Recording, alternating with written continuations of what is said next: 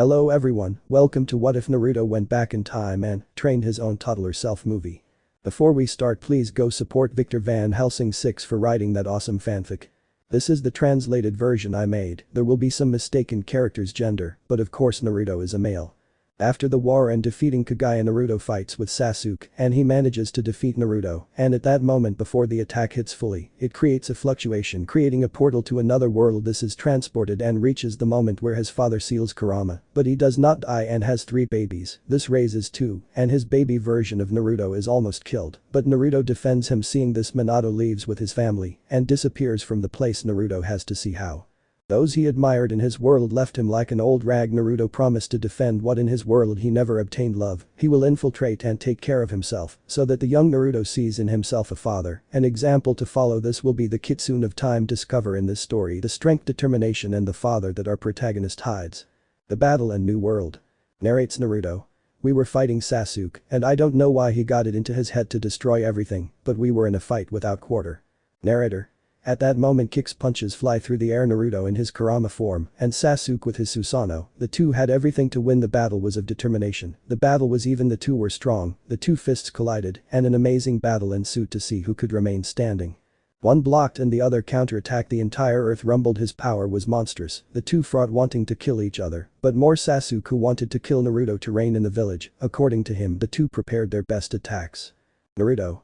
Damn, don't do this, Sasuke, for the friendship we had, don't do it, but if you don't understand I have no choice but to fight. Rasengan Shurikens. Sasuke. You are a stupid Naruto, you will die, this will be your grave. Indra's arrow dies Naruto. Narrator. At that moment the two attacks collide, but Sasuke's arrow was stronger. The impact would be devastating against Naruto, but when the two attacks collide a crack is created, and in this crack Naruto enters, fainted and disappears. The enormous explosion was compressed and left a huge crater where Sasuke is seen happy to have killed Naruto. Narrator.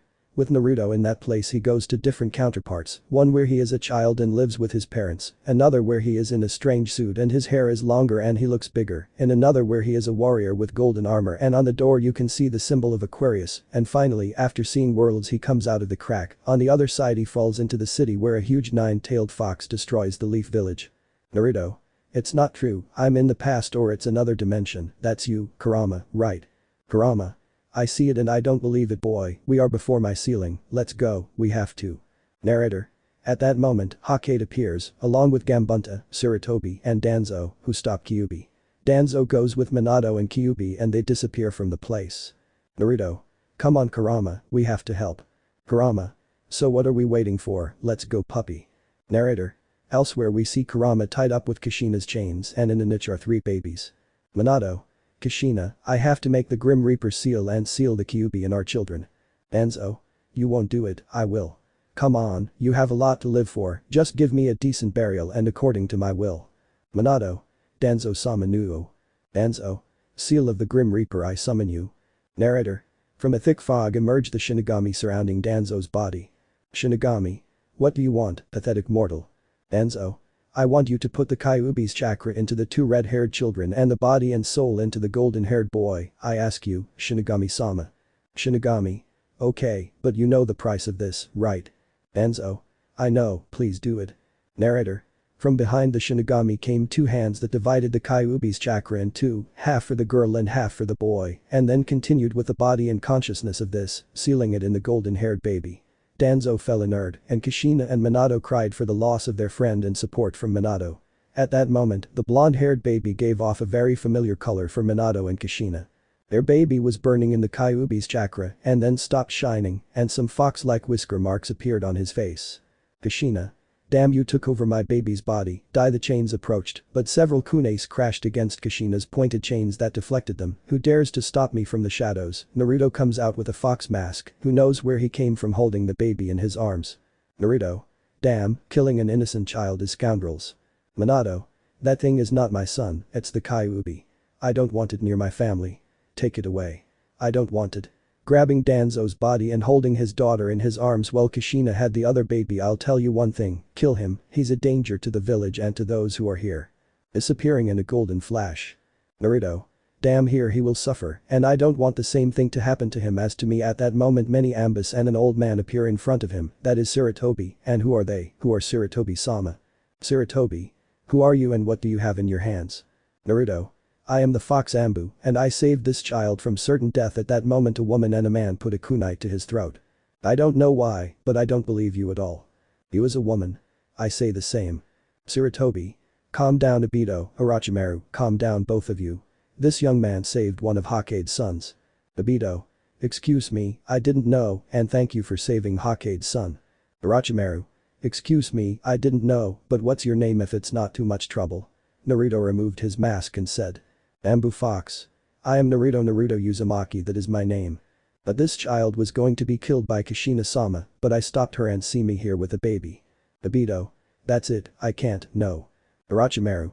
How but if he's your son, how not? I can't think well. Excuse me. Moving away from everyone. Sarutobi. Well this hit me like a bucket of cold water, I don't know what to say, but what did they tell you, tell me Naruto. Naruto. They didn't want him here and they killed him for the good of this village, but I say that's not fair. He deserves to live and I'll make his dreams come true. I'll be his father. To be continued. Sarutobi. Okay, follow me. He deserves to be seen by a doctor and you'll have to sign some adoption papers and have a wife. There are some very good women around here. I'd tell you that my spinster student Orochimaru would look great. Also, with that bad temper, no one wants her, haha. Orochimaru. Sarutobi-sama, I'm not left behind or a spinster, I just can't get a good prospect and it's not possible that any man would like my character and I have a very good character and the boy doesn't look bad at all, I think that if the baby needs a mother anyway and surely no one would want to be your wife with a monster baby, but for me it's beautiful. I don't know why, but it seems like Naruto was your son. Sarutobi. They will soon think about their wedding, hurry to the hospital now. Naruto Orochimaru. Don't play Sarutobi-sama. My wife and my new life. Narrator. Everyone went to the hospital when Naruto saw the massive destruction that the Kyuubi had caused, people searching through the rubble and many injured and dead, Naruto said to Orochimaru. Naruto. Orochimaru-san take care of Naruto for me, I'll go help. Orochimaru. Yes, Hinata, take care of yourself, I'll take care of Naruto, go quickly. Naruto. Shadow Clone Jutsu Naruto created 1000 clones and said go in all directions. Help everyone you can quickly. Naruto clones. Yes boss. Narrator.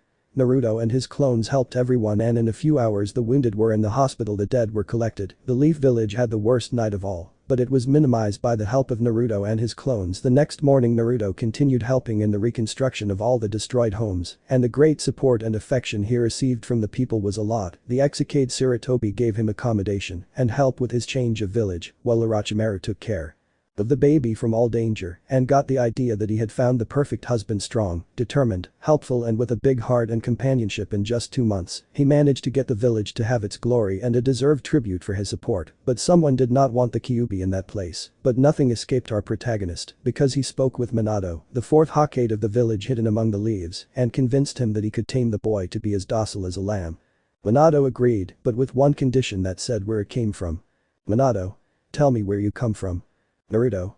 I am one of those who survived from Yuzugakure and I went to different villages and thanks to them I got here. Minato. Just to be sure, put your blood in this box, please, Naruto. Narrator. The box had the Uzumaki symbol and Naruto proceeded to cut his thumb with a kunai and put a drop of his blood that had been spread wide in front of Minato. Minato. That's incredible, but tell me where your parents are and what their names are.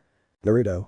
I can't say that they are my parents, no, never, I'm sorry Hokage, I can't tell you, but I will tell you something. The Sand Village welcomed me on their roof and I am grateful to them. You could say that I am from the Sand Village. I can't tell you anything else for now. Minato. Ha okay Naruto, yeah take this, it's your Jouning band and I hope you continue like now. Naruto.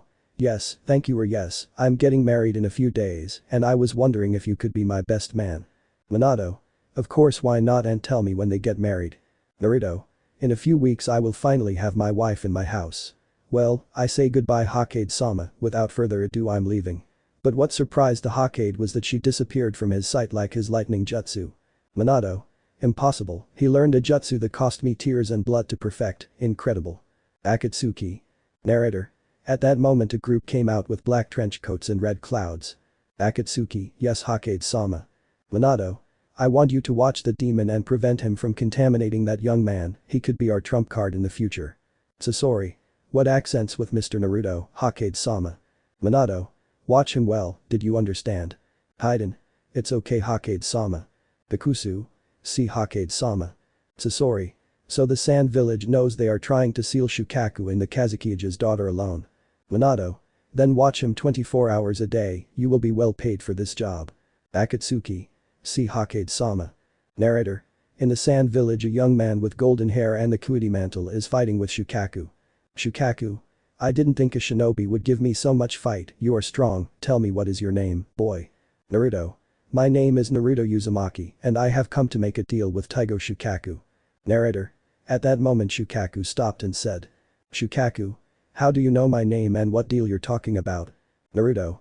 If I have to tell you something but far from the village we go, I will put my hand on your paw and we will go. Shukaku. It's okay just because I was intrigued. Narrator. The Jounig and the Kazukiage race were about to arrive when they saw in amazement how the tailed beast and the young man disappeared in front of them. Race. Impossible. Jouniji. That's impossible.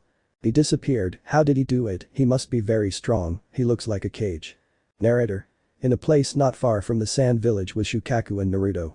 Shukaku. Now tell me how you know about me and who you are, young man. Naruto. We will enter my mind and he will explain it to you better. Shukaku. Okay, but if it's a lie, I'll kill you, human. Narrator. Inside Naruto's consciousness, Shukaku and a powerful nine-tailed fox are seen in front of the two smiling. Kurama. Hello Shukaku, long time no see. Shukaku. Cuckoo Kurama, how is it that no impossible if I knew that they sealed you in a woman, how is it possible that you are in the body of a young man, tell me, and why are you a man and not a woman? Kurama. I'll tell you. Wait, you said woman. Shukaku. If we are all women, look at me better Kurama. Making small flag that became smaller and Kurama and Naruto had a trickle of blood coming out of their nose, now your sister. Kurama. Haha yeah well let's start. At that moment Kurama became smaller until he took resemblance to Shukaku who looked at him with eyes like saucers because in front of Shukaku was a man with scarlet eyes and chains, a red suit and yellow bandages, Anbu sandals and 9 pigtails on his back, that's how I am Shukaku. Shukaku. PP, but you were the most beautiful of us, what happened to you? Naruto. I can explain it to you. Narrator. Naruto continued to recount everything from his sealing and his evil, his hatred and how he was released and caused great damage, and how the Akatsuki extracted him and each of the Bijas and killed their Jinchuriki, but they could not eliminate Killer Bee in him, then how a man named Madara awakened his 10 tails and the misfortunes, the 4th ninja war, until the fight with Sasuke Uchiha until today.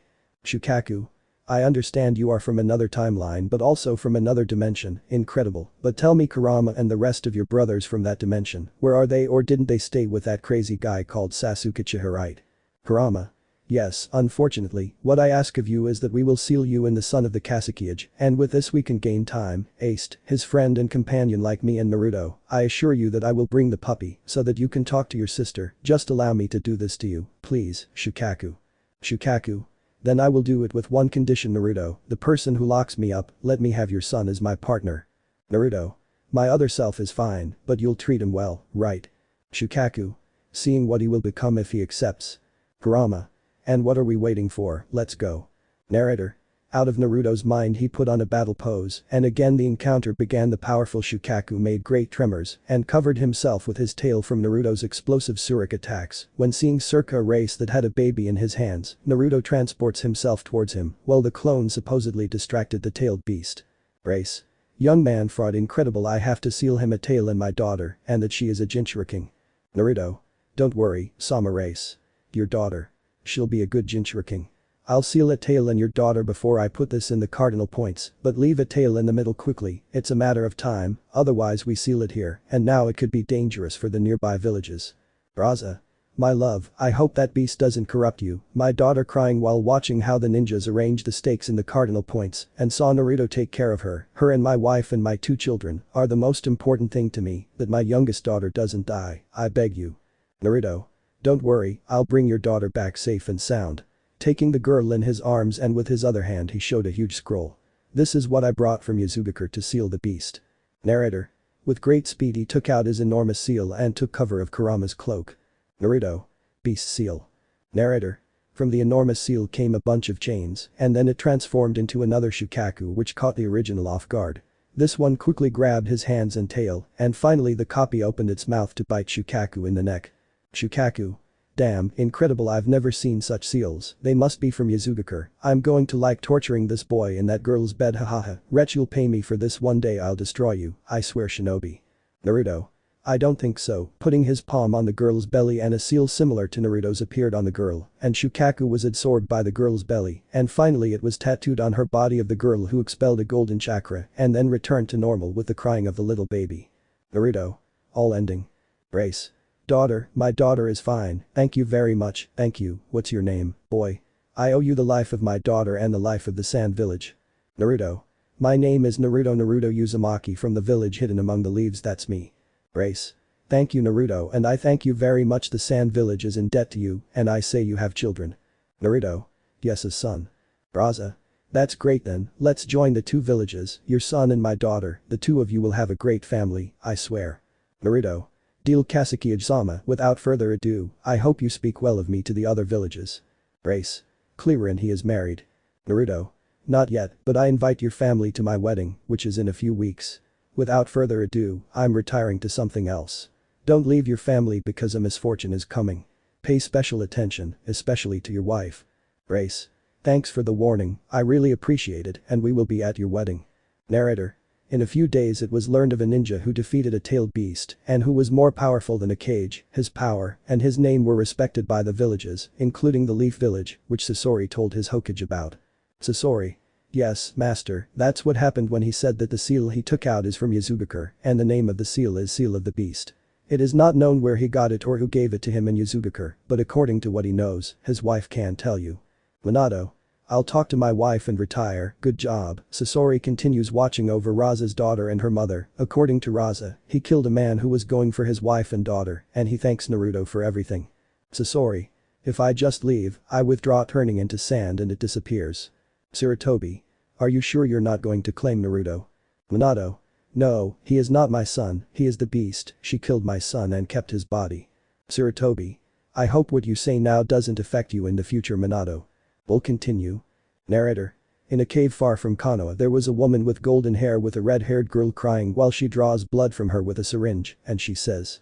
Well well my dear Kari, you will be my immortality. Kari. No more Tsunade-sama no. Tsunade. Don't worry my cute bunny, soon you will be my cutest work, my dear friend Kakashi, extract all the blood and put it in me. Kakashi. Yes, my master, I will do whatever she asks me to do. Well well, they are ready Tsunade, Kakashi, in a few years we will go for the idiot Minato and his stupid village, the bad thing was that I could not take that stupid baby, if that young man had not interfered we would have him, but we do not have everything lost, soon I will reveal myself, and I will be the best of all, yes, the Uchiha I want their eyes, you know the Uchiha massacre must be for you, Fugaku bring me all the eyes, and I will give you very beautiful women to procreate. Fugaku. If my lord danced, I will make his dreams come true, ha ha ha ha ha ha ha ha. The awakening of a god, the wedding and the beginning of a life. In an unknown place a man is seeing Naruto's dimensions where he is in one of those dimensions, in one of these he is with a black cloak and with a man in a black cloak with a mask inside a ship training with red light skills, in another he is fighting with another young man who has golden wings and 3 eyes and he is turned like a fox and behind him 9 tails, in another he is kneeling next to 12 other men with strange golden armor in front of a woman with purple hair. And the last one where he sees 2 Narutos, one a baby and the other an adult. It's strange, I don't know why I felt her chakra, where are you, where wait she has 2 Narutos, that's impossible, unless not impossible her no Kagaya, what the hell did you bring to this dimension, it seems that I will have to intervene once more, and maybe I will have a ray of hope and be able to see her once more, this will serve as a conduit to know how you damage the dimensions, that damn idiot. And to find my love Kurami, wait a bit now, I will go once more to the human world, but before I must take human form, I think this form will be perfect.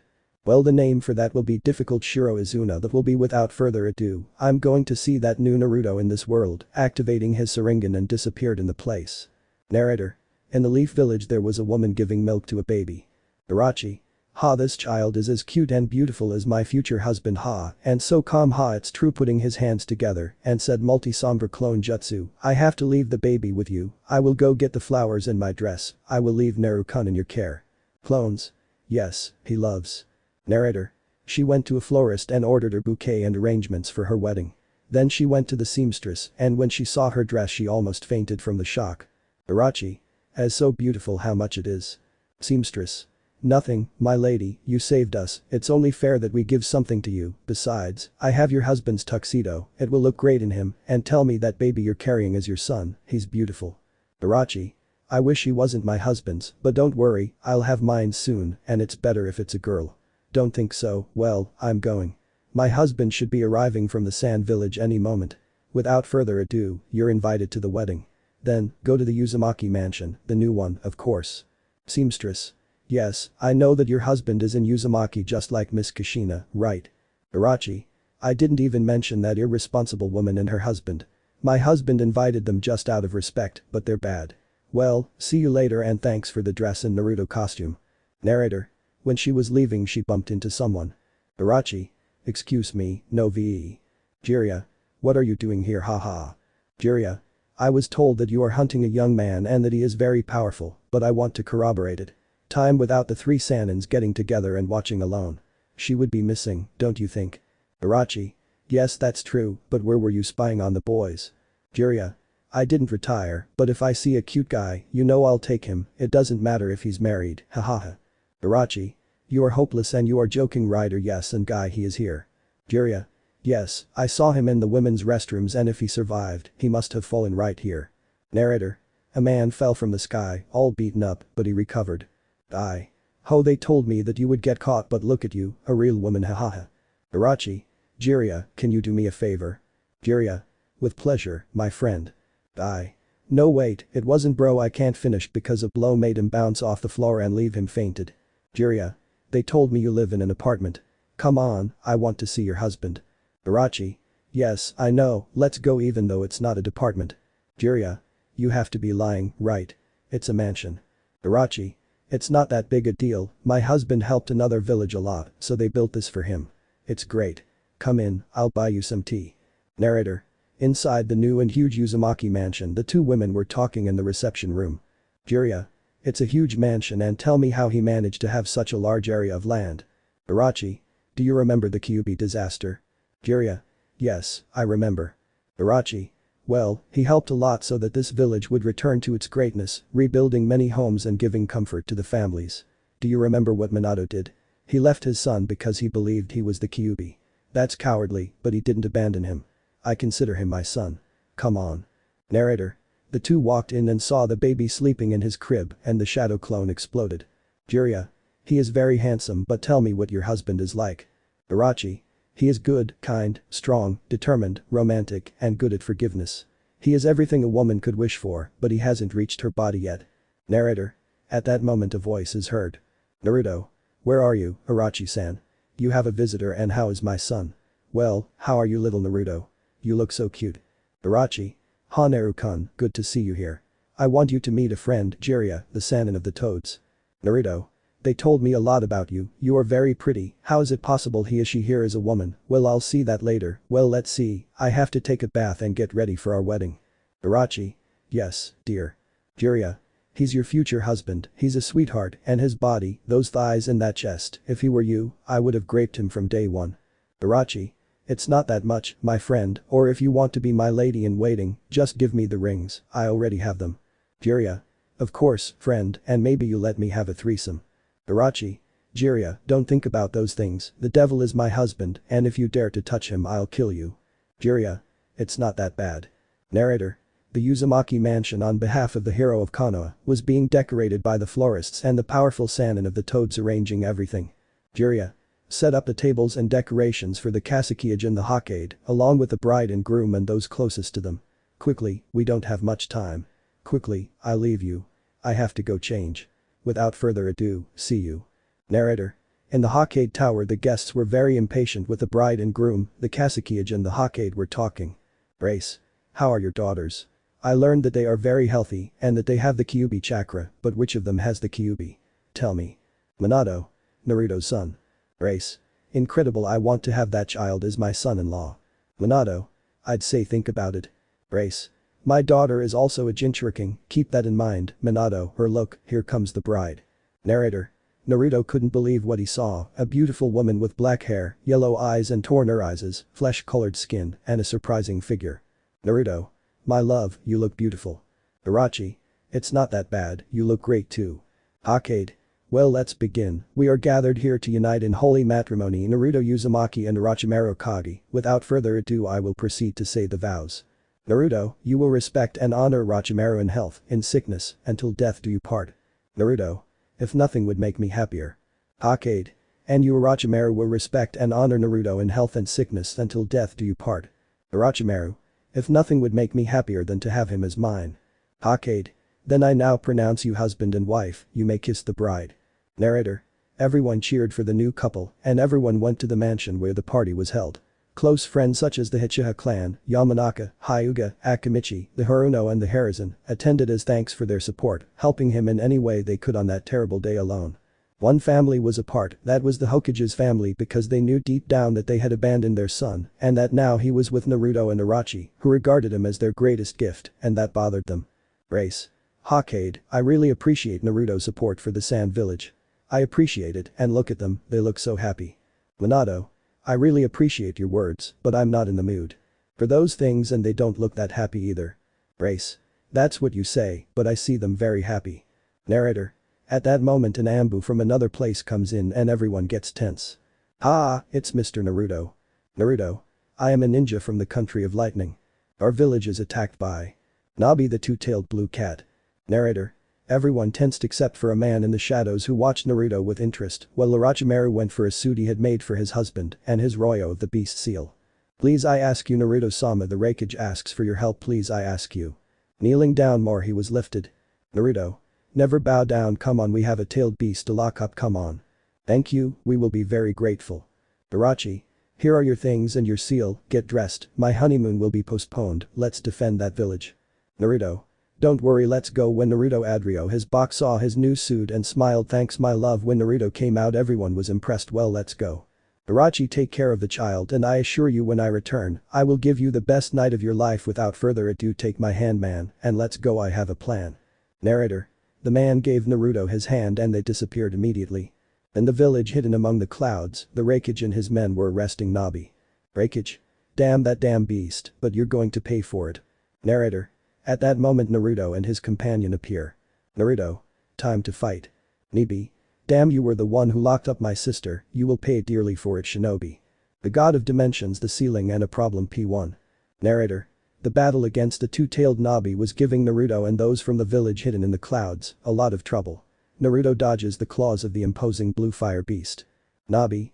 You damn Shinobi, you locked up my dear sister Hayaya. Naruto. Damn with so many people around me it will be difficult to make her see reason, but this one receives a blow from his enormous claw curse, I trusted him. Nabi. D. Narrator. Suddenly a hooded man hits Nabi and makes her fall against a building. It's not time yet Nabi I'll put you with a girl and maybe you'll find love. Nabi. Damn humans, I will never lower myself to you Haya die. Narrator. The claw was inches away from hitting him, but he stopped the claw with a finger. Nabi. Impossible, that's impossible. Miss, have more manners, Susanoo this one showed up and was bigger than Nabi and caught her, throwing her out of the village. She stood up quickly and said. Nabi. Biju lady. You won't survive this damn Uchiha. I just it can't be that they don't agree don't you think Naruto? Naruto. Kurama mode. Rider. Just give him the Kyuubi chakra and his red, slanted eyes. So you're not the one I'm looking for then she's in the baby incredible, if I want her to trust me I'll do something to be close to my dear Kurumi. Naruto. Ready Kurama. Kurama. Of course, brother. KN. Biju attack mode. Nabi. Sister it's not true Naruto bit Nabi and they disappeared somewhere else, Naruto made him see reason, but the hooded man arrived at his position. Nabi. So you have my sister Kurumi ha? No Nabi he is not the Jinchuriki of this dimension, but of another, isn't that right Naruto? Naruto. How did you know but tell me who you are? They call me Izuna, I'm from the Phoenix clan, and I'm immortal, and as my clan says, I'm reborn, but I'm the only one left. I'm the guardian of the dimensions and I have bad news for you. You are being fractured by an evil woman with an ambitious heart who wants all the Naruto from different dimensions. If she succeeds, all the dimensions will unite and cause a lot of damage to the dimensions and their derivatives. That's why I came to this dimension. I need your support and you mine, but I'll tell you something, no one should know who I am.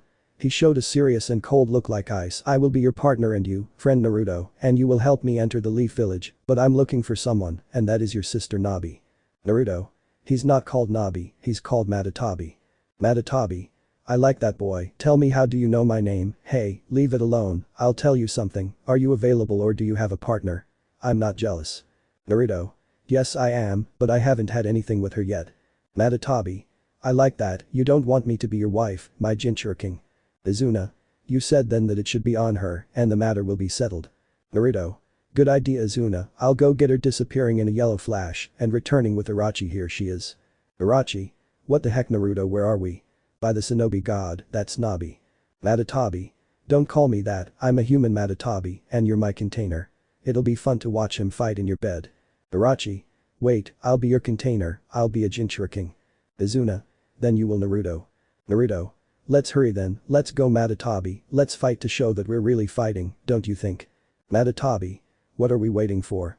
Naruto. Izuna help me. Izuna. There are these young people asking for favors then let's fight. Susanoo. Narrator. Naruto took distance while Izuna's Susanoo hit the two tails hard because it was bigger and stronger than Matatabi, while Naruto unrolled the beast seal and said something that made Irachi surprised. Naruto. Biju mode. Irachi. It's not true, you're a Jinchuriki, it's not true, you're not, impossible, you're the nine-tailed Biju, impossible. Naruto. I'll tell you that later, but now you have to seal the Matatabi Irachi-san in your body. Irachi. But I expect more than just an explanation, Naruto. Naruto. Come on Kurama. Kurama. Don't tell me what to do, boy. Izuna. That's good, this thing doesn't give a fight. Matatabi. Damn humans are going to pay for it Hogue. Narrator. Naruto in his Biju mode bit Matatabi hard and Irachi said. Irachi. Seal of the beast fulfill your mission. Narrator. The chains came out of the seal trapping Matatabi and from this came out a beast equal to Matatabi and it bit her in the neck. Irachi. Naruto is done. Naruto. Then let's begin he put his hand on Irachi's belly and said seal. Matatabi. Damned humans, I will take revenge for this offense, I swear humans being absorbed by the seal until the seal finished forming in Irachi which screamed but endured the pain. Naruto. Are you okay my love? Irachi. If a little sore, nothing that the affection and love of her husband can't cure, ha-hoo-ig at that moment a blue fire chakra covered her. Irachi. Hey and now I see what the power of a Jinchuriki is it feels wonderful. Matatabi. And we are not at our maximum power girl hahaha I'm going to like this, I imagine you will share your boyfriend don't be envious. Irachi how do you think that just don't kill me if we are going to have it together? Izuna. Are you going to argue or are we going to leave? I want to see others fight to feel happy. Naruto. Or if we go, take my Hondros. Izuna. Whatever you say. Irachi. Yes my love. Narrator. At that moment they disappeared without a trace in the house of the new Uzumaki. A clone of Irachi was giving her milk to Naruto and at that moment she sees Naruto the original Irachi and Izuna seeing Naruto. Izuna. I'm so close to her and so far away but nothing a good explanation wouldn't cure. Naruto. Izuna are you okay or are you looking at me? I know that seeing me is something strange but look at me I am cute. Irachi. Since that's you Naruto, you don't have to tell me the whole truth. Izuna. I would do it if I were you, but I'm not interested. Naruto no wait honey I can explain it no help. Irachi. Naruto. Narrator. Far from the Leaf Village there was a cave with many ambus and a man with a trench coat and it had the Uchiha symbol. The day is the day in which my useless offspring will be eliminated and today a clan will be reborn, it is time to eliminate the Uchiha, it is not that I misinterpret her, but she really wants me to bring him back alive, my lady. I want you to comply to the letter Fugaku if you fail me I will dismember you piece by piece Danzo I revived you not because you are indispensable, but because you are useful for my plans soon, there will be more like me, and if they fail me they will die now I will sleep for 12 years, I hope they comply and Danzo do not let me down. He danced. If my lady is asleep, we will do what she asks. Don't fail me, Danzo, Fugaku, Tsunade and you, Kakashi. The FTK. Yes, my lady. The god of dimensions the ceiling a problem P2. Narrator. Among the shadows a group of ambus were seen and at the head of the group a man that was Fugaku who flashed a deranged look and aura of killing and upon arriving at the Uchiha residence he smiled. In another place rather in the new Uzumaki residence, a god was meditating to enter baby Naruto when he is interrupted by all beat Naruto. Naruto. Tell me, is it true that you can give any Jujutsus, are you a god or am I wrong? Izuna. Yeah if you want one I can give you the Sharigan and a Susanoo with your power you can do wonders with it but today isn't the Uchiha massacre. Naruto. Damn I must go with. Izuna. Wait Naruto putting his hands on his eyes and they shone red and 3 blades appeared in his eyes until the Manjikyo remained. Izuna. That's it, you just have to train, let's go. Naruto. But there is no time. Izuna. Then snapping her fingers you have 1 day and time is passing everything will return to normal when it's over, I would think if it were you and her too, if you want to have a conjunction and the union of the two of you can have a better union, now that you are a couple. Irachi. Naruto everyone stopped. Naruto. I'll tell you later, now we have to do some things. Narrator. Outside, the time stop where the Fugaku ambush and they break into the mansion. Makoto. What's going on here? Narrator. At that moment she steps back from several kunes that stuck in the ground, but at that moment Obito says. Obito.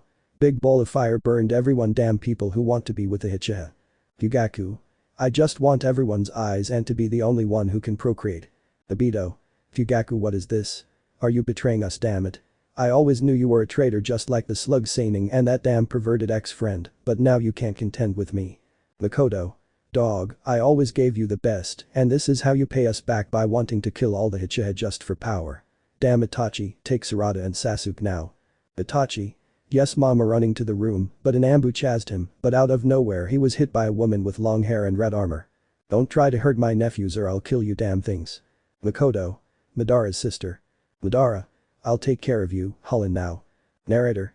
With speed she faced off with Taijutsu against different ones, hitting two with her fists, smashing their skulls against the floor while several buses came closer. They were swept away by a kick from the powerful Madara, who showed her Sharingan active and fought with a killer instinct, because all the ambush were with the intention of killing her. At that moment, a huge ball of fire made her fly against a wall, and she saw Fugaku standing with a macabre smile. Fugaku. Look, bitch, I always disliked you for defending your sister, but before killing you, I'll make you feel like a man. Madara. Don't even think about it, I would never give my body to someone as cursed as you, ever. Fugaku. Then I have no choice but to kill you. Obito. Leave her, damned, but she never touched him because he disappeared and reappeared inside him, piercing his shoulder with a kunai haya. Madara. Damn hate, but Fugaku quickly hit her and put her foot on Madara's skull, ha haya. Fugaku. You are nothing, and where is that power? Tell me why you didn't have a Susanoo, show it to me. Madara. This is going to hurt you, damn. A skeleton came out of her. Look at the power of an Uchiha. Fugaku. Oh, that's impressive, but look at mine. Let's eat. Narrator. Madara fought with speed, but Fugaku's Susanoo was faster and more accurate, but Madara took his sword, and when he was about to reach him, it was broken by Fugaku's claws. Madara. Impossible. Fugaku. Well, believe it, stupid, your Susanoo is nothing compared to mine. Hitting Madara's Susanoo hard, it was fragmented. Fugaku. You're nothing but stupid. I should have done this a long time ago. Narrator. At that moment, he opened his jaws and tore Madara's arm off, removing pieces of the Susanoo until he took it in his claws and placed his nails between her breasts. Fugaku. It will be great to take my prize, ha ha ha ha ha. Madara. Mal die too. Narrator. When he was about to tear his clothes, he heard a loud noise behind him. Fugaku. What the hell is that? It's not impossible, he's sealed in a baby. Irachi Naruto. Resonance. Narrator. With great speed the Susanoo Kurama cut the arm of the Susanoo of Fugaku and grabbed Madara, putting it where Naruto and Irachi were. He began to heal Madara while Naruto fights with Fugaku, and they are on par. Naruto's swords hit the body of the Susanoo of Fugaku hard. Fugaku. Who the hell are you? Naruto. Your worst nightmare, damn monster, creating two extra swords and Fugaku's spear. Narrator. The two were fighting with strength and determination, but when Fugaku approached he was surprised but brought back to reality by a blow from the nine tails of the Kyuubi, and suddenly the Kyuubi's entire body was covered with the Susanoo, and he fought alongside it. Fugaku. Who are you, young? I had never seen you, you are an Uchiha. Naruto. My name is Naruto Uzumaki, I have come to defeat you, Fugaku. Damn, I knew it was Itachi, the one from the massacre, not his father, Uchiha. Narrator. At that precise moment, four swords clash against Fugaku's spear and it breaks, cutting off the arms of Fugaku's Susanoo. Naruto. Now the Susanoo and the Kyuubi cloak open their jaws, and Irachi is seen with a Rasengan, but with the power of Madatabi. Irachi. Take this damn Rasengan, she smashed it in the chest, and it jumped into her husband Susanoo's mouth, you deserve that, damn it. Narrator. At that moment, Fugaku's Susanoo was consumed by the blue fire of Madatabi. Irachi. If it worked, dear, combining the power of Madatabi with the Rasengan was a good idea. Flashback. Naruto. Try to make the power grow and then squeeze it in your hands like a sphere, then please the power that Madatabi gave you. Irachi. Yes, I will. She compressed it and formed the base Rasengan. After a few seconds it took the form of a Madatabi, and its eyes changed, one gold and the other blue, and the sphere changed color to one blue and black flames. I did it. Naruto. Well done, dear. Then flashback. Fugaku. What did you do to me, bitch? Haya. Fugaku's Susanoo was burned and this one had to come out of it. Damn you. Naruto. Well, but if it's Fugaku, I didn't think you would face my Naruto. Fugaku. You are an Uchiha, right? Naruto. Maybe this time I won't let you hurt them, damn Fugaku Haya. To be continued. Narrator. In a dimension outside of Naruto's, there were 5 women with silver hair, watching the young man face a man with red eyes and green flashes coming out of him. Naruto are perfect, don't you think? Yes, soon they will be in the palm of our hands. Maybe just raping him a little will be enough. No, you don't think so. No, it's not enough, they will be ours. Just keep in mind we only have to wait, and we will have 2 for the price of 1, just be patient, the others are in the process of being ours, hahaha. The god of dimensions, the ceiling a problem P3. Narrator. Fugaku fought hard because Naruto was fast and accurate with his blows. Fugaku couldn't believe the speed of this young man who quickly hit his chest, sending him against a wall. At that moment, Naruto gets a flash of a technique and says. Naruto. Haya Madarasu punches. Writer. Please play from second 5 to 13 only. Narrator. The blows weakened Fugaku with force, and he saw his luck in receiving that attack because it burned his body. Apart from that, he felt like his bones were being broken by Naruto's blows. The last blow made him almost faint. He got up and looked at Naruto with hatred and said. Fugaku. What the hell are you? Naruto. I am the defender of this village and its inhabitants. Do you think I would let you kill an entire clan? That is cruel, but you will not pass from here. I myself will send you to the Fugaku hell. Fugaku. Well, we'll see about that, Uzumaki. Narrator. The 2 ran and took out their kunes, they crashed and produced sparks, they separated and continued hitting with the kunes, the 2 crunched at such a display of power, and from one moment to the next they broke. Naruto took Fugaku by the neck and hit his head hard with his knee, causing him to fall back, but it didn't end there because he took him by the arm and slammed him on the floor.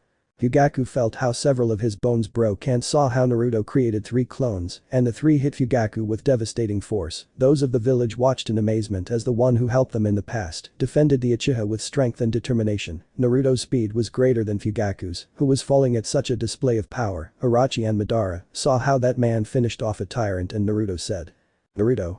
Die now. This hit Fugaku's chest and pierced his heart. He just stopped breathing and Naruto withdrew his arm and he fell inert to the floor. That and more you deserve, damn traitor. Naruto went to where the head of the Uchiha family was. I know your house is destroyed. I offer you accommodation in my residence. It will be an honor to have you Uchihas. Madara.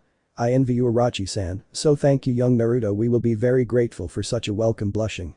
Narrator. At that moment, Hokage Minato arrives and sees Fugaku dead. Minato. What happened here, Uzumaki? Naruto, why do my guards say you killed Fugaku? You know he's a member of the council and that warrants imprisonment. Your actions as a savior don't suit you. But he was defended by a woman's scream. Madara. Listen to me, you piece of trash. Naruto defended us from a damn genocidal maniac who came to kill us, and he and his wife saved us from certain death, and you, where were you? Tell me, you damn shitty Hokage. I didn't hear you. Where the hell were you? And have a little more decency and zip up your pants. Minato. Damn, he quickly closed his door and said I was doing my job. Madara. I don't think so. At midnight, besides walking towards him and sniffing him, that's not Kushina's perfume whispering, so he was the one who helped us. Without him everyone from the Uchiha clan would be dead right now. Idiot, tell your ambushes to investigate better, idiot. Minato. Okay, but Naruto, don't leave the village for your own good. You'll have to be watched by 2 Anbu. It's an order from the Hokage, understood. Also, the Uchihas will be taken too, but another scream stopped him. Madara. Look, dyed hair, I have an invitation from Naruto, and I'm not going to waste his help. See you, dyed hair and no buts, understood. Let's go, family, we have to take the most important thing, we move. Uchiha family. Yes, Madara-sama. Narrator. While in Naruto's sealed baby Izuna was entering the place that looked like a surprising prison. Izuna. Where the hell am I? Well, it's not that I care now that I think about it. I'm a god. He teleported in front of the great prison of the Kyuubi no Yoko, where enormous red eyes appear in front of him. Wow, I didn't think I'd get there so fast, isn't that right, Kurumi? Narrator. At that moment a huge claw crashes into the prison and an angry female voice is heard. Kurumi. Damn Izuna, son of a bitch, where were you? You're already lost on the path of the gods, right? Or you probably saw girls in the village's hot springs, you perverted son of a bitch. When I get out of here, I'm going to tear you apart, I swear, damn it. Izuna. Now the discussions are back, let's let him talk. Kurumi. You're a wretch. I assure you that I'm going to split you in half, I'm going to bite you, and then I'm going to slam you against the floor. I assure you that when I get out of here I'm going to kill you, I'm not going to go. Ha Izuna. Damn, you're not listening to me, right? Damn hypocrite, damn cheap god, I'm going to hit you so hard that when you wake up, you'll be a stupid god. Ha ha ha ha. Izuna. You're done. Kurumi. Haha, not even, just let me get my breath back and you'll see you're already a bastard, because I didn't know anything about you. I waited and waited for you, but you never arrived. What the hell happened to you? Tell me, did you get another truth? Are you a damn lover of women's lingerie? I will never forgive you, but I will not fall for your damn games. I will no longer look for the first man I see. You will make him my husband. No, I will not trust you anymore, damn perverted idiot, damn ha ha ha. Izuna. You're finally done. Kurumi. No, but explain one thing to me, how is it that you didn't look for me? Aren't you interested in Izuna after all these centuries and nothing, not even a letter, or at least you could come here? You're a damn god, my father was right, you're just a god who's only interested in his job and nothing else, right? Tell me. Izuna on the verge of tears. Izuna. You are problematic and dangerous, you are only interested in your power and your beauty, but I came to get you out of here, but for now I can't, your life is in danger because of the baby you are carrying. I ask you to wait for me and this time I will succeed. Kurumi. Seriously, you're not lying to me, Izuna, really? Narrator. At that moment he approaches the enormous prison and sees Kurumi and she transforms into a beautiful woman. Izuna. If you don't worry, now I know that it depends on me for us to be together, Kurumi. Kurumi. I believe you this time, just don't forget me. If she closed her eyes and slept between her tails that served as a mattress for the beautiful woman in front of him. Izuna. I would never do it. Kurumi. This returned to the house where her human body was in this dimension. For now, Naruto, I am not going to give up until I am with my dear Kurumi. Narrator. At the Uzumaki's house, the Uchiha family was settling into their savior's enormous residence and Naruto said. Naruto. Sleep well, this day has been very busy, without further ado I'm going to take a bath, see you later. Irachi. I know you're amazed by my husband, I know Madatabi. Madatabi. What do you want, human? Madara Makoto. Madatabi, as you have it, Irachi. Irachi. Long story, just tell me you are willing to respect an agreement that when there are more, they will also respect it. Makoto. That's what you want to get to, Irachi. Madara. Same here. Irachi. You don't get it, Harem, that's what I'm saying. You also think you have something with him, or am I wrong? Madatabi. I say the same. If we are going to share it, it should be equitable, don't you think? Irachi. I also know that Naruto is too good to waste, it's more than what we can ask for, it's something that is rarely seen, they accept it or they will just let it pass. Madara Makoto. Well of course we accepted, Irachi. Madatabi. Then put your hands together, I will put a seal to know if he is with one of you and this will mark Naruto-kun and Irachi as yours. I want my share. Irachi. It's okay, you'll have it, I swear. Madatabi. Put your hands in the flame that will create Irachi. Narrator. The two Uchihas put their hands and a tattoo appeared on their arms, but another one in Discord also did so, that was Jiraiya. Jiraiya. I'm not going to be left behind, I have to make this boy mine, hahaha. Irachi. Madara Makoto. Like. Madatabi. The more the better, hahaha. Narrator. Each one had a Madatabi figure on their shoulders and they were amazed by the Madatabi seal. All. We are ready to take our love, hahaha. To be continued. Woman's voice. So our Trojan horse died, well he wasn't as strong as they said, don't you think so, Kakashi, but I don't know why I'm jealous of her, Irachi, I should have that man, not you. Kakashi. That's true, but don't wish for things, Tsunade. Tsunade. But we still have the Uzumaki, that girl Karen, don't worry, soon Danzo-sama's plans will come to light. For now, let's retreat. It's not good for them to recognize us, Kakashi. Kakashi.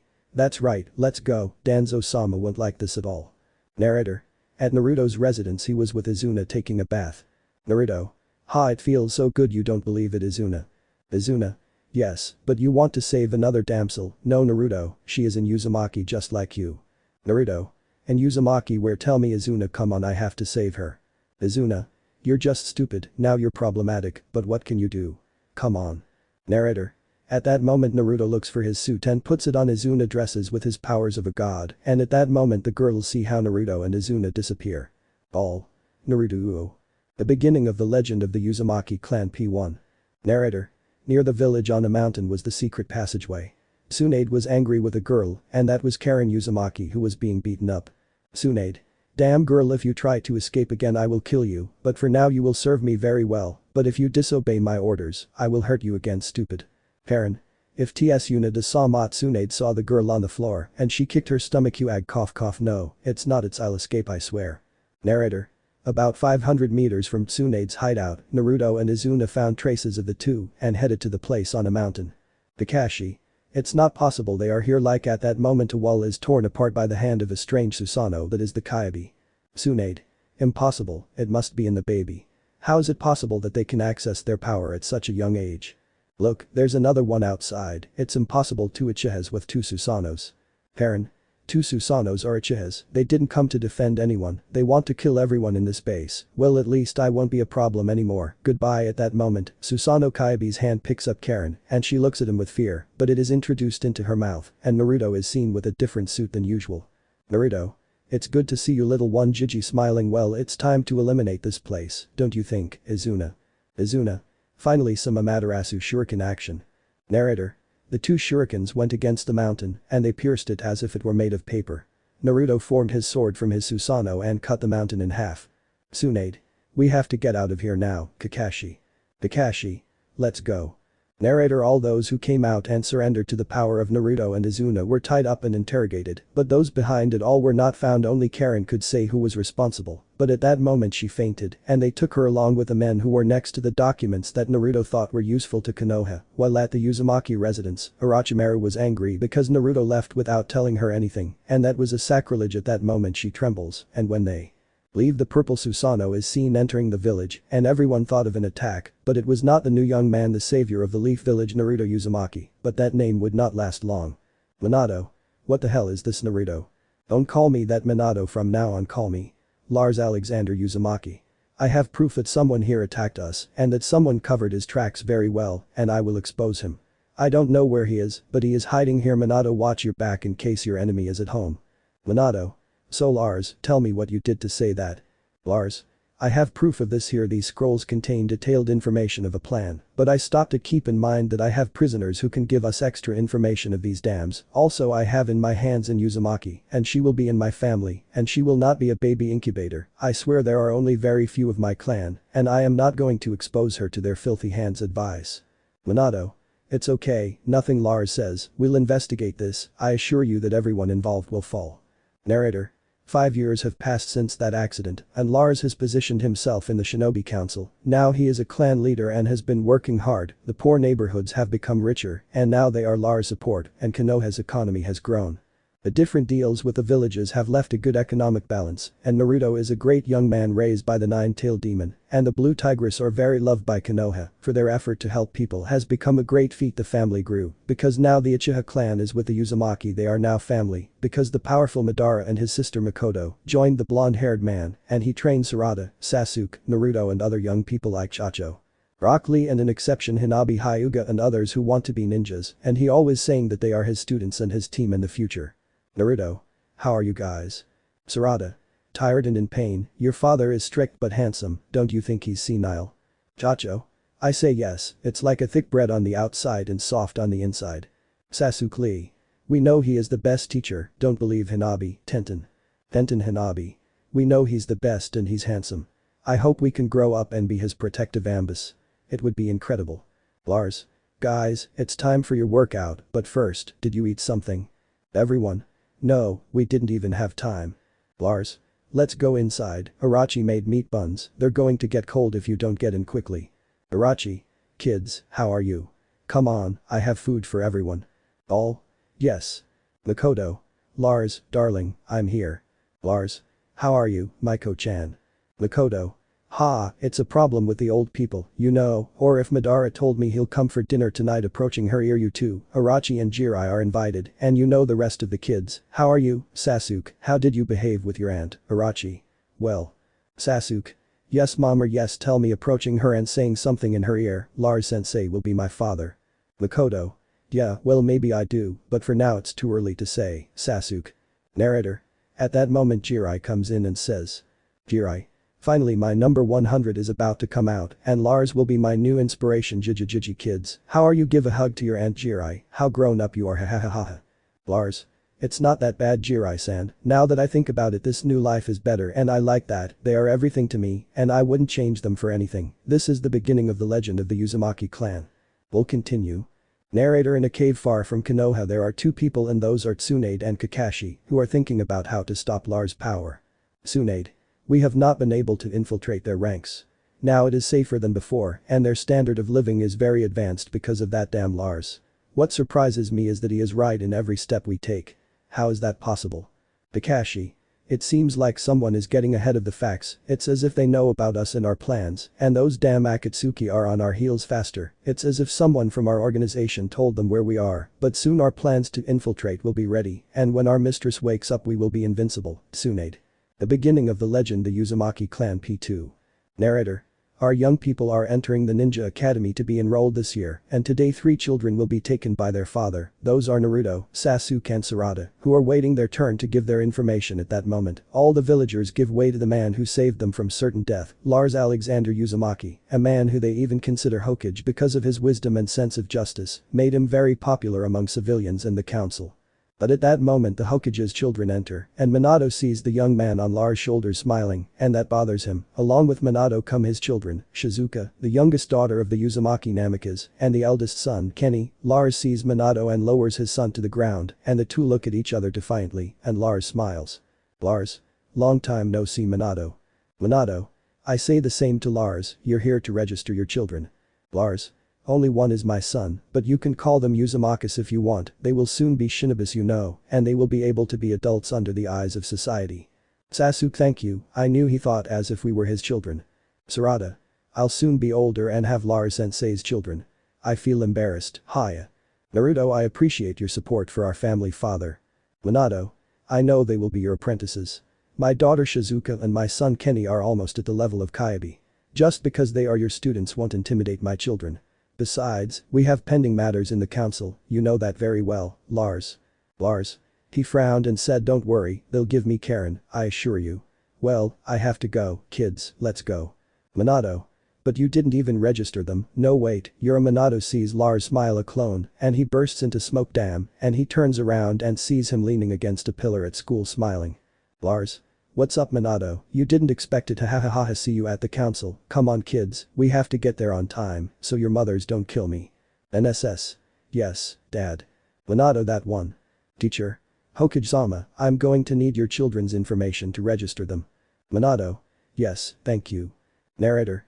In Kushina Uzumaki's house, she saw from the balcony Lars with his children Naruto and 2 unrecognized Sarada and Sasuke, who were hanging from Lars' arms, as if he were really their father, and that left her a little intrigued, because despite being a handsome man and desired by several women, his wife did not have children with him, and that aroused some intrigue in her at that moment she sees Lars enter her house received by Irachi, who greets him with a kiss, and sees something that makes her angry, she sees Mikoto and Madara, along with Jiraiya who also kiss him, and the door is closed by Sasuke, and she thinks.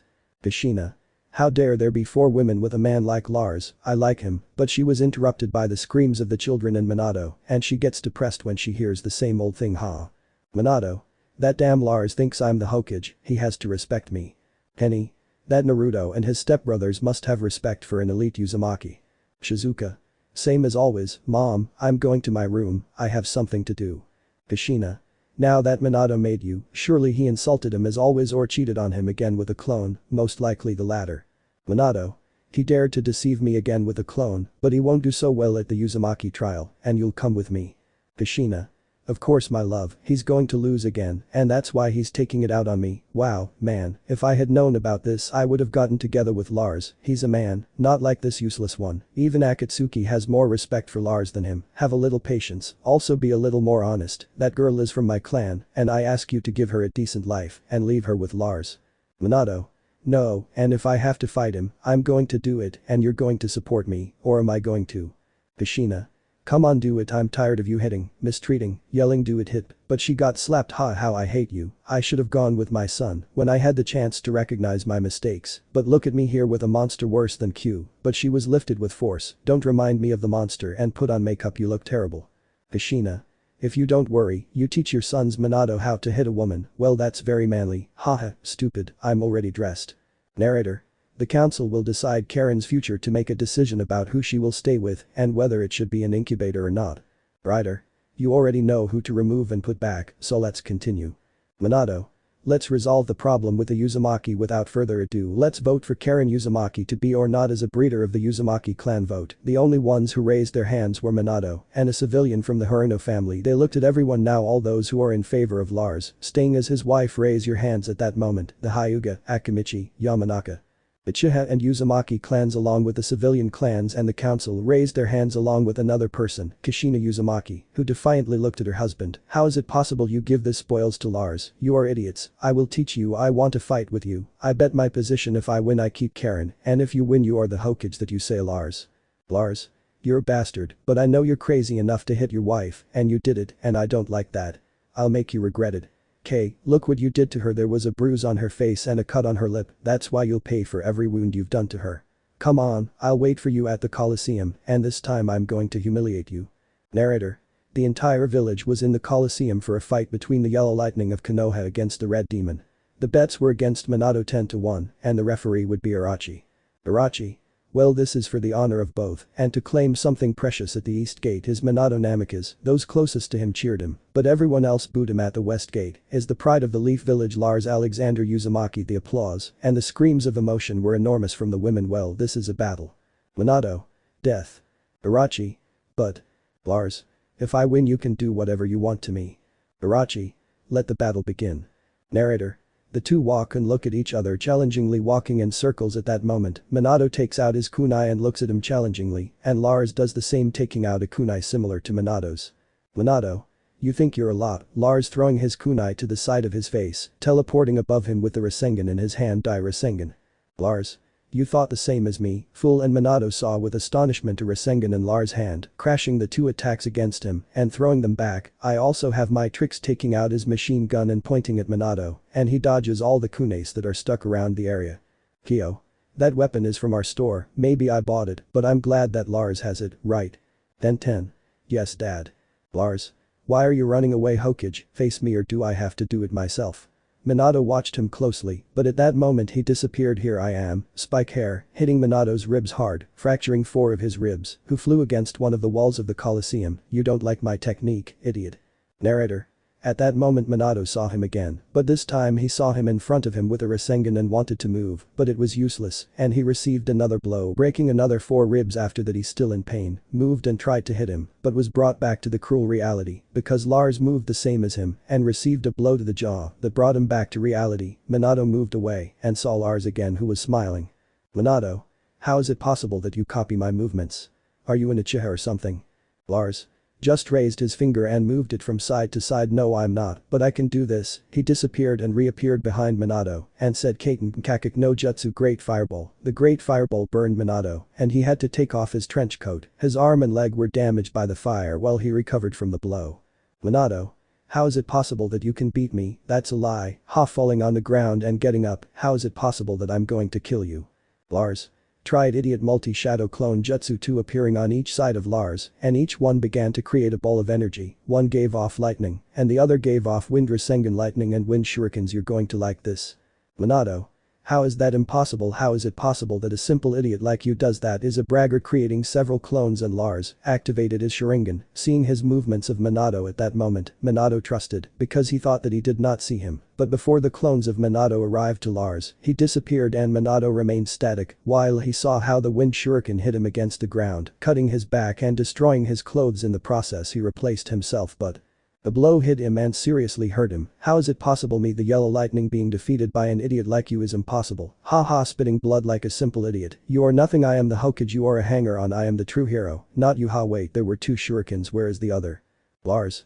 Here, idiot. The other shuriken came out of a vortex. It hit Minato, which left him in bad shape. The rays passed through his body and his entire back. Minato was struck by the rays. He crawled on the ground, leaning against a tree, and stood up. What do you think, Minato? Minato. I'm the fastest, being defeated by an idiot. Ha ha, cough cough. He spit blood, but I'm not defeated yet. Lars. Well, I didn't want to do this, but you won't give me any other choice. You won't get out alive. This is the strongest summons from my wives, creating a shadow clone and cut off the thumbs, and said Gamabuntamanda. Minato. It's impossible. You make impossible summons, Gambunta and command. Lars. What do you think of the summons of 2 of the 3 Sannin of Konoha attacking? Gamabunta. You've always been giving me trouble, but I'm not going to forgive you. Minato. You lost the right to summon me a long time ago, since I spoke with Jiraiya-san and found out what you were like. Your contract with me is sealed. Haya hitting the ground, and several rocks fractured several bones in his body, but he managed to stand up but received a tail blow from Mamba. Manda.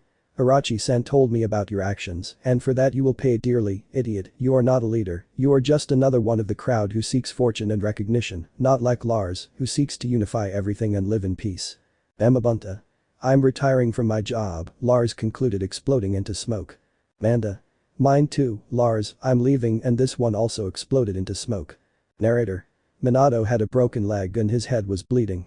His body was in very bad condition from the blows from the rocks and the blows. Minato. Me kwai kwai, you took away all the bad Dido, I will never forgive you, Nair spitting blood, I am the Hokage not Yahoo, I am the one who falling and standing up, hear me.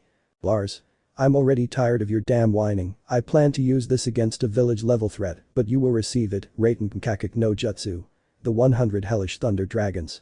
Copies came out of Lars that formed a circle around Minato, of which there were more than 100 Lars who became dragons of electricity and all attacked, passing in Minato's already very injured body, which could only writhe in pain, as the lightning struck Minato's skin, turning it into ashes. Each hit of the lightning left Minato in very bad shape. The villagers, the council and the clans looked on in amazement at Lars' power and his technique.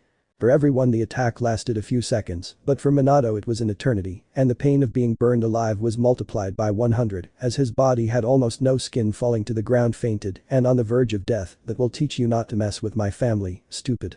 Minato. Ha ha ha ha ma bad D too. Orochi. The winner is Lars Alexander Uzumaki. Doctors, take Minato to the hospital now. Narrator. At the door there was already a group of paramedics who immediately attended to Minato, who barely had a pulse due to the third-degree burns. His body looked like coal, but he was still alive. As Minato said, it was a promise. The Hokage of the village was Lars, but he spoke in the council that same day. Hokage Tower 8:54 p.m. Advice. As you know, Minato lost his right to be the Hokage. Lars, from today on, you will be the Hokage of the Leaf Village. Lars. I object. All. Like. Lars. I have a better prospect, smiling Madara. Madara. I do, but. Lars. I know you'll be better than me, and also I'll let you take me tonight if you want me, of course. Madara. Accepted the position of being Hokage. Council. Okay, Madara, you will be the new Hokage. Tomorrow you will be told what you are going to do because I don't know who ended up signing the village papers for you. You can go, and Lars. The council is waiting for you to tell us what to do with Minato. Lars. Let Madara-san decide. Madara. I'm fine, he will be expelled for his ineptitude and his mistakes, but it will be after his recovery. Advice. Hey, yes, Lars III wants to see you at his house to talk about village matters, but that will be tomorrow, right? I think you have things with your fiancés and Karen, go with your husband, or if the village council wants you to do something, as you are the last Uzumaki male, you will be put to reproduction, and we will choose the right girls to expand the Uzumaki clan. You must have 30 wives, no more, no less. Without further ado, you can leave, Lars. Lars. But I have, yes, thanks for your advice, I'm leaving. Karen. Madara, let's go home. Karen. Madara. Yes, dear. Narrator. The surprise of being a clan breeder was a bucket of cold water for Lars, who was very thoughtful about his family and his future as head of the Uzumaki clan. Lars.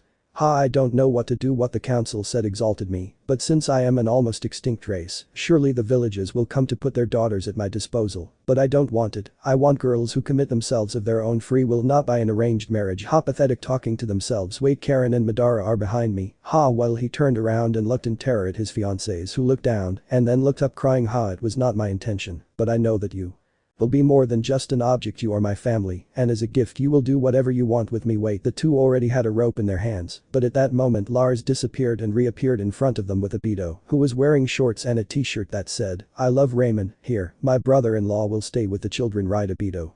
Abito. Oh yeah, and it's good that you're the Hokage. I can finally take off this damn Kai costume. Exploding into smoke and seeing a girl with good attributes in Lars' hands. I feel happy to be myself. That damn Hokage saw us badly and I changed hex because of that damn pervert. Lars had a hand on her chest and that made him put her on the floor and on her knees beg for forgiveness. Lars. Sorry, it wasn't my intention. At that moment he felt true terror upon seeing Madara with his Sharingan active. Obi-san, go get the children, please take them to your house, we'll see you tomorrow if I survive. Abito. Of course, Lars, and running when he sees his sister with an angry look. Madara. Lars, why do you touch attributes of other girls that are not ours? Taking out a kunai. Now tell me, you will be very good to me, right? Lars. Yes, I will, turning purple with fear before Madara's eyes, and after that she smiled. Come on, Lars-kun, I have to tie you up so you don't do the same thing again. She tied him up and put him on her shoulder. Karen looked all scared. Come on, Karen, we have a boy to grape. Karen. Yes, Madara-sama. Narrator. After that day, Obito had to be given another name, but at that moment, Naruto, Sasuke, and Sarada were taken by Obi sent to his house, while the other women tied Lars to his bed and they went to bathe. Ready, the four of them came out wearing lingerie. Lemon skipped. Narrator. The next morning the five women along with Matatabi felt happy to have had the man of their dreams that night. Their faces showed joy and a brightness that no woman had ever had. All. Being with Lars was wonderful. Yes, he is a love. Maybe some of us will get pregnant. Yes, maybe, but for now it will be our secret. I like the man. I didn't think I would say this, but I chose well. I feel like all my problems and hate were gone. If he is like this, he is our light and our shield, our sword and our lifeline. Maybe more women feel what we feel, only they will give the step to him. Lars is what we always wanted, even he is a great father, and he is the best man that we could wish for. He is my greatest desire, my greatest love, he is my everything. Don't you believe, girls? If he is everything, he is our beloved husband. Narrator. Lars was somewhere else watching the village from Mount Hokage and said. Lars. This world is what I always wanted, and now I'm not going to leave it. This world is mine and I will save it from all danger. I don't care if I have to die trying. To be continued. Izuna. The multiverse is shaking. I know something strange is happening. I know something strange is about to happen. Maybe it's us. Izuna. You are not impossible. You cannot pass the multiverses. It is impossible, Kagaya. Kagaya. You already have me worried, but this time I don't need you, don't you think, girls? All. Yes. Kagaya. It's time to sleep, my little god. All. Chibaku Tensei. Narrator. The planets that were around came together and formed a huge planet which had Izuna trapped inside the Chibaku Tensei, and he was tied up by Uzumaki chains and several more seals to stop the god. Then the sea expanded and nature flourished, an artificial sun was created, and the Kagayas descended to the planet happy with their work. Kagaya. The different versions of Naruto are ours, but I know my sister is going to give up and support Naruto-kun. It's time for us to take over the multiverse and make them our husbands. Ha ha ha ha ha. The beginning of the legend of the Uzumaki clan P3. Narrator. Months have passed since Lars is training his new children, because today is his wedding with the Uchiha and Uzumaki and Jiraiya. Now his children are preparing Lars to marry their aunts and mother. Naruto. Sasuke, take care of dad, I'm going to see mom. Sasuke. Sure bro, see you later. Wait dad, I'll fix your tie dad. Lars. Thanks Sasuke. Sarada. Bend down daddy, bend down, and she put a flower on his tuxedo. It looks better that way, don't you think bro? Sasuke. Yeah sister, or if you go see mom, she's probably very nervous. Go Sarada while I stay with dad. Sarada. Yeah mom, I'm going to see her. See you at the ceremony, brother. Good morning, dad. But as she left she said something to herself, soon to be husband. Narrator. The two remained in the room and the first to speak was Lars. Lars. Sasuke, I know you considered me your father since I saved your mother from your father's clutches, but tell me why you call me father. Sasuke. When I moved here, mom always smiled at you, pampered you, and you supported me a lot, always helping mom, and whenever I see you, I want to hug you, and when I ask you for something, a big smile forms on your face. I think it was that day, the day you called me son. Flashback. Sasuke. Damn, my family is a hobo. Child 1. Of course, Lars-sama took you in like any of us. You're just another one of the crowd whose mother spoils him. Naruto. Leave my brother or you'll regret what you said. Child 2. Look at another one that Lars-sama took in. My father says that thanks to him they won't kill you. You know that you're a demon and you, Uchiha, are the son of a traitor. Sasuke. Naruto. Malditos. Lars. Hey, did your parents teach you to respect others or am I just talking to kids with no manners? Children. Excuse us, Lars-sama. Lars. Learn it, they are my children and I am their father, and whoever says otherwise I will beat them. Children. Excuse us, we're leaving Lars-sama running away from there. Lars. These children, don't pay attention to them. They are my children and I will take care of them just like my own. Then flashback. Sasuke. That's why he was stopped by a hug. Lars. Sasuke, I know many will think badly of you and Naruto, but keep this in mind, I will always be your father, never forget that, understood? Sasuke. With tears in his eyes he said if father goes to my aunts and mom will kill you. Lars. That's true. Narrator. At the wedding the four women were blushing because four clones of Lars were at their side, and the original was with Orochi as godfathers of his own wedding, standing in front of Sarutobi who married them at that moment. Many of the Kunoichis present were angry, among them Kushina, who saw Lars from afar and said. Kushina. Very soon Lars, I will be by your side even if I have to share with them shit who you are and why you spy on me. I think you might want to know about my plan. Kushina at that moment she was with a kunai at her throat. Oh, as aggressive as always my dear student. Kushina. What do you want, Tsunade, or should I say deserter? Tsunade. Since you discovered me sitting next to her, that man stirs up a lot of intrigue. Haven't you considered where he came from and how he saved your son from certain death? Tell me, Kushina, aren't you a little curious about how he got to the village that day? I have an idea about how he got here. Someone close to me told me about a prophecy. Kushina. Prophecy. Tsunade. And it says thus, he caressed by the sun and warrior of peace in the suffering of an endless battle that transcends time and space, he of pure heart will be able to subdue the woman colder than the conflict of 1,000 worlds. Beyond his coldness in his travels, the white-haired warriors have had a single longing, but this is not evil, but rather the method was wrong. The love of the savior will finally change, and the dark maiden will finally know the light, and the battles will cease, since love will finally succeed. That is what the 1,000 worlds prophecy says. Perhaps there are more like him in other worlds, perhaps. Well, my time is up, I'm leaving, but think about it, he is not of this world. Godio's Kushina jumping from house to house until she was lost in the forest. Kushina. Looking at Lars, who smiled and kissed his 4 wives while the original was standing next to him with Irachi. Maybe what he told me is real, and this is one of the thousands of men in that vast multiverse, but even so, I'm going to have him soon walking sensually and jumping from a building. Narrator. After the wedding, Lars, along with his wives and children, went to enjoy a well-deserved vacation, leaving Madara in charge of a shadow clone, while she went on vacation to the sand village at the Uzumaki residence. The 5 wives were eager to go with Lars and the children so they could meet the Kazukiage, Lars' friend, for saving his daughter and locking Shukaku in his body. Now they were about to leave. Lars. Okay family, it's time to go. Well, everything is ready, children already, wives already, storage documents already, and finally a huge Raymond. Okay, family, group hug. They hugged him and disappeared on the spot. In another place there was Raza, a tangle of nerves with his wife and his 3 daughters Gaara, Temari and Kyoka, who had a drop of sweat on the back of their necks because their father was so nervous about the arrival of Lars and his family. At that moment, Lars appears and greets him. Lars. Hi dude, long time no see, buddy, how do you think the family is, don't you believe it? Brace. Friend Lars, I heard that you changed your name, is it a good decision, or if not, I have introduced you to my daughters, they are my daughters Gaara, Temari and Kyoka. DTK. Nice to meet you Lars-sama. Lars. Ho, but if you are Gaara, oh you look so cute, I assure you that you will love my son more. I present to you my son Naruto and his brothers Sasuke and Sarada. Naruto. It's a pleasure Gaara-san. Sasuke, it's a pleasure miss. Sarada. Hola Gaara-chan. Gaara. Son gusto Naruto, Sasuke Sarada. Sarada. Girls, come on, I have something to tell you in private, let us young people play. Kyoka Temari. Gaara, Naruto, Sasuke, see you, we have to talk to your sister. Naruto, Sasuke, see you, we'll leave you alone. Walking with them to an exit but guarded by 2 ambushes. Naruto. Tell me Gaara, do you like ramen? Sasuke. Miso soup is not better, besides my aunt Madara's instant ramen is not as healthy as what your mother Irachi makes, she does make food. Narrator. The 2 were fighting each other, but at that moment a laugh was heard that made everyone turn around to see where that sound was coming from. When they turned around they saw a happy smile on Gaara's face. Brace. My daughter is smiling, thank you Lars, you brought happiness to my daughter, I appreciate it so much. Lars. They all deserve happiness, that's why children came into the world. They didn't come to suffer, they came to seek love and happiness. Keep that in mind, people. I also brought them so they can play often. Without further ado, I hope for your support. Brace. If my daughter will be happier, I gave you my word, you will have the alliance with my village just as I promised you. 5 years later. Narrator.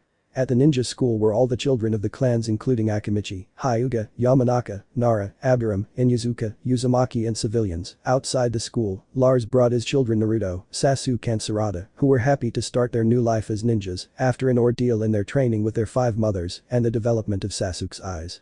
Sarada, having 3 blades and control of the 9-tailed Biju in Naruto, now the current Hokage Madara, was waiting for Lars at the door and he appeared at the door with his children. Madara. Lars my love, why is it so late? There's only a minute left until the exams start and we'll find out about the new genins. Lars. How is my wife and my son and the future little brother of these 3? Madara. Lars, don't lean so much, he's moved. He knows it's his father who pampers him. You know there's only a week left until the baby is born. Lars. I know, that's why I keep an eye on you in case something happens. You're the first one who's pregnant. Madara. I was the last and the first to have a baby, hahaha. I am very fertile, or yes, children behave well and show the power of your father, you understand. Naruto. Sasuke Sarada. Yes, Aunt Madara, and also take care, we hope to see our brother soon, he. Madara. Kids, okay, I'm leaving, I know who to put with you, without further ado I'm leaving, I'll see you inside, but this one was loaded and it disappeared with a clone of Lars. Lars. I'm leaving, future mother, he exploding into smoke. Madara. Idiot with a smile, but this changed when seeing Iruka starts, I don't have all the time in the world, also can you bring some chocolates please? Iruka. Yes, Hokage-sama ambush, go for what the Hokage said. Ambush. Yes, Iruka-san. At that moment they disappeared. Narrator. All the students were in the classroom, but at that moment Naruto, Sasuke, and Sarada entered the room. The girls saw Naruto and Sasuke as pieces of meat, and the boys saw Sarada with admiration, as she was the daughter of Lars Alexander Uzumaki. Writer. Just take off Naruto's headbands and change his hair from blonde to red. Narrator. At that moment Naruto, Sarada and Sasuke take their places and Hanabi, Chaochu, Tenten and Lee approach. Lee. Guys, how are you? It's been several months since we last saw each other. Naruto. Sasuke. Yes, we already know. Frowns. Chaochu. Triumphant entrance as always, Naruto, Sasuke, Sarada. Naruto. Sasuke. You know we are like that, hahaha. Sarada. Fools, because my foolish brothers are always like that. Tenten. She approached his ear and said, you brought it, tell me you brought it, Sarada. Sarada. Of course, what do you think I am? Call the others. Tenten. Girls come. The others came closer and said in a low voice. All. Tell me you brought it, tell me you brought it, seriously if they discover us we're in serious trouble, come on, teach me Sarada. Sarada. Yes, here it is. This is a version that I got from Jiraiya-san. He told me that I was old enough and that this was a gift, but that if they caught me, he would disassociate himself from me. You know, let's go, we only have a very short time. Showing the book. This is volume 1000, be careful, this is in the hands of women in gold. Well, that's what they told me, because according to what I know, this book is no longer in existence. They told me that Jiraiya-san is making the second part of this book and that many Kunoichis were left without being able to buy the first one. She told me that this is an updated version of the previous one, so be careful. Hover. Volume 1000. The Golden-Haired Warrior. Narrator. When they saw him almost screaming with excitement, each time they continued reading they turned redder. Sarada. I can't imagine what it feels like to have this, damn it, the sensei will pass it on to you later, girls, I'll make copies so you know, but don't tell anyone about this, keeping it in a storage scroll. All? Yes. Iruka. Guys, today is your genin exam. Whoever passes it will have this showing the band a genin band, and that says that you are now adults in the shinobi world. I hope that the majority passes, so let's start without further ado. This time the groups will be larger at the request of the Hokage, there will be 4 members. Without further ado, let's begin. Writer. We passed the exams through the triumphal arch so we continued. Iruka los grupos Siranasi. 1. Ino Sakura Chauji y Shikamaru. Dukabara Hinata Zuko, Haruno Shinso. 3. Lee Tenten Najire Chaochu. 4. Kini, Shizuka, Kiba and Niji. Writer. Teams 5, 6, 8 are civilians, let's just continue. Iruka 7 Sasuke Naruto Sarada Hanabi. Those are all. Without further ado, your senseis are Team 1 Asuma Saratobi, Team 2 Kurana Yuhi, Team 3 Atami Uchiha, Team 4 Kushina Uzumaki, and finally Team 7 your sensei will be Lars Alexander Uzumaki. Without further ado, wait for your senseis until they come for you and take your genin bands. Congratulations everyone, I'm leaving, I have to transport the Hokage to the hospital for her general checkup, see you, aha, and another thing, trio of problems, Niji, Kini. And Kiba, don't get into trouble again and please your sisters behave better than you. I'm leaving and congratulations. Everyone. Thank you Iruka sensei. Iruka. Take care leaving the place. Team 7. Yes. Hanabi. I'm happy Sarada we're together again yees. Sarada. Friend, I'm glad I don't have another man with him, it's enough testosterone hahaha. Naruto Sasuke. Hey, that was low. Narrator. A few meters away from them were Kini and Shizuka, angry, one for his honor and the other for not being with her brother. Shizuka. Damn women stole my brother, but I don't know if I let them off the hook so easily, the one who will have the honor of taking my brother's virginity is me. Penny. That damn cheap copy, I am an elite Uzumaki, not him. Narrator. At that moment the door to the living room opens and it's Lars smiling and with his gentlemanly and kind tone. Lars. Young people, how are you? I came for my offspring. Let's go, Team 7, let's go. Have a nice day, young ladies. Narrator. The most excited girls fell into unconsciousness, and the boys admired her for her great confidence and figure that they once saw when the village had its glory and became very stable, with the help of the man who for them was their hero. After Lars took them to the infirmary and the nurse fainted from the shock of seeing him, he put several clones in the place to take care of them and left with his team, but he ran into Itami and Kurenai, who devoured him with their eyes, and he greeted them. Lars. Hello Itami, Kurenai always so cute. Oh yes, your students are in the infirmary after they fainted just when I smiled at them, but your teams are ready go. Itami Kurenai. It's good to know our students are in very good hands. Sarada. Cough cough Lars sensei, we have to go so we can get to know each other better. Lars. Oh yeah that's right, see you girls, I'll see you at the bar. Itami Kurenai. Yes, Lars, or rather, why doesn't he come to our bed tonight? But it's not that late. We know that many women come to look for an arranged marriage with him, but maybe we'll achieve it in tonight's battle. See you tonight, Lars. Lars. Yes girls let's go Team 7 everyone put their hand on Lars' body and disappeared. Itami Kurenai. That was amazing. Narrator. At that moment Kushina arrived tired but managed to see Lars who disappeared in front of her eyes. Kushina. Ah damn I couldn't talk to him anymore. Ah hello girls how are you doing? Itami Kurenai. Kushina, we heard that you are now available to have a relationship with another man after your husband was almost killed 5 years ago, and tell us who you are going to hook up with. Kushina. The one who left might go to the Coliseum tonight. Itami Kurenai. Like, are you really going to go today? Then see you there Kushina, I'm going too so don't get your hopes up. All. I say the same. Narrator. That day Konoha Coliseum 11:45 p.m. in the Coliseum, there were many women and two fighting one with kunai and the other with a huge sword. Irachi. Don't you think it's already gotten out of hand? Many women are here, even a Jinchuriki from the Sand Village is about to come for the Chunin exams and maybe take him away from us. Madara.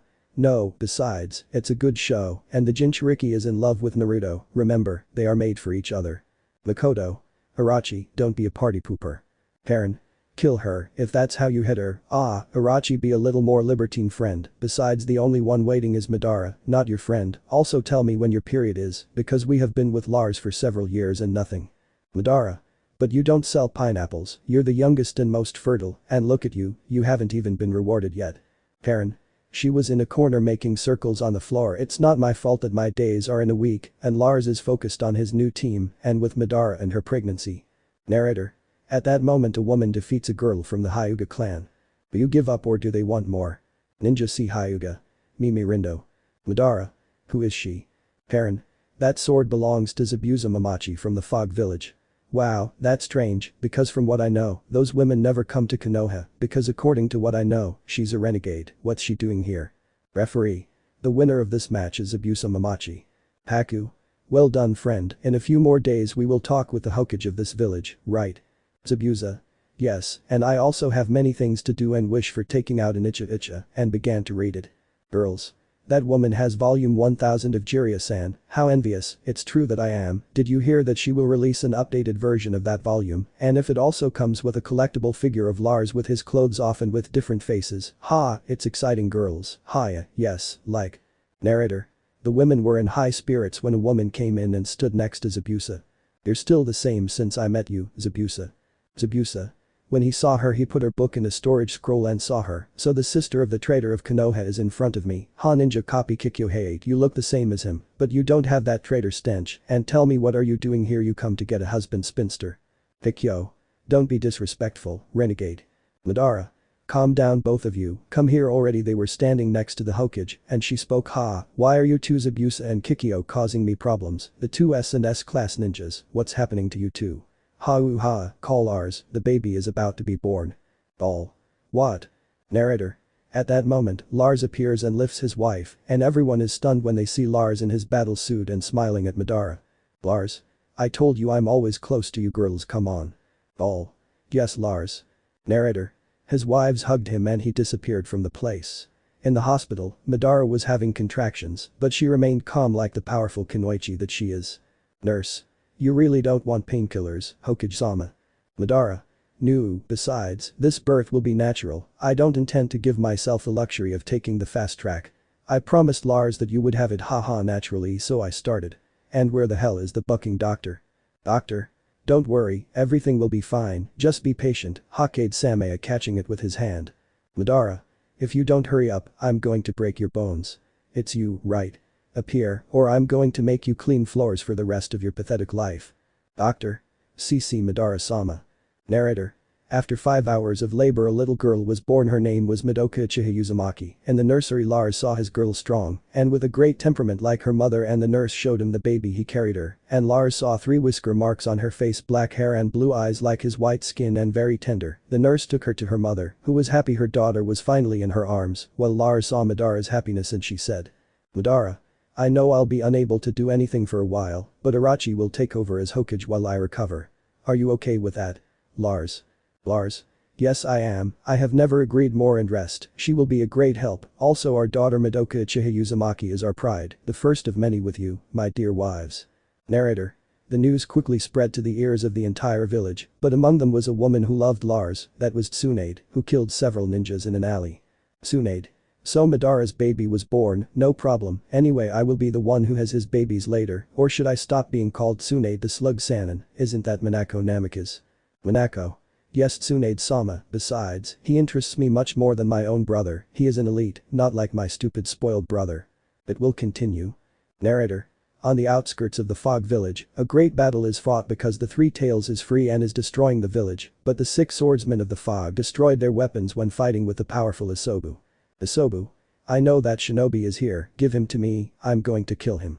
I know he locked up my sisters, give him to me, oh, I'm going to destroy this village piece by piece to its foundations, if you don't hand him over to me, Mizukage, I know you can hear me, give me that man or watch your village suffer, give him to me, it's an order, Mizukage, Gahire. May. Let's go, those who can, we will stop the Three Tails while he delivers this to Lars, he locked up the other Bijas, take it to the Leaf Village now, it's an order. Ninja. The Mizukage himself. May. Because now that I've been promoted to Mizukage, why is this happening to me? Running to where the Three Tails was, destroying everything in her path, Futenkamu no Jutsu. Rider. Just change Sasuke for the Biju, and she's out in the open destroying houses and nothing else. Isobu. Damn Mizukage, don't think that Jutsu will keep me at bay, you still have a long way to go to stop me. May. Even so, I must stop her until Lars comes. I'm between a rock and a hard place. Hurry, Lars. Narrator. About 35 kilometers from the Fog Village, Kakashi was watching everything with his Sharingan. Kakashi. I already did what you wanted Tsunade, now the rest is up to you hahaha. The ceiling of Isobu the new Jinkriki. In the previous chapter. Isobu. I know that shinobi is here, give him to me, I'm going to kill him. I know he locked up my sisters, give him to me, oh, I'm going to destroy this village piece by piece to its foundations, if you don't hand him over to me, Mizukage, I know you can hear me, give me that man or watch your village suffer, give him to me, it's an order, Mizukage, Gahire. May. Let's go, those who can, we will stop the Three Tails while he delivers this to Lars, he locked up the other Bijas, take it to the Leaf Village now, it's an order. Ninja. The Mizukage himself. May. Because now that I've been promoted to Mizukage, why is this happening to me? Running to where the Three Tails was, destroying everything in her path, Futenkamu no Jutsu. Isobu. Damn Mizukage, don't think that Jutsu will keep me at bay, you still have a long way to go to stop me. May. Even so, I must stop her until Lars comes. I'm between a rock and a hard place. Hurry, Lars. Narrator. Lars was in Konoha with the training that his new students will receive when a ninja arrives at his house and Sasuke comes running with a scroll in his hand. Sasuke. Father, this came for you, says the man urgently.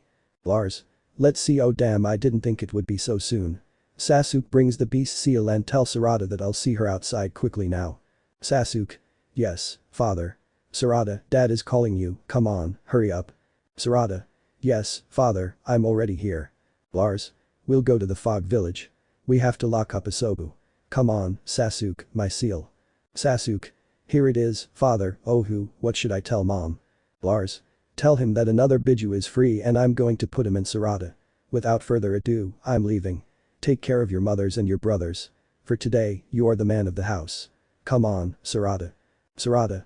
Yes dear, let him say husband, aha let him say father. Lars. Now is not the time for jokes, let's go, leaving his house, and he took the ninja and Sarada's hand and they disappeared instantly.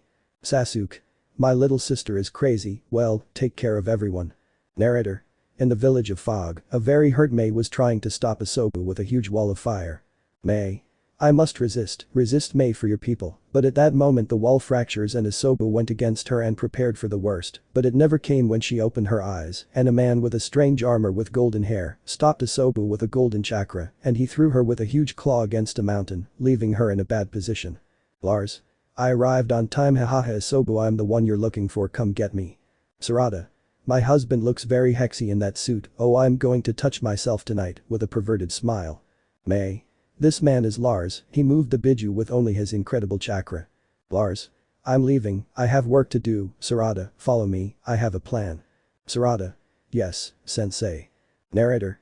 At that moment Lars went against Asobu and he transformed into his Susanoo Kyuubi, hitting Asobu's body hard. Asobu. So you're the one who locked up my sisters, wait, that power is not possible, you are Kurumi, it is not impossible, you are an Uchiha, did they kill the baby, the one who was Kurumi? That is cruel, damn humans. Hitting the Susanoo Kyuubi sword hard, but it did not move and stepped back a little to hit Asobu with its 9 tails, throwing it, but it tried to hit it, but it was useless, it bit one of its hands, subduing it with its tails and claws. Lars. It's time to go, Asobu. Asobu. Damn human, what the hell are you? Lars. Aya, let's go, Kurama. Kurama. Whatever you say, brat. Narrator. Huge golden rays covered them and he disappeared. Well, the shinobi wondered what had happened and picked up May, who only blushed when she thought how strong that golden-haired man was. Elsewhere, Asobu was a little confused because Susanoo opened his mouth and Sarada and Lars came out. Asobu. So I can finally avenge my sisters, Shukaku and Matatabi, damn shinobi, it's time for you to pay for your damn sins. Kurama. Calm down, Asobu. Asobu. That voice is my sister's. No, that's impossible. Who are you? Tell me. Kurama. I'll tell you inside my mental space. I can't tell you here. Let's go to my Jinchuriki's mental space. Asobu. Okay, but if you cheat on me, I'll kill you with that pathetic human. Kurama. Always so distrustful, sister. Writer. Repeat this song until the Asobu is sealed and that's it. Narrator. Lars put his hand on Asobu's paw before Sarada's gaze and they connected. Inside Lars' mind, there was a place with large cherry trees and a large Japanese-style castle, in which Lars was sitting on the head of a huge and impressive 9-tailed fox. In front of them was Asobu, amazed at how giant the huge fox was, looking at her with those incredible red eyes as red as blood. Kurama. Long time no see, Asobu making himself smaller next to Lars. Hello, sister. Asobu. Who are you? Lars. I'll tell you, and because there are 2 9-tailed Jinchurikis. Lars told him about his life, the dangers of his world and how he got here and how he made pacts with Shukaku and Matatabi, telling him his story and the terrible problems that would come if history isn't changed, that's all. Asobu. What did they do to you? It's a shame, I didn't know. I would be angry too. They did terrible things to you as a child, but tell me why you lock us up inside those Jinchurikis. Do you want their power? Angry, but she blushed when she saw how Lars approached her, and with a smile he touched her hand. Do you want to live with the Kyuubi? That's true. I didn't think that a human could consider us fiancés. Do you? Aha. Lars. No, Shukaku is not mine, just Matatabi, she is my wife's, and I plan to put you in the body of an Uchiha, my stepdaughter. Asobu. Don't you hate us for who we are? Don't you hate us? She glowed red and transformed into an intimidating but at the same time hexy-looking woman. Crying, she fell on Lars' chest and she cried. I never thought that a human could give me the happiness that I long for. Lars. I will never stop fighting for what I believe is right, never. I am Lars Alexanderson Uzumaki, and I swear that I will make you happy for the rest of my life. Iso sent, smiling widely. Asobu. Thank you, Lars, so what should I do? Lars. Are you ready? Let's get started. This is the plan. Narrator. Sarada watched in confusion as the enormous beast cried, but it moved and Lars separated from it, arriving with Sarada. Asobu. Let's start, despicable humans hitting the floor, and Lars acted quickly and carried Sarada, who was redder than a tomato. I'm not going to give up, damn it. Lars. Negotiations ended, Sarada list. Sarada. Yes, father angry. Narrator. From his clothes Lars took out a scroll and gave it to Sarada and said. Lars. Tell the shinobi to put it in the cardinal points and wait for my signal, understood, daughter. Sarada.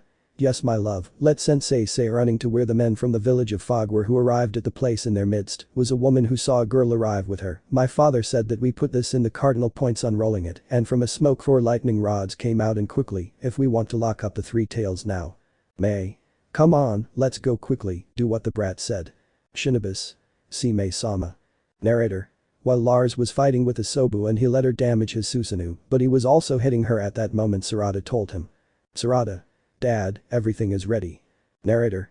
Lasser created a shadow clone and left it with Susanoo, and he went to Sarada and unrolled the scroll of the beast seal.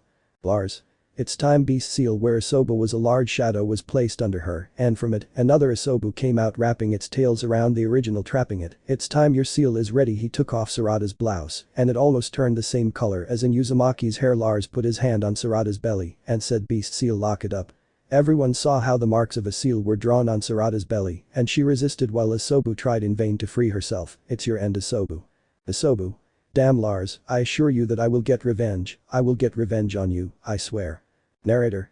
Sarada was seen screaming while the seal was finished and she fainted from the pain, but her father looked at her proud of his daughter's great sacrifice to resist that pain until the end, and Lars looked the Mizukage in the eyes and she blushed. Lars. I hope to see you at the tuning Mizukage exams. I'm looking forward to it. See you later. May. You'll take the 3 tails. Lars. If there is any problem she is I can't say it, but a white lie is not a sin, she is my future wife because. May. I see your future wife, then I'll see what she's made of in the exams, tuning. I'm looking forward to that moment. Lars. See you May, I hope to see you in the exams, see you in Konoha, and he disappeared in a golden flash. May. Let's go back, there's nothing to do, see you here Lars. Alexanderson Uzumaki showing his smile, I hope to see you in other circumstances Lars, I hope to see what that woman is made of to give her a biju, I eagerly hope to see her fall, and I will take her place, right Tsunade. Narrator. On the outskirts of the village of Fog, a woman with golden hair has at her mercy a man with white hair and many wounds on his body, and she lifts him by the neck and says. I didn't like that you tried to kill Lars along with his daughter. I saw you when you were going to kill her and then him, but I stopped you in time. You know, before I considered you a good friend, but now you will die and I will have him for myself, and the new Akatsuki will see you, one-eyed pervert. So Tolo loves you Miss Tsunade knows what I feel for you maybe what you said was a lie. Tsunade. She looks at him with a dull look in her eyes and says yes piercing his chest with her hand letting him fall inert. It's time for me to be the boss right Killer B, Kushina. Kushina. It's just part of the job, right master? Killer B. Yes it's time for the new Akatsuki to be reborn and we take what is rightfully ours. Tsunade. A new order is about to be born, isn't it true? Soon we will kill the only one who can really stop us, Danzo, and we will be free, but first we must kill the women who have what is rightfully ours, and I know how to stop them, I know how to kill them. We'll continue. Narrator. While in the village of Konoha, Lars arrives with his daughter and enters and sees his fiancés and says. Lars. A new biju joins our ranks my loves. All. Stupid always using our family as an excuse, right? Lars. They are not the most valuable thing to me, what I don't know is where that crazy Azuna is. He should have returned home years ago, but that crazy god must surely be fighting with someone stronger than him. I hope to see you soon Azuna. Smiling at the full moon come on, I'm hungry, Arachi-san. All. You're hungry, come on girls, we have to prepare the food, hahaha. Lars. Nothing better than the love of my partners hahaha. All. Opportunistic fool. Lars. They know how I am hahaha. Danzo's death and Akatsuki's new plan. In the previous chapter. I didn't like that you tried to kill Lars along with his daughter. I saw you when you were going to kill her and then him, but I stopped you in time. You know, before I considered you a good friend, but now you will die and I will have him for myself, and the new Akatsuki will see you, one-eyed pervert. So Tolo loves you Miss Tsunade knows what I feel for you maybe what you said was a lie. Tsunade. She looks at him with a dull look in her eyes and says yes piercing his chest with her hand letting him fall inert. It's time for me to be the boss right Killer B, Kushina. Kushina. It's just part of the job, right master? Killer B. Yes it's time for the new Akatsuki to be reborn and we take what is rightfully ours. Tsunade. A new order is about to be born, isn't it true? Soon we will kill the only one who can really stop us, Danzo, and we will be free, but first we must kill the women who have what is rightfully ours, and I know how to stop them, I know how to kill them. Current chapter. Narrator. In a cave far from Konoha, an old man was looking at his cards on how to subdue Konoha and regain his status, but he was interrupted by a woman and 2 other hooded women. Danzo. Tsunade where is Kakashi he probably went to buy his perverted books who are they hey answer I'm telling you who they are. I trusted you but it was a trick, wasn't it a lie? Danzo. That voice you are Kuku Kushina Uzumaki at that moment 2 kune sink into his shoulders and he leaves the injured place and sees the 2 hooded women again that speed and these weapons, you are the little sister of the Reikage Killer B, how tell me Tsunade, why did you bring them here, what is going through your stupid head? Tsunade. You're stupid, did you think I would serve you for the rest of my life? I don't believe it. I am free from your chains. I am no longer your slave. I am no longer your toy. I no longer have an ambition, a great ambition. Danzo. Don't tell me you want to, no, that's it, you're stupid, you know what our mistress will do to you, if she knows that you love her she will kill you, and not just in this dimension, in all dimensions you won't have anyone, I saw my deaths, and it's not very pretty, I tell you from experience, they won't let you live, Tsunade. Writer. Play this song until Danzo dies and Tsunade says goodbye to his former love of his life. Just continue with the story. Tsunade. You don't know what it's like to live without friends, without an exiled family, and it was because of you that's why I left Konoha, for you I lost everything, and now I have everything I need to defeat you, and it was my idea about the Uchiha's eyes, but you don't have them, you have nothing, you're a simple shinobi, stupid, that's what you are, you're not what I am, and what do I care if I die, if I have him, she won't be able to have what I'll enjoy, he's mine and no one else's. The women he has around him are just a small problem, you are something that is no longer alive, you're just an idiot and nothing more, we will destroy your reign, Danzo, consider yourself dead. Kushina. You told me that my husband was a good person, that he would give me a happy life, but I was wrong, the one I should choose was a few meters away from me with my son in his hands, that Devi to choose, the one who fought for my freedom and gave me a new life, I must choose that one, but blinded by your friendship, choose the worst, the garbage called Minato, my children grew up with resentment, with superiority, and I will not overlook that, Danzo, we will finish you off here and now. No more submissive woman, no more, you have awakened the demon inside me, and that will cost you dearly. Pillar B. Consider yourself dead, Danzo considers yourself dead. The three women went against him with speed, Danzo could only watch, as the three women looked like hungry wolves facing a wounded prey that couldn't run. Narrator.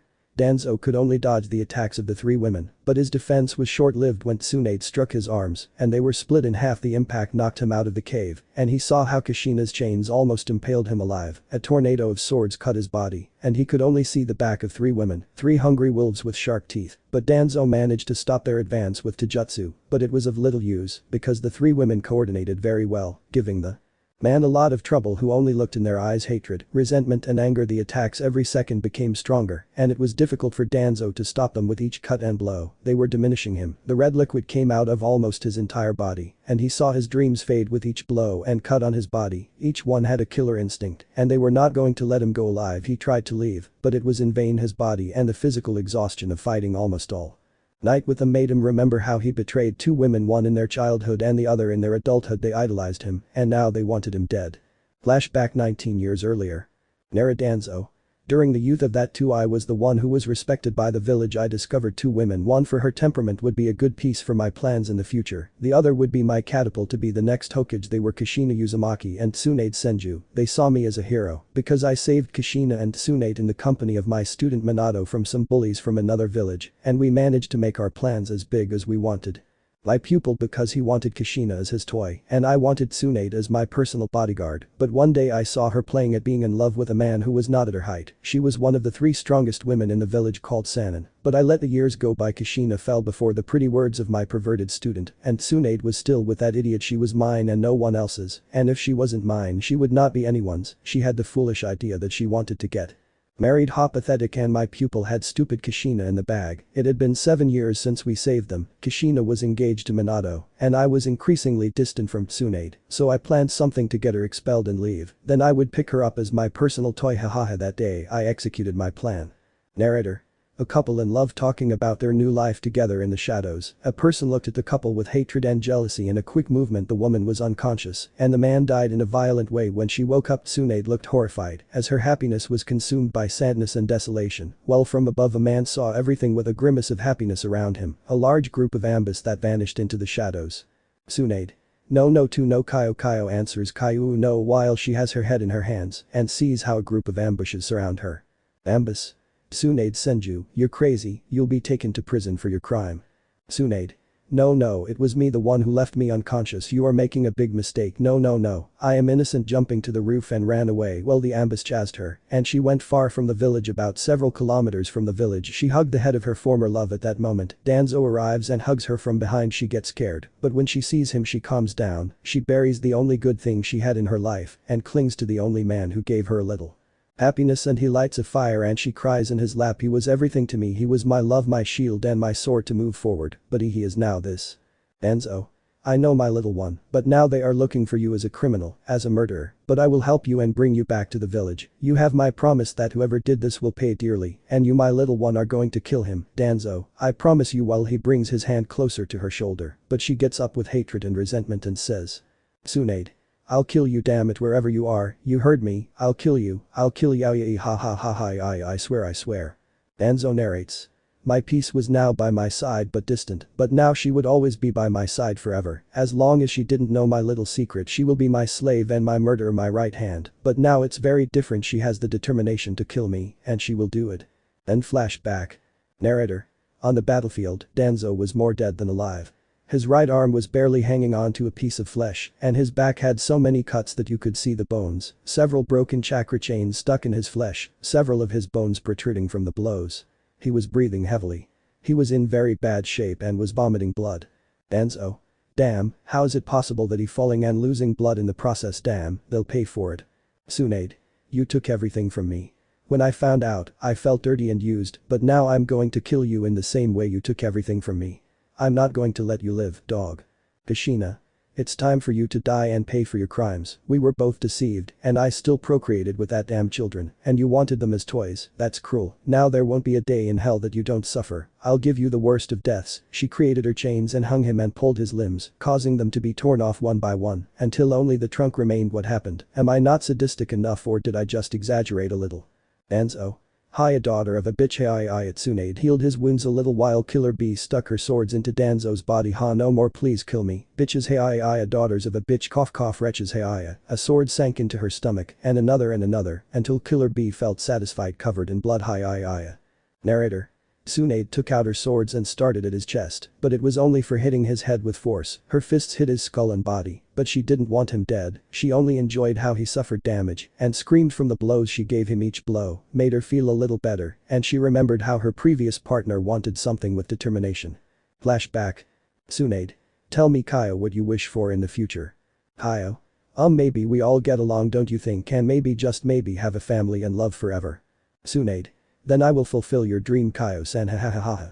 Kaio. Ha stop joking Tsunade-san the most beautiful woman in the world I don't care that you are older than me ha ha ha ha. Tsunade. Silly, if you give me a kiss I will forgive you. Kaio. I understood, I will take responsibility. They kissed and everything went black. Then flashback. Narrator. Well Tsunade continued to hit the huge man in front of her without stopping while he screamed in pain. Tsunade. Suffer, he was everything and you took him away from me hitting him with her fists and they had blood. I'm not done with your torture yet, damn dog, don't you dare die yet, no healing him while he was screaming don't die, I still have a lot of resentment, don't you dare die, dog. After reviving him several times, the powerful Danzo was crying and begging for forgiveness and a quick death. Danzo. No mama more please Tsuna. He received a kick that ended up destroying his nose and he almost drowned in his own blood, no more cough no more. Narrator. The three blood-covered women just looked at the piece of man like garbage and the three of them said. Tsunade Killer Bee Kushina. Kaiten Gakakyu no Jutsu. Writer. Just remove Itachi and put the three mentioned above and that's it. Narrator. Danzo's screams as he was burned to the bone were heard in the place, but no one could hear them. They saw the piece of coal in front of them and breathed calmly and saw themselves filled with that red liquid in their bodies and laughed. They went to some hot springs near the cave and relaxed. Tsunade took out her bottle and put another one in front of hers and drank. Tsunade. You can rest in peace Kaio. I have avenged you, goodbye Kaio, it's time for my new plan and my new happiness to begin, it's time to start the Akatsuki plan. Lemon skipped. Lars. Sarada are you okay? I think she fainted. He took her to her bed and took off her glasses. At that moment, he blushed but denied it. She was his daughter now and the images of Madara naked were still fresh in his mind and that made him back off and close the door. She got up and almost screamed. Sarada. Hi, I was carried princess style and she blushed when she saw me haha. At that moment she hears a voice inside her and she connects to her mental space where a woman on a throne is looking at her with a big blush of Sobu. What is what you want? The Sobu. You'll say what we want is something that you like, you want it, I want it, let's make a deal, you give me your father and I'll give it to you, then what do you say ha, or do you want to continue imagining that he comes to your room and grapes you until morning? Ha, tell me little one, do you want it for yourself or do you want to share? Sarada. Of course I want him for me and only for me. One night with him would be all I could ask for. I've been in love since I was 7. Now that I'm an adult in the shinobi world, I love him more. That's my dream. For him to want my body like my mother's and my aunt's. That's what I want, and I want it passionately. Isobu. Ha, then there is no turning back when this one takes what is rightfully yours, girl, and I will enjoy his shadow here inside. We both win, Sarada. What? No, today your father stays home. Also yesterday he was in your room until late after you fell unconscious when they sealed me in your body. Let's make a decision, girl. He will be ours, and then we will share it if he has enough love. He will give up to more than 20 women, I swear. But do something, get rid of the obstacles. Your mother, your aunts and your brothers, that is what you have to do today. Do it, and I will take care of the rest. Narrator. Sarada now had a plan and created 5 cards and 5 shadow clones that would pass as Hyuga members. She put her plan in motion. The 5 wives of her father were easy for them to leave because she put a meeting in the Hyuga house where one of the family would be Lars' future wife, and they did not like that and went to talk to the family. Although that was a lie with her brothers, she put a 4 on them. She told them that she would show them a place where she would train better, and they accompanied her, leaving the house alone for Lars, and in the place she created a huge seal with the power of Isobu and making Lars not notice in his room. He felt very tired, as if a seal affected him, but he did not take it seriously, and it would be impossible. This he went to his bed and slept only in his shorts. Sarada felt bad for what she had done, but her most desired dream was in front of her sleeping. She tied him to her bed and closed the curtains, revealing a ray of light in the room. Isobu. Well, give me your body for a moment, girl. I will put a seal on his little friend. You will be the only one to have his seat inside, so I will leave the big load to you. I am only interested in being his toy for now. You will have the jackpot after me. Do not worry, I will regenerate you so you feel the same as me, so do not worry, you will be a virgin after me. I am going to have a lot of fun with Lars Kun. Ha ha ha. Isobu looked with her red eyes at Lars and Lars' body, and she waited for him to wake up, and he slowly woke up and knew that something was more because he could not move and saw those red eyes which were waiting for him to wake up. You finally wake up, Lars Kun. Lars? That voice is Isobu. How did you lock up Sarada? Ha, she was a few inches from his face, and he blushed seeing that perverted smile on the face of his student and stepdaughter, but that wasn't her. It was Isobu who could completely control Sarada's body. What do you want, and why do you control her? Maybe it wasn't enough to give you a carrier. Lars looked at the woman seriously, but was amazed to see Sarada with her normal eyes, and she blushed in front of him. He realized that Sarada had returned. And that calmed him down, but he didn't count on her kissing him and getting on top of him, but when he looked at her eyes they were red like blood, and that alerted him. Maybe you. Isobu. You don't understand, right? She wants you not as a father but as her partner. That's what she wants. That's what she wishes with all her heart. That's what I want too, Lars. Lars? That's impossible. She's a good girl, not a pervert, never that. Aha, no, impossible. You seeing her eyes, he saw the woman who was in front of him. Sarada. I always wanted it. I wanted you to come into my room and abuse me. That's what I've wanted for 6 years. At that moment I didn't know it, but my body wanted you. I longed for you with passion. That's what I want, Otosan. She looked at her father with eyes he had never seen in his life, and that terrified him. Those eyes were not those of a girl. They were those of a woman who wanted his body, wanted to have it at all costs. Are you ready, Otosan? Because if Isobu, I'll leave you, like we said. He's yours, but you'll give me a lot of pleasure, Otosan. For a brief moment, of course this will be a secret between us, Otosan. Lars? You're crazy, Sarada. Ha. Isobu. She's not here anymore, it's just you and me, Lars Kun. Lemon skipped. Narrator. Well, in the Hyuga mansion it was a true pandemonium because the Hyuga family had actually sent a letter to the Uzumaki family because their 2 daughters were offered to Lars Alexanderson Uzumaki as their partners, and not only them but from other clans, and they went to solve this. In the Hokage's office was full of representatives of 5 clans: the Hyuga, the Akamichi, the Inazukas, the Yamanaka, a civilian, and even in Uzumaki that was Kushina Uzumaki. Madara. 2 Hyugas Najire, Hinabi, 1 Akamichi Chaochu, 1 Inazuka Kabara, 1 Yamanaka Ino, 1 civilian Tenten, and finally 1 Uzumaki Kushina. Now I want to know how the clans came up with this great idea. Just 8 months from the tuning exams, tell me now that the teams have started their training, tell me. Advice.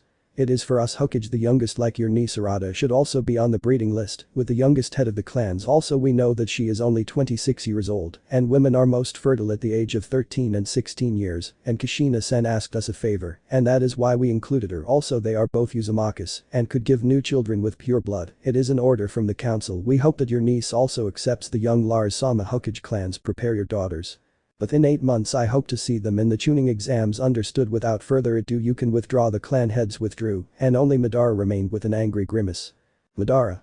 Sons of bitches, these dogs want these young women to have children with Lars. He told me about this, but I really didn't pay attention. This is cruel to be the toy of a man you don't even know completely. Council dogs, I must warn Lars and prevent him from what is coming. Companions, I know that you are as shocked as I am. He should not serve as a breeder, he should serve as a defender. Don't you believe it? Perrin. That's a disgrace, without telling her anything, some of those girls are still children. Makoto. I can't believe that, giving the clans to their daughters, are women just pieces of change, damn it. Jiraiya. I knew those dogs were up to something, but not so soon. Irachi. Some of those young women are Lars-kun students. It's cruel to give it to girls who have lived their whole lives with him. It's cruel, very cruel. Madara.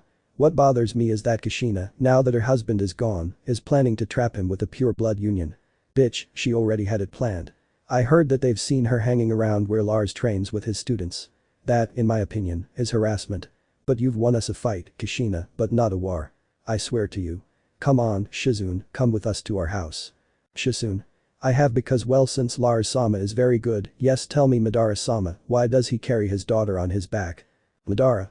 My husband had a terrible day yesterday and I decided not to give him any problems, besides it's better to have her close, you don't know what dangers leaving her with my husband could have, besides I know that in a fight he'll try to give his life so that she gets out alive, besides 5 women are better than 1 man, well leave a clone, I'll do the same. Shizune. Yes Hokage-sama. Narrator. While at the Uzumaki residence, Lars woke up anxious and a little worried about the images in his head because he saw his stepdaughter take him as if he were a toy. He felt strange and asked Kurama inside, entering his mental space. Lars. Kurama tell me that was a dream, but when I looked at him he was sleeping and he got up tell me did you see him Kurama? Kurama. See what a brat I had the best dream of my life I dreamed that I was free, but I didn't have any crazy dreams, what are you babbling about Lars, I still have a hard time calling you like that better call you Brad and now spill the beans. Lars. Hi I tell you if you saw Sarada I think I abused her. Kurama. You're crazy, I've never seen anything like that, besides, I've been asleep for more than 4 hours and nothing has crossed your mind, I swear, but I notice a subtle aroma of asobu in your room. Lars. You have to be lying, right? I couldn't take Sarada. Oh yeah, hey Aya if her mother finds out she'll kill me. Kurama brat someone is home. Lars. Okay, tell me what you know after the aromas. I want to be sure that what I dreamed wasn't real. Kurama. Ha that's really a brat. Narrator. At the entrance of the house, 6 women and 3 young men arrived and Lars was relieved to see them because Sarada was among them, but she greeted her father and went into her room, then came out wearing different clothes and looked at Lars with a huge smile on her face. Lars. Hello Shizune, how are you accompanying your boss and my partners? To whom do I owe the honor of your visit? Madara we need to talk. Narrator. The women stood in front of Lars and sat down, while his 3 sons stood next to their father and Shizune went to the kitchen to prepare something. The 5 women looked seriously at Lars and Madara said. Madara. I have good news and bad news, which do you prefer, Lars? Lars. Looked seriously at his wives and said the bad one, I'm always ready for battle and problems, tell me about any problems with a village, or maybe Kitsune attacked one of our allies, tell me this will depend on the problems that Konoha's enemies can cause. Irachi. No, it's not that, it's more related to reproduction and the children you can have with us and other women who have already been chosen by the council, and you're not going to like that, that's who they are. Lars. Wait, reproduction. How could the council have already put my manhood in the hands of women? And tell me who Anko and Kurenai are. Don't tell me Kushina or maybe the minors. I won't accept that. They are just girls and I won't accept it. That will never happen. Tell those old men that I will never accept it. I never will. Karen. We also said it, but they arranged it that way, in addition the clans gave them, and if they pass the tuning exams they will be accepted as adults, and they will be able to choose whether to stay with you or not, and not only that Sarada she is on the list, she is also among the young women who are reproducing for you Lars-kun. Makoto. She's my baby, but the council has the decision. I'm sorry Sarada, you didn't have to end up like this, you had to find your partner of your age, and you, but she was stopped by a scream. Sarada. I accept. That's what my friends and I have been waiting for many years. It will be an honor to be the recipients of Lars-sama's new children. Makoto. What are you saying Sarada? Did you know about this plan? Tell me now, young lady. Sarada. Let Saratobi-sama tell you that. He told us that 3 months ago and we all accepted. I assure you, mother. They will soon do the same thing you did with my father. I swear. Irachi. At that moment she received a slap. How dare you say that, girl. Karen. It's true your life is just beginning Sarada-san. Jiraiya. Have you already done it, tell me Sarada. Sarada. Not yet, aunt, but when I ascend to tuning, I will do it with pleasure. I will fulfill my dream, that's what I will do, and there will be no doubt, I swear, aunt while looking at everyone with envy and jealousy. Lars. What happened to you, Sarada? What happened to the nice girl that I raised as my daughter? What happened taking her by the shoulders and shaking her lightly? Tell me, Sarada, crying and looking at her. Sarada. I don't know what I've been thinking. I wanted you to pamper me like they do. I wanted your kisses. I wanted the love you give them. I wanted you to look at me like you do them. That's what I want. That's what I long for and we all long for. That's what we want. At that moment she is hugged by Lars and he hugs her tightly. This is what I've wanted, Otosan, while she cried and clung more to his body. Lars. I never thought you wanted this, Sarada-san.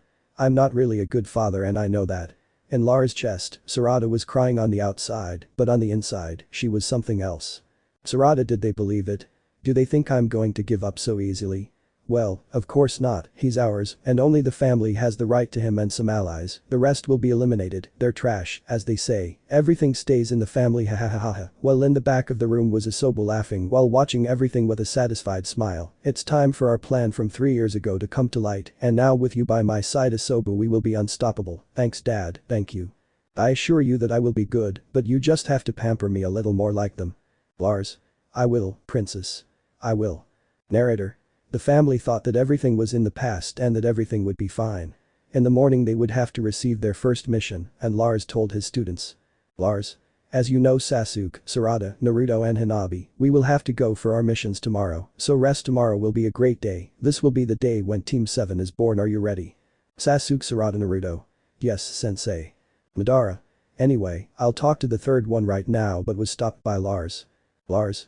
No, I will do it. I have a question that I can't explain that day. I will go see him now. We have a lot to talk about. I will see you at the delivery of the missions. I will see you at the Hokage Tower. Madara, I have something to do today, dears, but don't worry, I am always here. At that moment he disappeared in a thunderclap, and they were all amazed at the speed of her husband, and whatever he was planning the third was not going to like. While in the third's residence, an aura lowered the temperature of the place as if the demon was nearby. Sarutobi saw the eyes of a demon behind him with red and orange flames coming out of his clothes and knew who it was. Tell me, old man, why did you put something like procreation in my princess?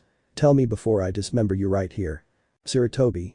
I see that you already found out, Larsan. I'll tell you one thing, when you arrived here, Sarada and the girls who were in your care would be taken to reproduction rooms as before, but now as your fiancés, no village has the right to reproduce with them. They are yours. I suggest in the kindest way that you do not blame me. They would be toys in the hands of others, but you treat them as they are women, not simple baby incubators. I told your students 3 months ago. They all said yes, even your stepdaughter Sarada. I will tell you what happened that day. Flashback 3 months before. Narrator. Sarutobi III Yondaime Hokage summoned a group of girls to his home in order to tell them something that would change their lives. At the door were Sarada, Chaochu, Kabara, Nijire, Hinabi, Tenten and Ino, who were not happy that the old ex-Hokage was calling them as if they were toys. Sarutobi. It's good to see you, young. Sarada. If he tries anything, consider yourself dead. Chaochu. Yes, old man, tell us what you want, we have to train with Lars-sama. Kabara. I say the same, old man appears. Nijire Hinabi. If you hurry. Tentenino. We don't want to offend, but we want to leave as quickly as possible. Exekage. Sarutobi. Fine, go, no problem, but don't come to me when other men come for you. Narrator. They were about to leave when they heard him. The young women froze and turned towards him with a look of astonishment, and they all returned with a look of anger and disdain. All. What are you planning, old man? Sarutobi. I'm not planning anything, I'm just giving you a chance to be true women and be your sensei's right hand, and also to get the love that no man will give you. When I met Lars, he was different from other young men. His strength and determination to give more than 100% in everything he does makes him a perfect candidate for you. I only recommend something. Do you want to be in a 3x2 room or in a mansion with Lars' wives? What do you decide, young Lars, or a man who will only take your body as a toy? Oh, tell me what you decide. Narrator. The 6 women were more than pale, knowing what is coming in their lives. If they choose Lars, he would take care of them with everything he had, but if they don't choose him, they would spend their lives as human incubators, and they looked at each other, and with their looks they said everything. Sarutobi. Well, what is your decision, ladies, lighting his pipe and looking at them with a smile. All. We accept, we will be Lars-sama's women, we prefer that to another man who would treat us badly, he is all we need, Sarutobi-sama. Sarutobi.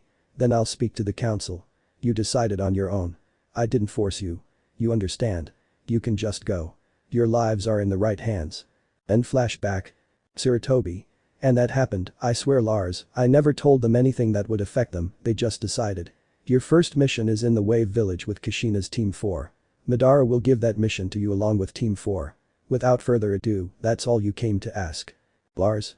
I hope you don't cause any more problems, Sarutobi. I still respect you, but don't exhaust my patience, because facing someone who fought against three-tailed beasts will be your death, and tell your Ambus to stop following me. I know that Akatsuki is yours now, but at any moment I can take them away from you, you know that. See you, he disappearing in a golden flash.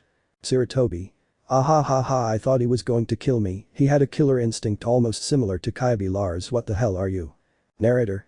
The next morning all the teams were in front of the Hokage of the Leaf, Madara. She saw the missions and decided that everyone would have D missions, but 2 teams already had their mission, Team 4 and Team 7 had a B mission. Madara. Damn old man, you already had everything planned. Narrator. Lars thought about everything that would happen, but he didn't think that the one asking for help was a woman, a great bridge builder, Ashako Tazuna. Madara. Can you come in, Miss Ashako-san? When she passed, the men all fell down with a nasal hemorrhage, except Lars, Naruto, and Sasuke, who were looking at the woman with a lush body and a bottle of sake in her hands. Ha, it can't be. Ashako. Yes, who are the idiots who fainted? Or them looking at Lars and his children, but in a jiffy Sarada put a kunai to his neck. Well, they already have an owner, too bad, well they look acceptable, what are we waiting for, are we going or what? Madara. Ha ha, yes, Team 4 Team 7 step forward with their senseis now. Narrator. Kini, Shizuka, Kiba, Niji on Team 4 and their sensei Kushina on the other side. Sasuke, Sarada, Naruto, Hanabi on Team 7 and their sensei Lars introduced themselves. Kini. I am an elite Uzumaki. Kiba. I am the alpha of the Inuzukas. Niji. I am the elite Hyuga. Shizuka. Uzumaki warrior. Kushina. Kushina Uzumaki, head of the Uzumaki clan. Everyone. We are Team 4, a pleasure. Ashako. Yes, as they say, and the others want to know. Lars. Introduce my young students, but first my name is Lars Alexander Uzumaki of Uchiha, head of 2 clans, Uzumaki and Uchiha. Nice to meet you, miss, and I am the sensei of Team 7. Sasuke. My name is Sasuke Uchiha Uzumaki, nice to meet you, miss, and I am Lars' son. Naruto. My name is Naruto Uzumaki Hokage, that's my name and I'm Lars' son. Hanabi Sarada. We are the future mothers of Lars Sama Sarada Uchiha's children, Hanabi Hyuga, be careful, we will watch you, woman. Ashako. Ha, they look amazing, ha, well, I'll have to do my magic after, then let's go to the land of waves. To be continued. Narrator. On the outskirts of Konoha there was a group of 7 women wearing outfits with red clouds, among them were Tsunade, Killer Bee, Minako Namikaze, Kikyohade, Zabusa Mamachi and Haku, who were looking at the Leaf Village. Tsunade. Our plan is ready, Akatsuki, and no one will be able to stop my strength except Lars, but if he surrenders peacefully and gives himself to Akatsuki, don't believe it, girls, ha ha ha ha ha. Soon within 8 months we will attack, I swear, damn, there will be nothing left of you. Akatsuki and the defense of the land of waves. In the previous chapter. Narrator. The next morning all the teams were in front of the Hokage of the Leaf, Madara. She saw the missions and decided that everyone would have D missions, but 2 teams already had their mission, Team 4 and Team 7 had a B mission. Madara. Damn old man, you already had everything planned. Narrator. Lars thought about everything that would happen, but he didn't think that the one asking for help was a woman, a great bridge builder, Ashako Tazuna. Madara. Can you come in, Miss Ashako-san? When she passed by, all the men had a runny nose except Lars, Naruto, and Sasuke, who were watching the woman with a lush body and a bottle of sake in her hands. Aha, it can't be. Ashako. Yes, who are the idiots who fainted? Oh, I'm interested in them, looking at Lars and his children, but in a jiffy Sarada and Hanabi put a kunai to his neck. Well, they already have an owner. Shame, well they look acceptable, what are we waiting, are we going or what? Madara. Aha, yes, Team 4 Team 7 1 step forward with their senseis now. Narrator. Kini, Naruto, Kiba, Niji on Team 4 and their sensei Kushina on the other side, Sasuke, Sarada, Naruto and Hanabi on Team 7 and their sensei Lars introduced themselves. Kini. I am an elite Uzumaki. Kini Uzumaki. Kiba.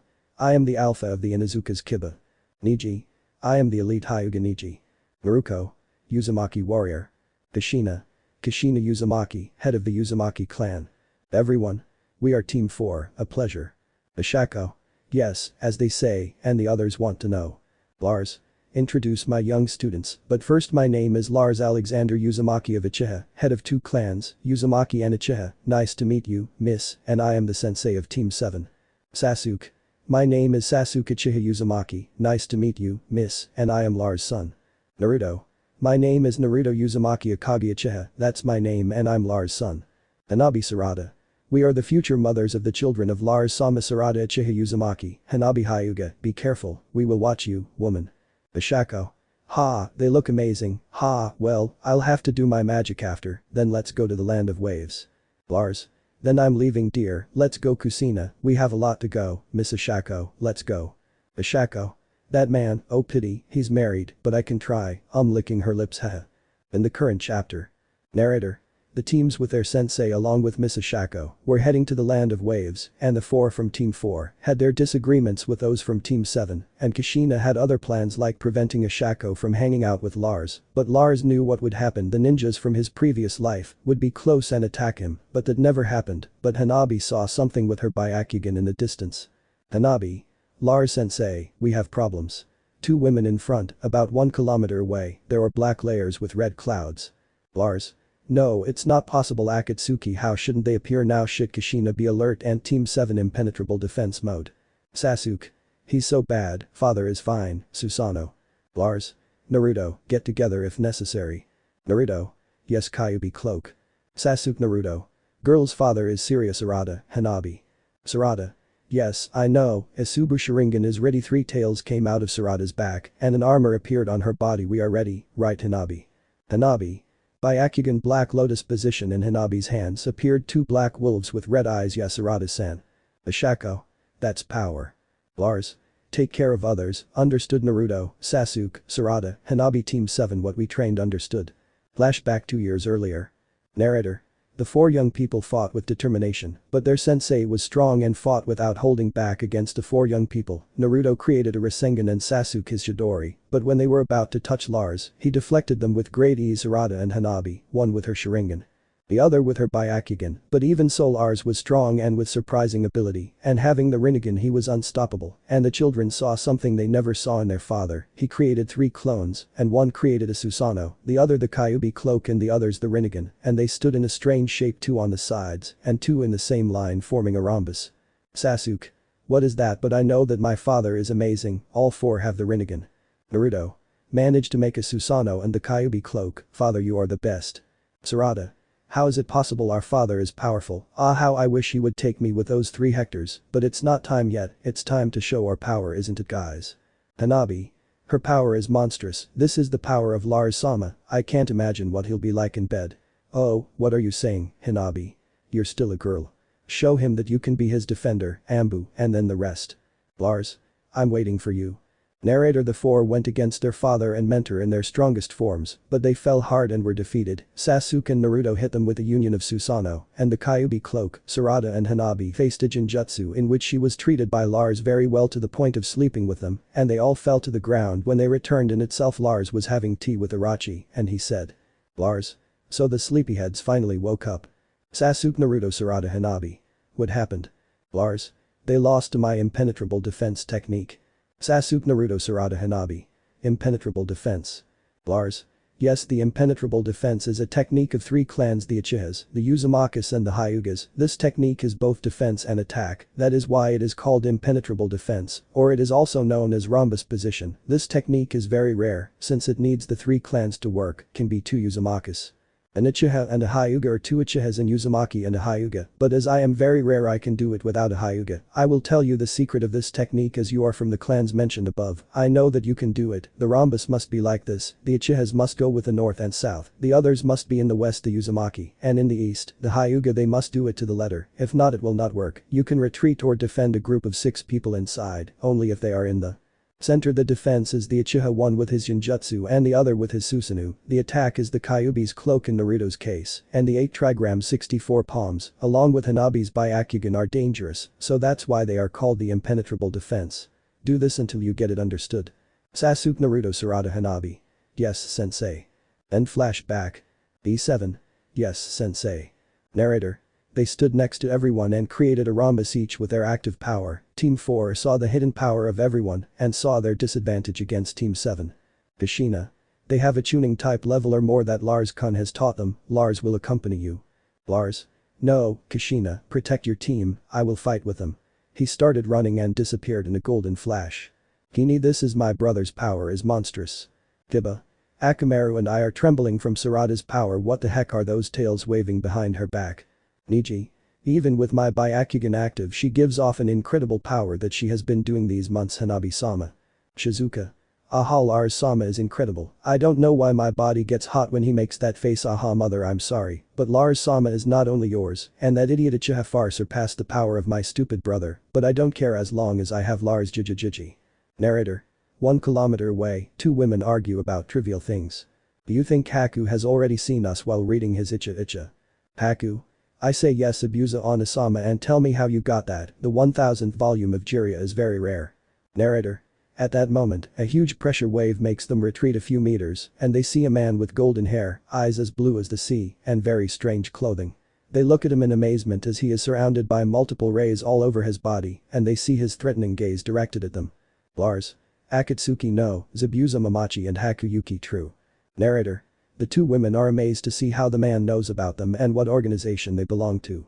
Zabuza. How is it possible that you know who we are, Lars? Haku. I don't know why, but I feel like this man could kill us. Lars. It's better that you listen to your friend Zabuza, I'm more dangerous than you think. Zabuza. I don't think so, she went with her weapon, but it was bitten by a huge fox head. My Kubakirabacho stopped by the Kyuubi. That's impossible, you are Naruto, no. You are not, I see in your eyes that you are not a child, you are his father, that you are Lars Alexander. Well, he sees how the fox bites his weapon. Narrator. At that moment he moves his hand and she is thrown into a nearby lake but lands on her feet in the water while she watches in terror as Lars' clothes return to their original color after having taken out the Kyuubi in front of them. Lars. What's happening? They don't want the Jinchuricus. Here's one. Come, I'm waiting for you. Zabuza. Wait, Jinchuricus. No, Akatsuki Blood Moon doesn't want Jinchuricus, it wants you. Lars. It seems that your master has in mind. Zabuza. I love it, hahaha, if he's not a man, all of us in Akatsuki Blood Moon are women. There are no men, I don't care. I know your team is stupid, right, Haku? Haku. The very imbeciles are here ready to fall into our trap, fools. Kushina. Lars, one of the Akatsuki members is attacking your children. They told us to come and give you support. Lars. Kushina, you didn't fall into a trap, go away, they are on another level. Narrator. At that moment Zabuza sticks his sword in the ground and Lars gets careless. Writer. Change Zabuza to his female version and Kakashi to Lars, and the team is Kushina's is in the place. Lars. Ha, that's not true, it's the same thing that happened to Kakashi sensei that time he let his guard down. Kushina. Lars-kun, you'll pay for this, you damn cat. I came in. At that moment, a silver-haired woman in a strange outfit skidded and breathed heavily. Who are you? Damn, I didn't think those brats were so strong. Ha, at that moment two swords are stuck in the ground, one purple and the other orange. Those were Sasuke Susanoo, along with the power of Naruto's Kyuubi. Damn, also that three-tailed Jinchuriki almost killed me. Ah no, it's true, she moved and two girls hit the place and made a huge hole in the ground. They got up and the woman saw the terror. The Hyuga saw her without changes in her face, but she felt a wave of thirst for blood. The Uchiha saw her wanting to kill her, but her murderous instinct was greater than the Hyuga. What are you? Anabi Sarada. Lars sensei. Naruto. Sasuke. Father, no. Lars. Calm down, they haven't defeated me yet. Haku. What did you say? Look at yourself, you are at our mercy. Narrator. At that moment, Lars Sorio's smile sank into everyone's bones. Lars. As I said, this prison is nothing, learn well, Sasuke, because you will only see it once. Susanoo. Perfect Kyuubi cloak mode. Writer. Instead of blue it will have the color of the following photo below the video. Change Madara for Lars and the cage for those of Akatsuki. Also the surprised one is Kushina. Play the video from minute 014 to 050, nothing more. Narrator. The powerful Susanoo was enormous and was bigger than the Baija Zabuza, and the other enemies were just ants before Lars, who only looked at those women, but the most surprised was Kushina, who remained impassive before Lars. Susanoo. Kushina. That's a Susanoo, but I only know 6 people who do them. Madara, Mikoto, Itami, Obito, Shisui and now Sasuke, but Lars is not an Uchiha. Oh yes. Kini. Mom, don't stay there, he's very strong, come on, Mom. Naruko. If it's true, let's go, Mama. Lars sensei will take care of this. Kiba. That's right, sensei, come on, we have to be with the others. Niji. That's right, sensei, come on, they are on another level. Kushina. If we go. At that moment, Sasuke Susanoo covered them with his wings. Lars. Now come on, I'm ready. Zabuza. Haku, for now we leave you, Lars, next time it won't be so easy to intimidate us. They disappeared and Lars returned to normal. Lars. Let's get to the land of waves. Sasuke, take everyone. I have a bad feeling about what happened here. I'll see you there without breaks. Sasuke, I trained you so hard for this. It shows what our family is made of. See you later. I'm going ahead. Kushina, you're in charge, and Team 7. I don't want any problems. He started running and disappeared in a golden flash. Narrator. In the land of waves, a woman was being pulled by her hair by a man with glasses while a girl was hitting a man and she said, "Leave my mother alone you damn fatso," but she received a slap from him and one of his men kicked her on the ground aha cough cough. Mercenary. Nobody messes with the cat master, stupid girl. Now stay there. Well he put his foot on her back hahaha. Hat. I told you no Tsunami I want you to be my wife, but you refused now I will take from you what I want, but first guys take off your clothes I will enjoy this hahaha. Tsunami. Damn it, don't come near me, no. Mercenary. Whatever boss says they ripped off her blouse and she covered herself the rest is still missing hahaha. Hat. That way you learn not to make me wait Tsunami. Narrator. At that moment, Lars arrives and sees a group of people standing in front of a house, including a small man with glasses. A girl is on the ground with a man's foot on her back and a woman is being pulled by several men without her top on. Naruto. Hey, you guys leave the lady alone and take your foot off the girl or I'll kill you. At that moment, the men saw how the man in front of them looked like he had a huge fox behind him, while they saw how he looked at them with murderous intent. I said take your foot off the girl and leave that woman alone, you bastards. The temperature of the place dropped suddenly and the man in charge of the group of mercenaries could not believe what he saw that they did not hear. A huge shock wave occurred and everyone immediately backed away as he walked with a steely temper and took the girl very carefully, took her into the house and walked back towards the woman. Lars pulled a scroll from his back and it burst into smoke, producing a sheet and he put it on the woman who covered her bare chest with her arms. He covered her with the sheet and said okay miss she nodded, surprised by the kindness of the man who treated her well. He smiled now leave it all to Lars Alexander Uzumaki Uchiha at that moment, he became serious and looked at everyone and said it is a scoundrel what they did, who are they? Mercenary. No, that's not true Lars Alexander Uzumaki he falls with a face of pure fear, you defeated two Bijas. Hat. Silly it's just a simple name the Hokage of the Leaf Village would not come to this place at that moment Lars came to him and with his fist hit his arm and broke it, aha my arm haha you are a son of a bitch, you face my cat at that moment he saw his group that fell dead on the spot it's not true the powerful Lars here no wait and he runs off to a boat and leaves you'll pay me Lars Alexander. Lars. I don't think so, but I'll make you pay for this cat Lars returned to the house and saw the two and said are you fine wait Lars put his hand on the little girl's body and she is healed quickly. Lars did the same with the woman entering the house, well the two saw Lars as a hero, now you are fine, you should have almost arrived at that moment, a bang outside the house is given and Lars smiles going out and seeing the huge Susanoo fast as always Sasuke. Yes, father, team 7 and team 4 are here. Ashako this is my house my daughter. Lars. Don't worry Miss Ashako, they are fine and I already got rid of them. Ashako looked at the bodies of the catmen in the place and knew that Lars was dangerous, your granddaughter and your daughter are fine now, what confuses me is how old you had your daughter. Ashako at 13 years old because yes I was young, but I still tried to get a partner hahaha. All. Perverted. Lars. Let's rest and hope nothing else happens, I hope. Narrator. A few kilometers from the village there was a cave in which 3 women entered. Inside this cave 3 others were waiting for them and Zabusa was the first to speak to a woman with golden hair, wearing the same trench coat as the others. Zabusa. Sorry for not arriving sooner, but Lars-sama has monstrous power. Tsunade-sama the woman turned slowly and sought Tsunade. Tsunade. How is it monstrous? Tell me once and for all, you failed and ran away like the coward you are. Haku. It's true, Tsunade-sama Lars has the perfect Susanoo, Kyuubi's cloak mode, he's bigger than me, and they're Goki. Yes, Tsunade-sama and his children are incredible. Now I know why they are called prodigies. Now I want to take off these clothes. It's impossible. I couldn't fight well in these clothes. I'd better go back to my old clothes. Tsunade. You two Kikyo then we will go in a week since the good thing is that I brought 2 more Jinchuricus Killer Bee, the carrier of Jayuki and Teiya the carrier of Son Goki. Killer Bee Teiya. Yes Tsunade-sama. Narrator.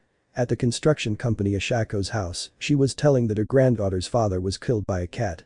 Ashako.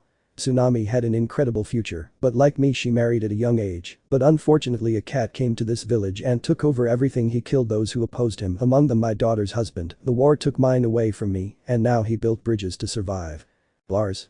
Now I know everything, tell me a place where my students can train without destroying the village. Ashako.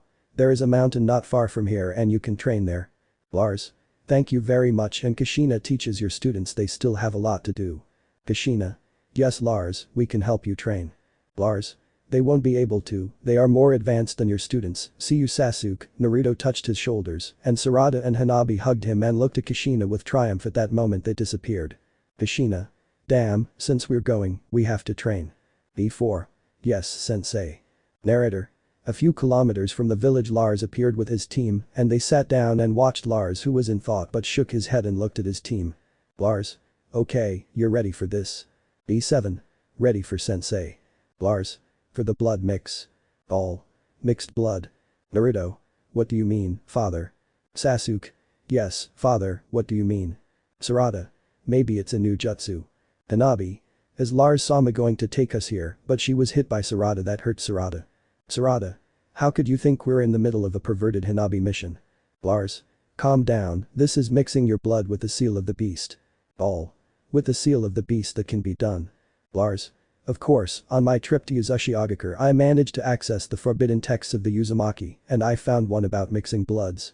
It allowed having Kekkei Genkai from other clans, making the ninjas stronger, but that's why Uzumaki was eradicated and these lost texts, or rather, placed in the Uzumaki safe chambers, and since they were exterminated, only a few were able to escape, including Kushina, Karen, and others that I still haven't found. But now tell me, do you want to mix your bloods and have Kekkei Genkai from other clans? Sasuke. I accepted, father. Sarada. Me too, Lars sensei. Naruto. Me too, father. Hanabi. I'll do it, sensei. Lars. Okay, let's start from his clothes. He took out 4 seals with a strange symbol on the papers and said seal of the beast transforms one into 2 bloods, making a huge series of hand poses and said ready seal changes its blood in each of the papers. He put a drop of blood and put them on their foreheads and they started to scream resist, it's just a moment and your blood will mix with the ones I gave you, let's resist. At that moment the 4 expelled steam and Lars lifted them up and put them against. Iraq, at first you will not feel changes, but train, and you will see that your bodies will awaken. Your bloods now dormant for now rest. Tomorrow will be a hectic day. Narrator. Kushina tried by all means to make her students learn the basics of walking on water, on trees and other things, but her son and Kiba felt they could do everything, but they didn't succeed. Niji, Shizuka were more advanced and were able to walk on water, while Kiba and Kenny were like dogs, they couldn't stand each other.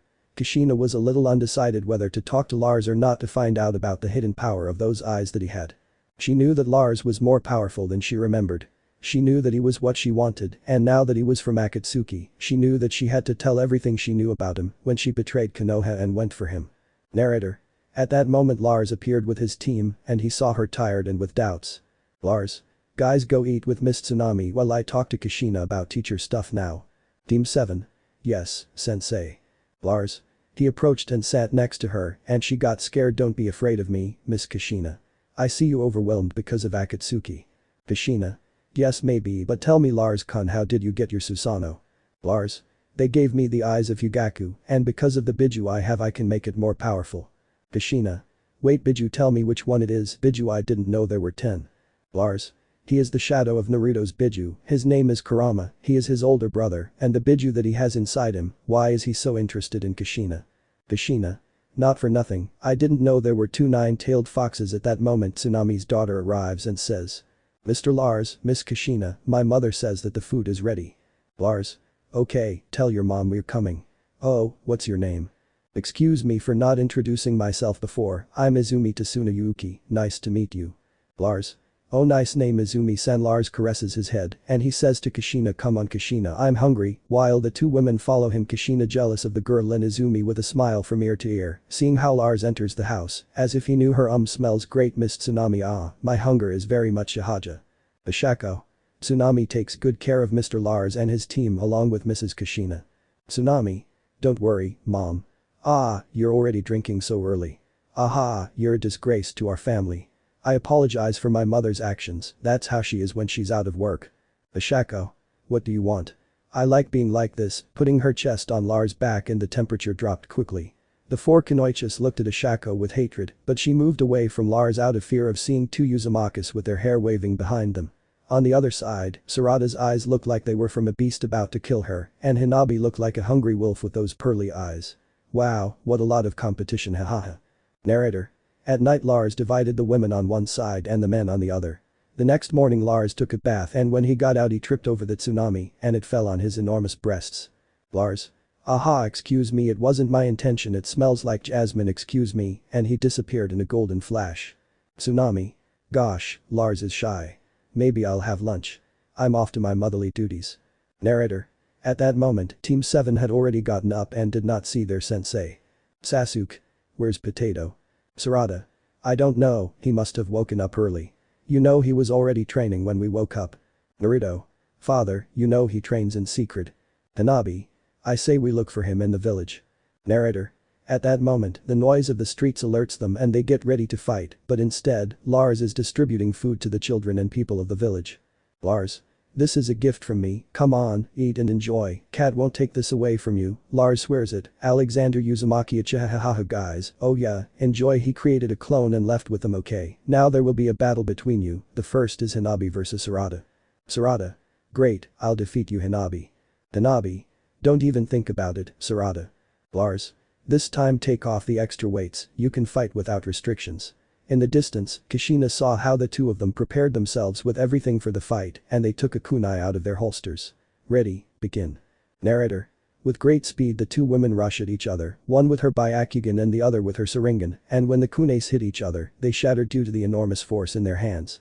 The two hit each other hard and separate, looking at each other defiantly, they take out the two storage seals from their backs and say. Sarada. Get out of their Bakugan from the storage seal came out a sword with a white sheath and a chain that broke when she took it out the sword as black as night in Sarada's hands, a gift from my aunt Madara. Hanabi. Then I won't just sit back and do nothing either, Sarada, get out of there Shizendo half of a pair of scissors came out of the seal what do you think? This is a gift from Lars Sama, die of envy, Sarada. Sarada. I'll tell you that having had Lars between your legs is dying of envy. Lars. Since it wasn't a dream then, what the hell did I do? Grabbing his head. Hanabi. How dare you tell me that we didn't say we shared it Sarada at that moment she became faster and Sarada had to cover herself from the impact of Hanabi's swords while she was attacking her with great speed from different points, Sarada had to get out of that storm of cut Sarada consider yourself dead with speed, Sarada saw how Hanabi looked more violent and faster than normal, we had an agreement the sword collided with her sword and the sound of metal was heard as it collided with Sarada's weapon and she saw her mistake I assure you that I was very fond of you, but now we are rivals. Sarada. You knew I couldn't waste that was my dream and I fulfilled it, but we can still do it, friend she was surprised by a cut that her friend made and Sarada had to replace herself with a clone, so as not to be cut in half well, if you want us to be enemies, we will do it Haya. Narrator. The two swords clash with force, cutting everything in their path. The power of both is tremendous, speaking their truths. Sarada. Always the smart one in the class next to your sister, I always envy you with that aura that makes Lars-kun caress you more than me Hanabi cut, she resisted it, but not completely, because the divine cut the place in two, always the tender one of the group. Hanabi. You don't have to judge me as busty the cut was resisted with force and determination by Sarada, you're a size bigger than me. Sarada.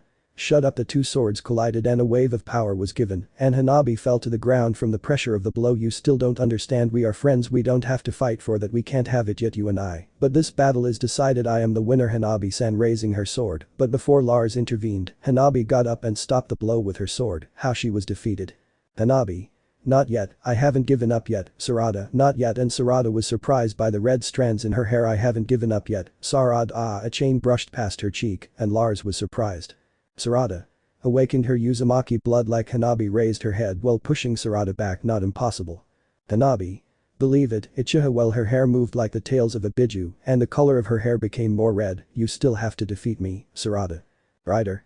Play from minute 007 to 023, from there skip to minute 112 and from there continue below with the dialogues until the end of the video, but instead of being with the swords he doesn't have them, they fall and get embedded in the ground, forget about the gate crashers. Sarada. She still has strength, damn, she's fast while they hit each other hard and Hanabi made a tornado with her Shizendo. Hanabi. Do you think that because he has been together for a long time you think you know everything about him? Tell me Sarada, how he likes his ramen, what he does in the mornings, how he behaves in front of others. Tell me Sarada, do you think you know everything about him? Why do you live with him? Of course not. Take this as decapitation mode. Sarada could barely escape that fatal blow and fell with a smile on her face and got up, looking defiantly at Hanabi. Sarada. This isn't over yet, Hanabi, the real battle is just beginning, ready. Hanabi. Of course smiling. Narrator. The two went all out hitting their weapons with all their power, while Lars watched as the two girls had a look of happiness, while the place was swept by the impacts of the swords, while Sarada's hair slowly turned red. Hanabi. You think I don't want to have him all to myself, of course I do. Sarada. Who not? I also wish it was mine and only mine. What would you do if I told you? Tell me, Hanabi. Hanabi. I don't know and I don't want to think about it, raising her fist and hitting Sarada's arm which covered her and became a little disoriented and made a huge crater behind her. Sarada. Well, I don't want to know either, you idiot, kicking her in the stomach which knocked her back a little, making a crater behind her. Hanabi. Damn it, then if we're going to share it, let it be fair, Saradaya. Sarada. Then let's finish this, the winner will go first, and the loser will wait for her turn. Hanabi. Sarada Hanabi. Aha, the impact hit hard and Lars covered Naruto and Sasuke with his Susanoo to protect them from the implosion. When the impact ended, two swords fell to the ground, with force embedding themselves in the ground with force. Aha, we're not done yet. When seeing them, Lars saw the Uzumaki adamantite chains behind their backs, and that impressed him, because both of them had completely red hair. Sarada. What was agreed upon is dead, the one who is standing will be the first to go with the expert. Hanabi putting her hand and creating a Chidori. I am not defeated yet. Hanabi. Hanabi. I say the same, multi-shadow clone jutsu creating two clones which began to create the Rasengan. Are you ready? This will be the end for one of the two. Sarada. Sarada. I say the same thing already with the complete Chidori, and Hanabi also had the Rasengan. Narrator. The two went, and when they were a few inches from touching each other, Lars pulled them away and said. Lars. It's enough, you've shown that you have a good level, Sarada. Hanabi, how much trouble have you given me? At that moment, they fall asleep from overexertion and hold on to Lars tightly. Okay, for now I'll be whatever you want. Naruto, Sasuke, let's go and bring your weapons. Naruto. Sasuke. Yes father, those two are crazy, if mom finds out they will kill them. And Sarada. Lars. Hold on, we're leaving. At that moment they disappeared. Narrator. In the distance, Kushina couldn't believe what she had seen. The two had red hair and had awakened the adamantite chains. Kushina couldn't believe that those two were Uzumakis. Now she knew that they were of a good level or were in the Anbu group for their skills in battle. But now she had to train her team. She knew that soon her team would arrive there in a month. Now she was teaching her group to master Taijutsu and their strength in combat, and she knew that now those girls were her enemies, and she was jealous of Sarada and Hanabi for making a competition for Lars, and she disappeared into smoke in another place. Kurigakure. The reconstruction was in its final stages when the powerful Rakubi appears, slowly moves and says. Rakubi. Mizukid shouted loudly, and Mei left the village. There you are. Tell me who locked up my sister Isobu. Where is she, or I will destroy this place, I swear. Tell me. Mei. We don't have it, Great Rakubi has it, Konoha has it, and it was Lars Alexander Uzumaki, he was it. Rakubi. Okay, I'll believe you, but if you lie to me, I'll kill you and destroy this village until everyone is exterminated. But for now, Konoha, you're my target. Consider yourself dead. Slowly walking away towards Konoha. Mei. I want someone to be sent to Konoha, it's a matter of life or death. I'm sorry Lars, but you're in a big bind now. Narrator. Elsewhere, Lars was doing poses and hand seals to improve Sarada and Hanabi's new Kekkei Genkai, which were being pampered by Lars to improve the beast seal on his chest. Lars. This will be difficult because they won't stop moving. I'm finished polishing their Kekkei Genkai, they still need to, but they could face a tail of the Kyuubi with ease, but don't overdo it because these chains consume a lot of chakra. In Sarada's case there are no problems with having a Sobu, but in your case Hanabi, you will have to handle it calmly if you have the incredible chakra reserves of the Uzumaki, but even so you have a great disadvantage, you get exhausted quickly like your Sarada. Don't overdo it despite being a Jinchuriki. Hanabi. Tell me, Lars sensei likes women like me. Lars. To me they are all beautiful, and you are one of those. Hanabi. If someone tells you that you are not beautiful I will kill them, you understand? Now stay like that while I finish. Sarada. Hanabi, I know that was treacherous, but I said it so we could really fight. Sorry, but temptation won. Hanabi. And so what? I won't forgive you easily, and I tell you that you will have to earn my trust again, and it will take me a while to trust you again. Sarada. Sarada. I know, friend. Hanabi. I'm not your friend, tell me. Hanabi, I'm very angry with you, Sarada. Lars. Calm down, let me finish. Narrator. In the Leaf Village, Madara was very stressed. The powerful Rakubi was coming to the village, and the only way to get to the Land of Waves was by air, and he designated Diana one of his most powerful group, Akatsuki Celestial Moon. Madara. I want you to go to the Land of Waves with one of your clay beasts and bring my husband along with my children and the daughter of the Hyuga to stop Rakubi. Understood. Madara, tell Diana, go now. Diana. Yes Hokage-sama. Narrator. She headed to the Land of Waves quickly, while Rakubi headed quickly to Konoha. Rakubi. I'm going to kill you, Lars Alexander Uzumaki, and I'll tear your village apart. Increasing his speed. Narrator. A few hours later, after Diana was given the mission, she had already arrived. On her back was the seal of the beast, and she arrived at the Tazuna house and knocked on the door, but she fainted when she saw Lars without his shirt and his hair wet, and he caught her immediately. Lars. Odd Diana wakes up half an hour later. Diana, you finally woke up. Diana. I saw his body, but what body does he have to say? We have a problem. Rakubi wants to eliminate the Leaf Village by sealing his sisters. Madara-sama says it will be an SS mission, one of the most difficult, that it could even be SS+. Lars. Don't worry, my team and I are ready. Let's go, Team 7. We have a mission to complete. Hanabi, you will be a new Jinchuriki. Kushina, stay here with your team taking care of Miss Ashako and her family. We will leave clones for backup. Without further ado, we will go. They jumped and put their hands on Lars' body and disappeared at that moment. Kushina. They are really fast. Narrator. A few kilometers from the Leaf Village, Rakubi was about to fire a Bijidama when a blow makes her miss. That was Lars with his Susanoo. At that moment, Isobu appears and hits her, causing her to retreat while the Susanoo Kyuubi forms. Those are Sasuke and Naruto, while Hanabi is on Isobu's head with her adamantite chains around her body. Rakubi. So the best ones come to stop me with my sisters. Isobu. Listen to me, Seiken. Lars will give you a good human, and he doesn't want us to be his battle pieces like the other villages, he wants to protect us. Kurumi. Seiken, you don't have to do this. We are at peace with our Jinchuricus. I know that the previous ones used us as their weapons, but he doesn't. Seiken. I know that you are not the ones talking to me, they are those Jinchuricus, but by killing them they will free themselves from their chains. Acid bubbles at that moment. Sasuke, Naruto, along with Sarada and Hanabi, leave the radius of the attack which destroys everything in its path. Tell me where that damn vermin called Lars is, does he not show his face? Sarada. Hanabi. What did you say? Take back those damn words. Naruto. Sasuke. Calm down, just as sensei said, this battle is for the greater good. Naruto. Come on Sasuke. Sasuke. Yes, Naruto. Narrator.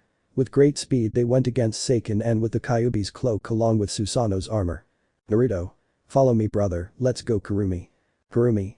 Don't give me orders, you spoiled brat, come on, come to your senses, Seiken biting her neck and throwing her far away, causing her to crash into a mountain near the place. If you don't come to your senses one way or another, sister. Sasuke. Give me control Naruto. Aha, he lunged with his Susanoo's sword and Seiken hit his tails, making it retreat. Come on Kurumi, hit her with your tails. Kurumi. I already know, spoiled boy giving orders to a Biju who knows what to do at that moment. She gave a powerful blow with her tails to Seiken, who could not believe what she saw, the union of two individuals and her sister to fight with her sister. I do not want to hurt you anymore, give up, and he will talk to you, he will tell you something that you do not know. Aha damn it, at that moment, Seiken's tails grab the Susanoo Kyuubi and crash him into the ground. Ah damn, he caught me. Seiken. Wait, it's you, not that kid. Then Isobu, but Isobu was hit by Isobu and crashed against a mountain. Isobu, actually it's you guys, you weren't lying to me. How? Isobu. You wanted a battle, well, you already have one ready. Hanabi. Hanabi. If chains catch her while Sarada's chakra was transferred to her body chaining Seiken, you will not be able to escape from these chains. Seiken. Seiken. Damn, how are these chains? Uzumaki, but you are a Hyuga like Lars appeared on Isobu's head. Who are you, man? Tell me, were you the one who contaminated my sisters? Curse these chains, absorb my chakra. Ha, curse. Lars. Yes, I know you hate me, but first I'll tell you something and I want you to listen carefully. They are my family and now they are too. Shukaku, Madatabi, Isobu, Kurama, Kurumi, and you are the most important thing to me. Now let's talk inside my mind and I'll teach you something that very few people know. While Seiken resisted, she saw him and said. Seiken.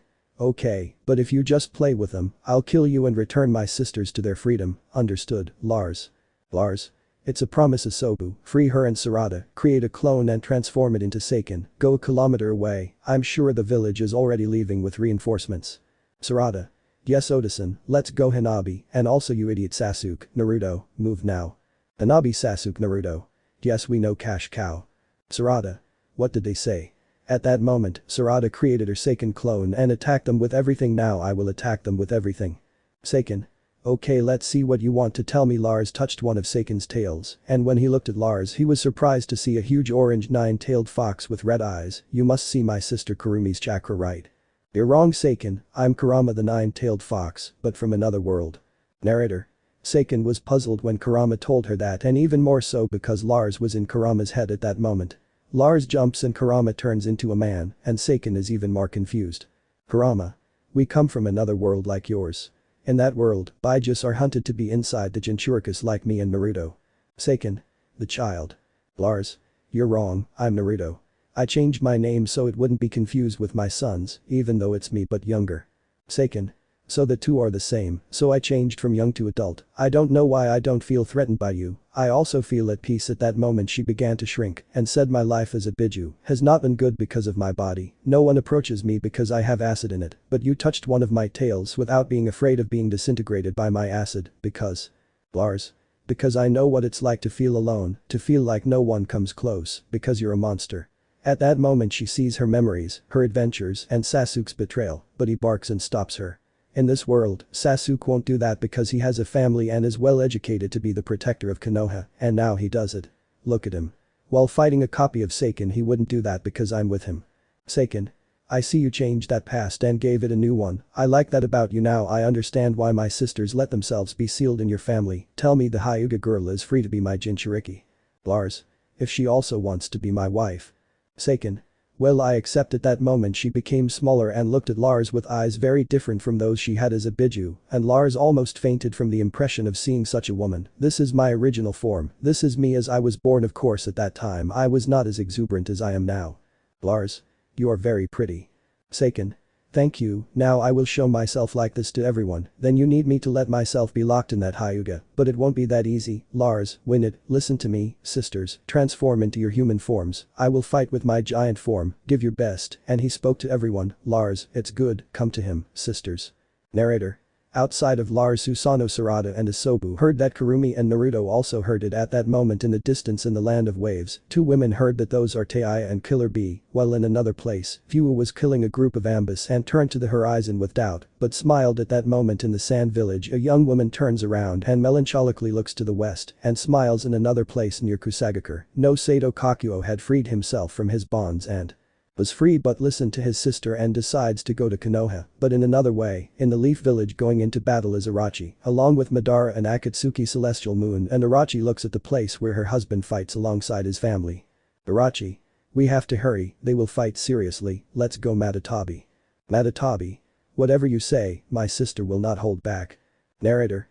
When the Konoha team arrived they saw how Lars Susanoo had Rakubi trapped and Asaji said. Asaji Chibaku 10 but was stopped by a scream. Arachi. Don't even try, my family is there. Madara. It's true Asaji paint, don't do it, it's an order from the Hokage. Narrator. At that moment the Seiken clone explodes and Lars Susanoo is repelled by the new Seiken which sees her two sisters and Lars with his Susanoo. The three Colossi are expectant and Sarada in her Biju form transforms into the new form of Isobu, a woman with silver hair, red eyes and three tails, waving in the wind with Sasuke Susanoo Kyuubi, and Naruto undergoes a great change and transforms, showing the new form of the Susanoo Kyuubi. Kurumi. Let's start Seiken. She unsheathes her two swords and goes against Seiken, which expels an acidic bubble from its mouth, but it is cut by Kurumi's swords, and it destroys a large field of trees when it is divided in two. When seeing it Seiken is surprised, but did not count on that. Behind Kurumi came out Isobu and hit Seiken hard in the stomach, which spits out a little acidic saliva. We're fed up with your whining sister, while Hanabi puts the posts to trap Seiken with the beast seal. Lars. Everyone move aside. Kurumi, Isobu, they leave the sealing range, and Lars says it's time. Beast seal. Another Seiken comes out of her shadow and ties it up with its tails and looks at Lars. Hanabi. With great speed she appears and Lars puts his hand on her belly. Seal Uzumaki chains come out of the beast seal and tie Seiken up and she says. Seiken.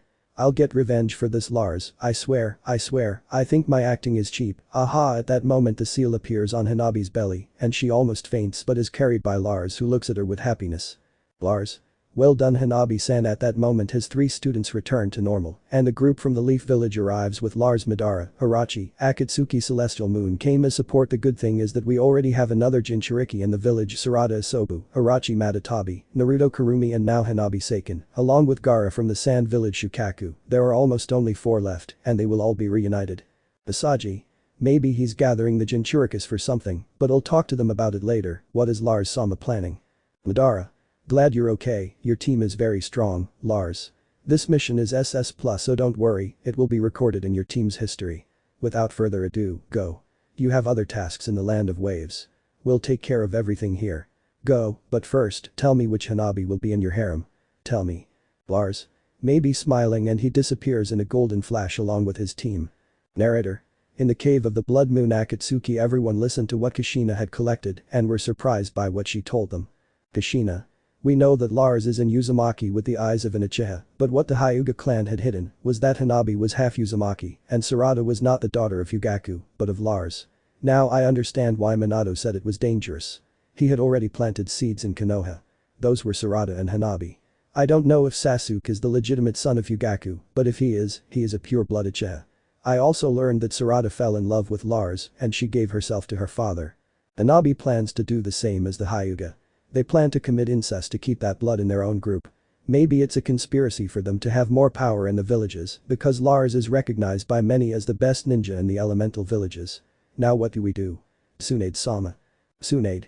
It's dark, but many clans do it to keep the blood pure, but that's a lie. Having children with your daughters, that is horrible in terms, but for them it's normal. Now I see why Madara was the first to have children with him, so as not to highlight things of incest with the daughters of other clans, but now the council gave carte blanche to Lars to put women that he considers capable and strong for the Uzumaki clan, but not all is lost for now. We will only test his power and abilities. I knew that he went to hunt Rakupi, right Kushina? Kushina? Yes, and she said that Hanabi will be her Jinchuriki. I know that Lars has the 9 tails, 3 tails, and now he will have the 6 tails. We are at a numerical disadvantage, but we can still fight and retreat quickly so that they can show the power of their Bijus. Sasuke does not have a Biju, but we know that the 5 tails was in Kusagakure no Sado, and now he is free. His Jinchuriki died and now she is free and we do not know where she is going.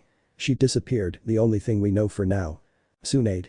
If you continue like this, Kushina, and keep informing us of everything for now, in 2 more weeks we will attack, and that stupid cat, I will kill him. He told us that he would give us Ashako's daughter and granddaughter. That damn thing is still the Kunoichi of the cherry trees, and her daughter the snow warrior, and her granddaughter the creator of the snow dome. But the very stupid tried to contradict me, and now that dog has not returned, but wherever I find him, I will tear his head off without further ado. Go Kushina, he has surely already arrived in the land of waves, and another thing, your daughter will be an asset of Akatsuki. If she wants Lars, tell him to join us, understood?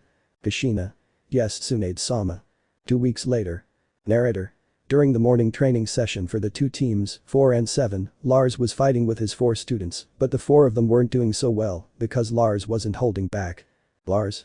If you want to be faster, you'll have to beat me. Stopping Sarada and Hanabi, who were expelled with a blow from Kurama's tail. Sasuke and Naruto got along very well, but Lars was fast and rough with them, and they ended up crashing into Sarada and Hanabi, who got up from Lars' beating and ended up on the ground. The 4. And so you think you can beat me? Go on, you are not ready for this yet. I'll tell you something, your problems come from not seeing yourselves as a team, you just want to see who is the favorite and not lifting them up. You are my pride. The 4 of Team 7, never forget that. Take a bath, and I'll see you at the bridge in 30 minutes. Miss Ashako is almost finished the Valence bridge.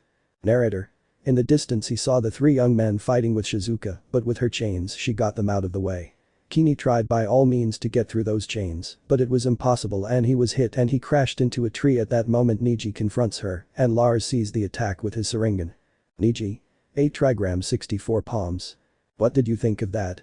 At that moment Niji saw Naruto in front of him, but she was laughing and she showed the chains on her body that protected her. What chains on her body? Naruto. It hurt a little, but I didn't give you the chance to attack me with that deadly technique. Niji. Niji. It's not possible. Kiba. I'm still missing, Akamaru, let's go fang to fang. Kiba. If we manage to destroy his chains, Akamaru. Lars. I don't think so. Niji. What are you saying? It was a direct hit. I don't think he could have withstood that attack. His chains were surely destroyed. Kini. What do you know, old man? Kiba. It's true, she couldn't bear it. How impossible! In front of everyone was a dome with chains, and when they were removed, Shizuka came out unharmed. Since it was my strongest attack, how did her chains manage to withstand it? Lars. Because they are pure adamantite, the Uzumaki create them with their chakra, idiots, but that technique can be improved, but you are not ready to withstand my Rasengan at 15%. Naruto. Of course I am, I'll show you, come on, attack me with everything. Kushina. Naruto, you're not ready yet, he surpasses you and by far you're not very powerful, even with the Kyuubi's chakra you're no match for him. Naruto. Come on, I'll show her that I'm stronger than Sarada and Mother, don't interfere. Lars. Okay, but let's do our best. If you win you can do whatever you want with me for one night. If you lose you will undergo very rigorous training with me after this mission. What do you say, almighty Miss Uzumaki? And you will join my group to Team 7. What do you say? Of course I will talk to Madara-sama for that, and you will learn that having power is not everything. Are you ready, Naruto? Naruto. You will be mine tonight, Adamantite Chen DMMU, Adamantite Chain DOME. Lars. Rasengan 4%. Rider. Change Itachi for a dome and imagine the rest. Lars ran with speed and slammed the Rasengan into the dome. The attack hit hard and destroyed Shizuka's chains, and she remained impassive while the Rasengan pierced her dome of chains. While the attack continued advancing a few hundred meters and pierced several trees, destroying their trunks. See, you are not ready, yet your chains could not receive 4% of a Rasengan. Shizuka. As my chains can withstand the attacks of my foolish companions like with Lars sensei, I can't stand them as he is a monster, but I like to be dominated, falling to her knees while seeing pieces of her chains on the ground. It can't be my chains broken by an attack, it has never happened to me before. Lars. When we get to the village you will be on my team and I will put you up to date with a shadow clone of mine. We will be the first group of 5 members. I hope you are ready for this, Shizuka, because I am going to enjoy it. Without further ado. Keep training in Kushina. I will wait for you and your team in 10 minutes at the Ashako bridge. See you disappearing in a golden flash. Kushina. I told you he's there, another one, but she was interrupted by a laugh. Shizuka. You know, mother, I have been waiting for this for a long time, finally my dream will come true, ha ha ha ha ha ha ha ha. Kushina. Who are you, or rather who are you, Naruto? Nijikini Kiba. This woman is crazy. Narrator. On the bridge, Ashako is finally finishing her bridge and Lars and Kushina are watching Ashako's work. Ashako. I finally finished, now it's a pleasure to name the bridge after you, Lars. Thanks to you my family is safe from that vermin called Cat. Now I can do. Pat. I haven't been defeated yet, isn't Ashako the cherry blossom Kinoichi? Ashako. I don't call myself that anymore, and besides, I'm just a bridge builder. I'm not what I used to be. Pat. The bloody Ashako, that's what they called you, right? They say you could kill an entire group of Anbu with ease, and I've brought reinforcements. More than 100 renegade Ambus were after Cat guys. Catch her, and you can do whatever you want with her. Oh, yeah, one more thing. I want her daughter and granddaughter alive, do you understand? Lars. I don't think so, I gave you the chance to leave Cat, but now I'll kill you. Team 4 and 7 protect the citizens now. Ashako. Team 4 defend Ashako's daughter and her granddaughter. Did you understand? Kushina. Kill all the Ambus, I know you can. B4 to 7. If Lars sensei. Kushina. Don't worry, I'll kill them. Adamantato Tenkin. Adamantite daggers. From behind her came out multiple daggers that killed half of them, but they made a wall of earth, but that didn't stop it, and it went against them, destroying it, and with its pointed chains, it impaled everyone, while Lars went slowly towards Gato, while teams 4 and 7 supported each other, as men arrived in a boat to the bridge trying to reach the village, but were defeated by both teams. Pat. No, impossible, like damn you, you Lars, damn you are you ha ha. What, behind him a woman strangles him, ha ha. Tsunade. Ha, no wait, we still have a deal, ha. Tsunade. No, no, no more. She squeezes harder and cuts off his head with her strength and it falls into the water. Those present could not believe what they saw. It was Tsunade Senju, the slug Sannin, while behind her were 6 women with black trench coats and red clouds. So you're Lars Alexander Uzumaki, right? Well, I'll tell you something. I love you. Do you come of your own free will or do you face us? Lars. Oh, my friends here, we'll have to get serious and hurt you a little. Hikyo. Lars-sama, don't get all worked up. Give yourself over to the Akatsuki Blood Moon and it will just be the appetizer for us. Filler B. It's true, Hachibi, and I don't want to hurt him. Zabusa. Just surrender, Hokage, and you will be rewarded like you can't imagine. Akumi Wani-sama is right, just give in to temptation and nothing will happen to your students. Hey, this will be fun, Yanbi, and the girls have been waiting for this for years, right? New, besides you are in Uzumaki. She nodded happily. Jijijijiji. Lars. To Jinchurika Sabusa, Hoki, that Uzumaki girl, Kikyo betrayed us and Tsunade, a pretty strong group, but now we have the advantage. Guys face Sabusa, and Haku Kushina face the Uzumaki, I face the Jinchurikas already. Tsunade. Now start team 4 team 7, you already know what to do. Kushina. You too. Aha, come for me, Jinchurikis, and you too. Tsunade. Lars began to run and went against the 3 women who were smiling, but they were taken out of their illusion when Lars hit them with the perfect Susanoo. The 2 Jinchurikis changed to their giant form.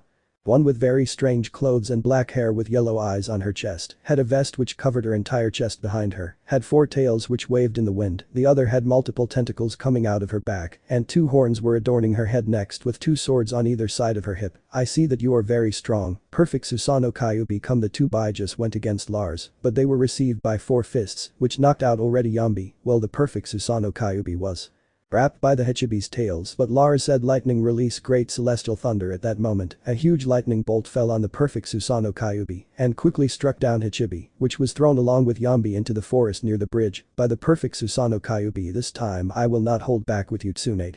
Tsunade. I hope so, Lars. Narrator. Well, the teams fought with Zabuza and Haku, Team 4 with Haku and Team 7 with Zabuza, who received strong blows from the 4 members of Team 7. Naruto with Taijutsu combined well with Sasuke and Sarada, and Hanabi hit his Kubikirabacho, preventing him from defending or attacking, because the power of the 4 made him retreat before the power of the 4, while Haku fought with the 4 from Team 4. Shizuna cornered her with her chains and the others with their techniques, while Kushina knew that the woman in front of her was her clone, but still fought with everyone. Akatsuki, Blood Moon regrouped, but Lars continued fighting with Tsunade. Lars. Tell me why you fight to have me, tell me. Tsunade. I know you are not from this timeline and dimension, you came from the future, and now you plan to have them all at your disposal. Tell me that hypothesis is mine, but I know it's true by your astonished face, right? Who is your father? Have you already been born, and now which of those children are you? Tell me. Lars Alexander Uzumaki, an adamantite chain toward Tsunade's trench coat. Hanabi. Leave Lars sensei, damn. Tsunade. I already see a cross of bloods like a Hyuga with Uzumaki blood. It doesn't matter for now, I'm leaving, but next time I assure you that we will win. Lars, I still have an ace up my sleeve. Goodbye. Akatsuki Blood Moon retired. Writer.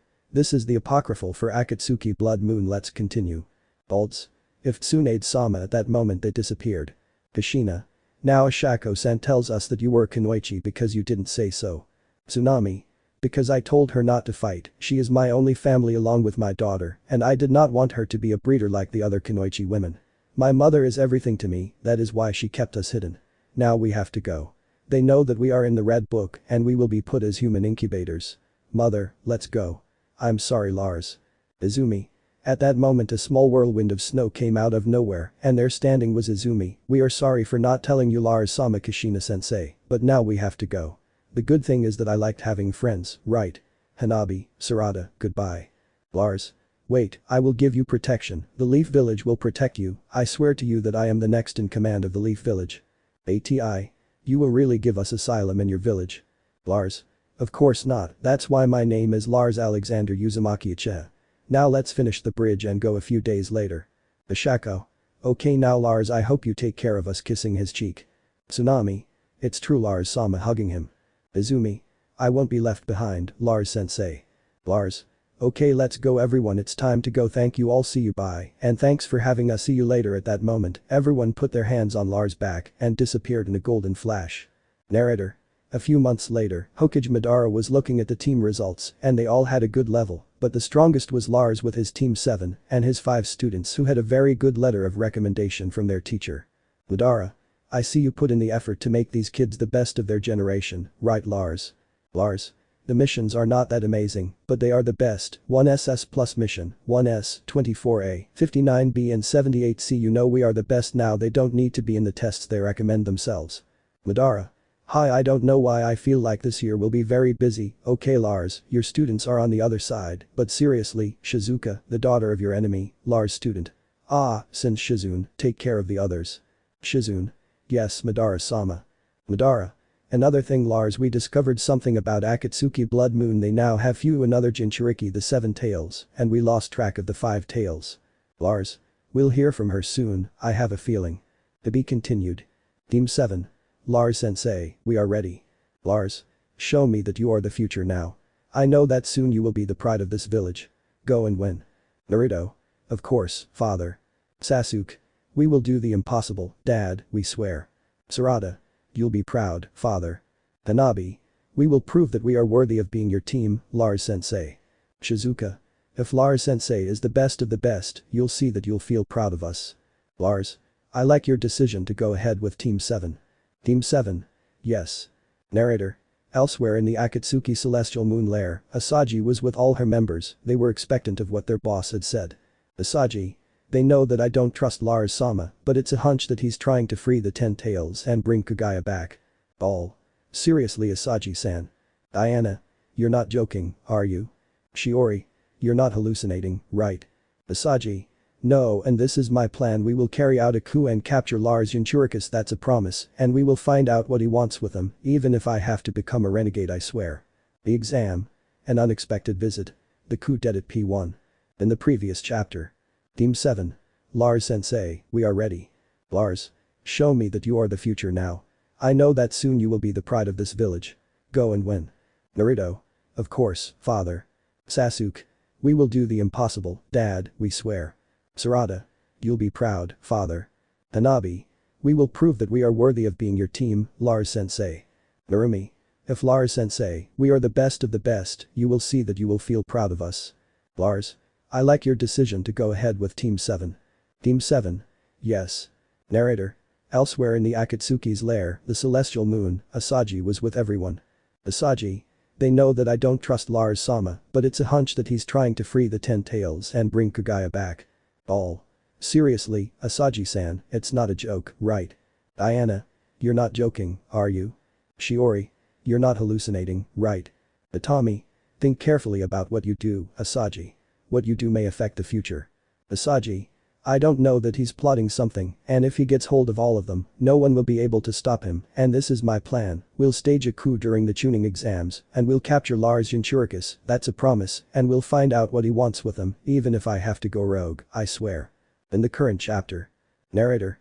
The groups of students came from all the villages and Kenny, Kiba and Niji were about to enter the classroom that would take them to the glory of being the best shinobi, but they ran into a problem. The other groups could not enter because 2 ninjas prevented them and one of their classmates tried to enter by force, but when the ninja was going to hit Tenten, Sasuke stopped him with a kick and Naruto had his katana at his neck.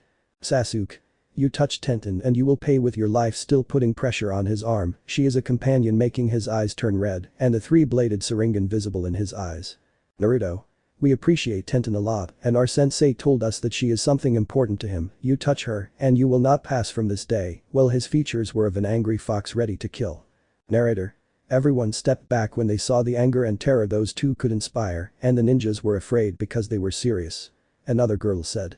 Calm down, our fight during the exams, besides it's upstairs, we're on the 2nd floor, not the 3rd. Kai. At that moment the number changed from 301 to 201, let's go, Team 7, are you okay? Try it, friend. Tenten. Yes, thank you Sarada-san, and I didn't know there were 5, they are very surprising, Sarada-san.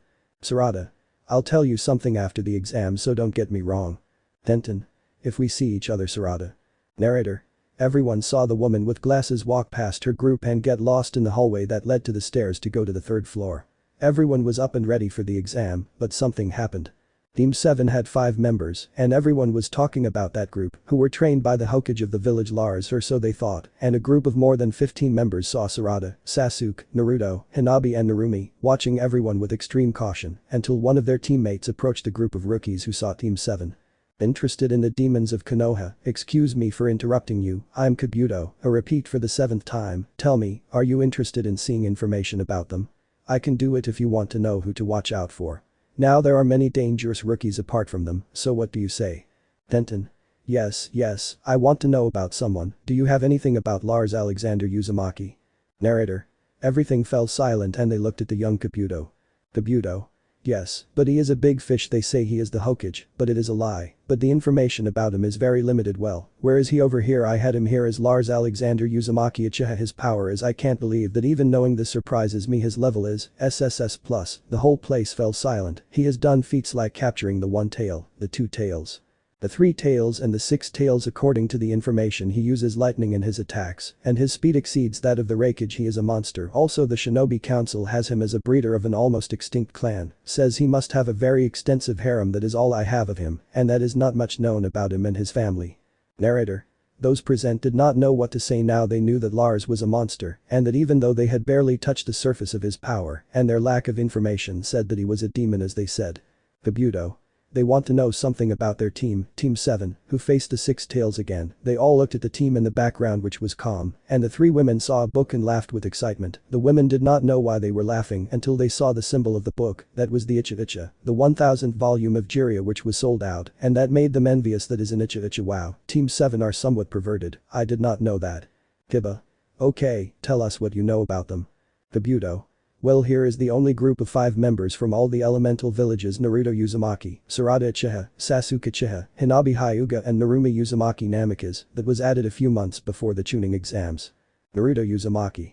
Adopted son of Lars. As it is known, he has the powerful Kyuubi. His power and abilities are relevant, and his confrontation against a group of thugs in missions such as the sealing of the 6 tails gave him a great status along with his companions. Our long and short range fights. His power in Taijutsu is to be admired, and his multiple affinities make him an enemy to fear. His rank is A++. The next is Sasuke Uchiha. His knowledge of Genjutsu, Ninjutsu and Taijutsu as well as his Sharingan ability makes him feared as much as his affinity for fire and thunder, as that of his stepfather Lars makes him feared. He has not been seen with other elements. His rank, A+, is the following. Hanabi Hyuga. Her knowledge of Genjutsu, Ninjutsu and Taijutsu as well as her Byakugan ability make her extremely dangerous. In addition, she has the powerful Seiken, the six-tailed Biju, inside her, which gives her corrosive acid abilities capable of reducing a person to an amorphous mass of liquefied flesh. Her power in thunder, ice and rock jutsus make her dangerous. Her rank is A++, as follows. Sarada Uchiha. Her power as the daughter of Lars is strong, instructed in the art of medical ninja by Irachi, the snake Sannin, instructed by the toad Sannin Jiraiya. Her power is talented in Taijutsu and Senjutsu. Her tuning of four elements water, earth, air and fire make her a dangerous kunoichi. Her way of making strategies in a few minutes is the same as her aunt Madara, and her quiet and cold temperament makes her terrible, and in addition to having a Sobu inside her. The three-tailed Biju capable of creating tidal waves with its water element, her rank A++ is the last of the team. Narumi Uzumaki. Youngest daughter of the powerful bloody habanero Kushina Uzumaki and the traitor Minato Namikaze, her power in Taijutsu is devastating inside her. She has a part of the Kyuubi making her a dangerous woman. Her water and fire jutsus, along with her Rasengan of elements are devastating. Her power has not been corroborated, but it is said that she did an S mission and came out without a scratch rank, B+. It is also said that she could be like a couple of Lars. That's all I have on them. As far as I know it's not all the information, but it said that they can be stronger because of the arduous training that Lars put them through. Narrator. The sound team didn't believe in that and wanted to try it, but one of the members stayed behind with a grimace of disgust at the stupidity of her teammates. Then they moved quickly, but when they were about to reach the team, Sasuke created a pile of bones around his teammates, and the two men hit those bones but got out of it. Sasuke. What do you want Sound Village? Oh, should I say Zakuabumi, Dosu Kanuta, Kintsuchi. Sound team. How do they know our names? Naruto. You are nothing compared to those who faced a Biju, you do not impress us, besides we know more than you idiots think. Dosu. I'm not impressed by his defense. At that moment Naruto was next to him and made him see the Kyuubi. Naruto. What's happening? The fox ate your tongue. Dosu fell on his back in fear of seeing the Kyuubi. You liked it, hahaha. Dosu. You are a monster. Everyone was now sure that facing that group was death. Narrator. At that moment a group of ninjas came in and sat on the sides, and a person came in, and everyone was chilled to the bone to see that serious person with a death glare towards everyone and said. Lars sentence garbage. This is not a circus, and if you want to see a circus this is not for you, so leave this room. You come here to take an exam, not to play idiots. Activating his Sharingan and looking at everyone, and he raised an eyebrow. Well, sit down. I will not tell you again. You will have to solve 10 questions to pass this exam, but the first 9 will be written, and the last one I will tell you in the last 15 minutes of the exam. I do not trust you since I will observe you with my Sharingan active. If there are sentries who will see that everything is in order, you start with a perfect score of 10 points, and every time you are caught copying 2 points will be deducted. If you repeat the offense the entire team leaves. Be careful also if one of your teammates gets 0 the entire team fails. Well, start since you're suffering. Seichunin exam begins. Activates his Senjutsu, and everything turned black in front of them. The powerful Kurama appeared. The impressive thirst for blood paralyzed them, all looking at that fox head with multiple teeth and eyes with the 3-bladed red Sharingan, and Lars took them out of that illusion. By the way, we won't be soft, but I hope there are many candidates, since their next test will be more fun, smiles sideways, and sits looking at the sentries and the candidates who were obviously nervous and were semi-static. Akis, the test has started, move on. Narrator. Everyone there saw his ability and began, some understood and looked for ways to gather information. Kenny was more than nervous, each question was more complicated than the last. Everyone looked at the sentries, some of whom were talking and others looking away. At that moment, Lars is heard. Lars. You 6 in the back outside. Ninjas. But. Lars. I won't tell you again outside. Narrator. Slowly the groups were leaving one by one, being expelled by Lars, until only 27 teams remained. There were only 15 minutes left until the exam ended, and Lars said. Lars. All the remaining groups, the next question will decide if your group stays or goes home. Those who are here are determined to continue or die trying. Tell me, do you want to continue or not? There is something else. Those who answer this last question wrong will never be able to take this exam again. 5 teams retired and only 23 remained. Well, the next question is the courage to face death or defeat, and that is what everyone here faced. Moving on to the next phase of the tuning exam.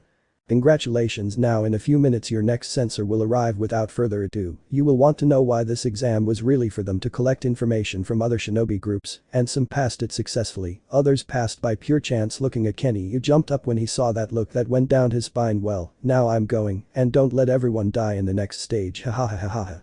Narrator. Everyone's soul was touched by hearing that laugh. The girls on the sheet felt something in that laugh.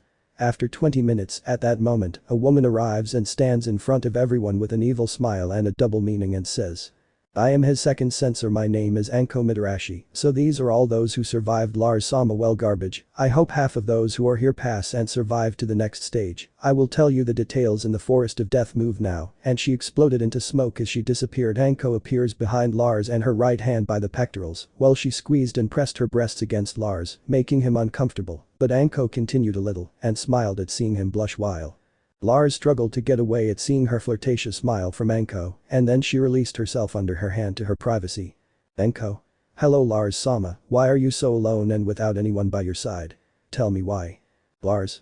Because with me, Miss Anko, because you know that I am in the Red Book of Extinctions, right? Anko. I know I would like to be in his bed. Ah, damn the students. Narrator. Everyone saw Lars' woman being hugged, who was trying to get out of that boa constrictor hug, but when he looked at the teams, he moved away, cleared his voice and said, well, garbage, the tuning stage 2 exam is about to begin. All of you useless people will be given a scroll like these. In Anko's hands 2 scrolls, one white and the other blue. The white one, the sky one, the blue one, the earth one. To each team I will give one of these 2, and you will have to fight each other to find another team which will have one of these that you are missing. Let's take an example. Lars Sama has the sky scroll, and I have the earth one. He will fight with me, and if one stops moving or dies, the other will pick up the scroll and take it to the tower which is in the center of this forest. Now team leaders, come with me and I will assign you a scroll, and another thing, don't show it. Oh, you will be disqualified. Finishing giving the scrolls, they were made to sign a paper where they disclaimed what would happen to them in the exam, then they were assigned a door, and Anko said another thing, you only have 5 days to find the other scroll. Go to the tower. Well, when the signal, the doors open and you can enter and look for the teams and find the other scroll. If you have the sky one, look for the, if you have the earth, look for the sky. Without further ado, start. Narrator. The doors open and everyone runs into the forest. Team 1, 2, 3, Gaara and his sisters, the sound team along with Kabuto and his group are eager to enter the battle, except for Kenny, Niji and Kiba. They know that if they meet Team 7 they are fried, in addition to the sound team who has few friends, along with the other teams dispersed in the forest, while Lars detects an intruder, but it is not normal and says to Anko. Lars. Prepare your group, we have visitors. Anko. Anko. Yes, what Lars Sama says. Narrator. While Team 7 was running, they each took out a communicator from their bags and put it on and said. Naruto. Sarada, you're the boss. We'll give you the earth scroll. Look for the sky scroll. Let's divide into cardinal points. You know what to do. Don't overdo it, Narumi, Sarada, Hanabi. Now let's go. Everyone. Yes, Naruto, everyone move quickly. Hanabi looks for a team with her Byakugan and smiles grimly. Narrator. Elsewhere, about 400 meters from Hanabi, the group of ninjas from the Rain Village were arguing. Ninja 1. I hope we don't run into them. At that moment the place began to turn into a swamp with fog, and they got into position to fight. A shadow stalked them, and from the top of a tree, a thick liquid fell that when it touched one of their umbrellas it began to melt. She threw it, watching as it dissolved, and they saw that it was acid. Oh no, she's here. Ninja 2. Oh no, that's not true. Ninja 3. This is bad, very bad. Narrator. Hanabi comes out of the ground with a death glare and they step back. She moved as if her body was dislocated and drops of a very thick liquid fell from her body that began to eat away at the ground with each step she took until the ground and the things around her began to become liquid, and she said with a hoarse and gravely voice. Hanabi. Where is the scroll? I have to kill them to get it, and she showed her red eyes to the 3 ninjas and they stepped back. Now tell me you have it and what it is. End of the rain. Ah, it's from the earth, take it, it's yours, throwing it into their hands, and they ran with speed and disappeared from the place while they shouted. Hanabi. Wait, I don't want a repeated one, damn it, if I find one of our companions I'll give it to them, if not, they have the same one as us. She left the place and left. Narrator. Elsewhere, a group from the waterfall village beat some grass ninjas to death and tied them up. Ninja 1. Haha girls, we managed to get women and the sky scroll. Ninja 2. Haha, it was like taking candy from a baby. Ninja 3. Let's enjoy them tonight and tomorrow the ma. At that moment the place began to be wrapped in a torrential rain and in the distance, a woman who was walking and the rain stopped in her path while she was dry and had eyes red like blood and flashes of electrical energy were in her hands and a terrible sound approached the six. What is she? Oh no, she is from Team 7. Narrator.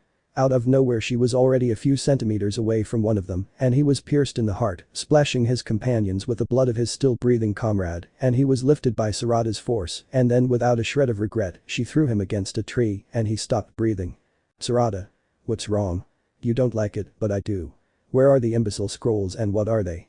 Ninja 2 pair. At that moment a bone tail pierced his chest and a sword cut off the other's head while the rain of blood fell while the others saw a monstrous figure behind her. Sarada. Now tell me who of them had the scrolls and I'll let you live. While she was laughing. Brass Ninja. The one you killed first has them. At that moment 3 tails came out of Sarada's hip and cut the ninja's ties and they watched in fear as she searched the corpse and picked up the 2 scrolls. Don't give us anything, we're leaving, we don't want to die here. They ran and disappeared. Sarada. Really, I'm that bad? Okay, if I find Chaochu or Tenten I'll give him the rest here. Sarada. We have what we were missing. Answer. Ha, aesthetic curse. I'm very far from the range. Well, we already know where the tower is, but before she hit the ground with her tails and made a sonar and the wave bounced with Hanabi which returned it and they were about 900 meters from each other and they went to get together, but when she left Team 2 remained hidden. They had seen Sarada's speed and a very dangerous-eyed Kabara, Zuko, Hinata and Shino were terrified. They knew that messing with her was death, while on the other side Hanabi and Sarada had already gotten together. How did you do, Hanabi? Hanabi. Some idiots gave me a repeat in you. Sarada. I have both, the one from heaven and the one from earth. If we see the others we will give you one if you don't have the one you are missing, plus the others were also looking for the same one. Hahaha. Narrator. Elsewhere Naruto had killed a group that had the Sky Scroll and Sasuke eliminated another without killing them, seeing that it was from Earth. Narumi had torn apart a group that insulted her having the Sky Scroll in her hands and she covered in blood she bathed and everyone began to gather. Hanabi and Sarada went together and Sasuke and Naruto found Narumi. At that moment, an explosion is heard a few minutes before the explosion. Penny. Damn, we can't find anyone, maybe there aren't any enemies. Kiba. Calm down Kenny, I don't want them to find us. Niji. We have to be alert, Kiba. You notice something in the air. Kiba. Oh man, watch out. At that moment a kunai embedded itself in the trunk of a tree where Niji and Kenny were exploding and making them fall unconscious. No guys, who were you? Don't be cowards, show yourselves trash. So the elites of the Leaf Village aren't you? Damn it, I should have seen the difference between the red and gold hair better. It's not you, it's the mediocre team. Kiba. Mediocre? We are not elites. Who are you? Show yourselves garbage. Narrator. From the shadows came the sound. Ninjas Dosu, Zaku and Kin. Gogo the puppy wants his bone. Kiba. So you are from the village of sound and to whom did you call mummy puppy? You will pay dearly for having hurt my companions. Ready Akamaru. Akamaru. Woof woof. This one made a transformation and turned into Kiba. Kiba. Ready Akamaru, fang over fang. We made it Akamaru, but he's not where he went. At that moment, Akamaru receives a blow with a sound wave that crashes him against a tree, leaving him in bad shape. Damned Akamaru. Haha silly, we are faster than you idiot. I will tell you my name before you die and we kill those two. My name is Dozu and this will be your end. Lifting his sleeve and showing his arm with a strange device with holes. You are nothing without that dog. Kiba felt terror when he saw that expressionless look. Kiba. Even so I am strong. At that moment Dosu was at his side and the sound hit him full in his ears, seriously damaging his eardrums, causing him to fall to the ground and stunned. Damn, I can't stand up. What did you do to me? Damn it. I have a name, they call me Dosu, and what I did to you was break your eardrums. With that your body doesn't act normally. Haha idiot, and your stupid dog won't be able to move. Zaku hit him hard, right Zaku? Zaku? That stupid dog is sleeping. While where are those trash that fell into your trap? Kin. They're here, dragging them and throwing them in front of Kiba. These trash are still alive. That idiot would have warned them in time if they weren't a mess of idiots. Dosu? Look idiot, where is the scroll we have in heaven and which one do you have? Kiba. I won't tell you, I'm an elite ninja, I won't give up. Getting up and standing in front of the three, because that's what ninjas do, that's their way. At that moment he was hit by Dosu in the face and Zaku kicked him in the stomach. The two were weakening Kiba, who had no support and was hit hard to the point that he spit blood. I won't give up. Ha. Kin. I already have it, it's the one from the land lottery. It was good to see that these idiots would be easy. At that moment she heard something behind her. That. Niji. We will not give up. 8 trigrams 64 palms. Rider. Just change Naruto to Kin. Narrator. The sound team couldn't believe it. Their partner was attacked and knocked unconscious by hitting the girl's body against a tree. He looked at Kiba. Niji. Are you okay, Kiba? Kiba. Speak louder, I can't hear you. Niji? I said if you're okay. Hiba. If only you beat them up for me. If he saw Niji who nodded, it hurts the amigo. Niji. Damn, how could they do that to Kiba and Akamaru? They will pay with their lives. Zaku. You fool, you realize that we didn't have a plan for you making a lot of hand poses sound jutsu. Sonic Ball. He put his hands while Niji prepared for Dosu's attack, but he is about to reach Dosu. They stop. Fool, you saw the distraction, Niji. Niji. It's not true. A sphere came out from under him and swallowed him, and Niji screamed at the sound in that sphere, and then it fell apart, and Niji fell very badly. His ears were bleeding, and he only saw how one moved his lips, and the other took a kunai out of his ninja bag. He didn't hear anything. What are they saying? Zaku. How stupid are you to face the power of sound? I heard Dosu, he doesn't listen anymore. Kill him, I'll kill the puppy. Dosu? Whatever you say. Penny. I won't allow it. Rasengan. But when Zaku was going to hit him, he created a sound wave, throwing him against a tree and spitting blood. That's what he did. Where are they? Kenny received a blow to the stomach, knocking the air out of him, and Dosu hit him with a sound wave, leaving him in a very bad state. Who saw 2 dosas and 2 zakas? I don't care if there are 4. I finished them off. A kick to the face, and several kicks to the body left Kenny badly injured. Dosu? Silly, fine. When Kin wakes up we'll leave Zaku kill the others. I'll take care of this stupid now. Last words, kid. Narrator. Kenny thought this was a punishment for not respecting his family. Now he was sorry and wanted to start over. Kenny, he was right. I was not ready or prepared for these exams. Dosu. Dies raising a kunai, but it never reached his opponent because a shuriken was thrown at him and went out of range, and Dosu looked up and was terrified to see Team 7. Naruto. Damn trash, attacking an injured group after obtaining the scroll is more than enough, don't you believe it? At that moment he appeared behind Dosu. Now they will receive punishment from a shinobi from the Leaf Village. Zaku. Curse death. A kick hit him square in the face, throwing him back, but when he recovers he feels that it is not a normal place and sees 2 red eyes and expels a sound wave, but it has no effect on the Uchiha. Who are you? Tell me what you are. At that moment, he sees a powerful skeleton that rises above him and transforms into something incomprehensible to Zaku, and he crushes it with his hand out of Saku's mind. Sasuke sees it as he falls to the ground dead. Sasuke. All that's missing is your Bosu. Dosu. How is that possible? How did they arrive so quickly? I don't understand. And what did they do to Zaku? Sasuke. Let's say he died crushed. Haha. Dosu.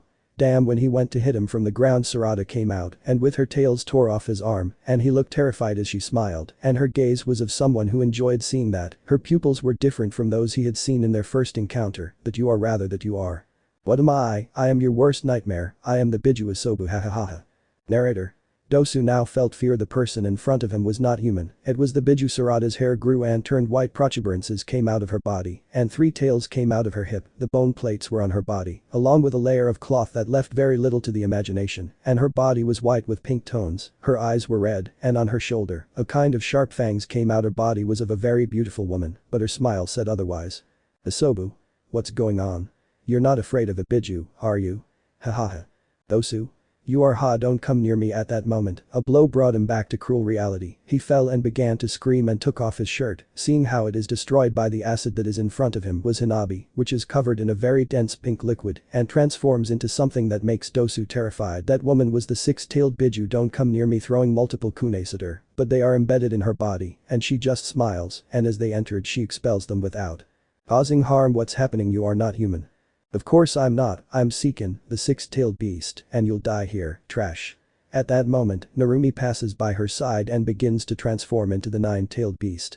Her clothes burn and new ones appear. Her whisker marks become more pronounced and 9 red tails emerge from her hip. Her blue eyes change to red with a torn iris. Ho, my sister Kurumi is going for the grand prize. Kurumi. Die. Rasengan. A ball of fire chakra forms in the palm of her hand and pierces her heart. Die, knowing that we are stronger than you. Dosu. He only sees her, and life fades from his eyes. Stupid, the Bijus will not stop with garbage like you. Narrator. While Sarada uses Isobu's power to heal Team 4 and they wake up, on the other hand, Kim was tied with Uzumaki chains by Narumi, Sarada and Hinabi, and she woke up and looked at Team 7 in fear, but at the same time she looked at her team and she started to supposedly cry. Naruto. It wasn't our intention to do this, but they made us do it. At that moment his laughter was heard, and it chilled everyone to the bone. What happened? Kin. I'm happy because I won't hear them again, ha ha ha ha ha. I really appreciate that, thank you. Now she takes off her band and kicks it. I'm not a sound ninja anymore, I'll follow them, I'm not lying, what I want is Lars. 3 women put kunes on his neck, I didn't come to take it from him, look at this, don't attack me, I'm just going to get a document that my Hokage had, and I stole it. Narrator.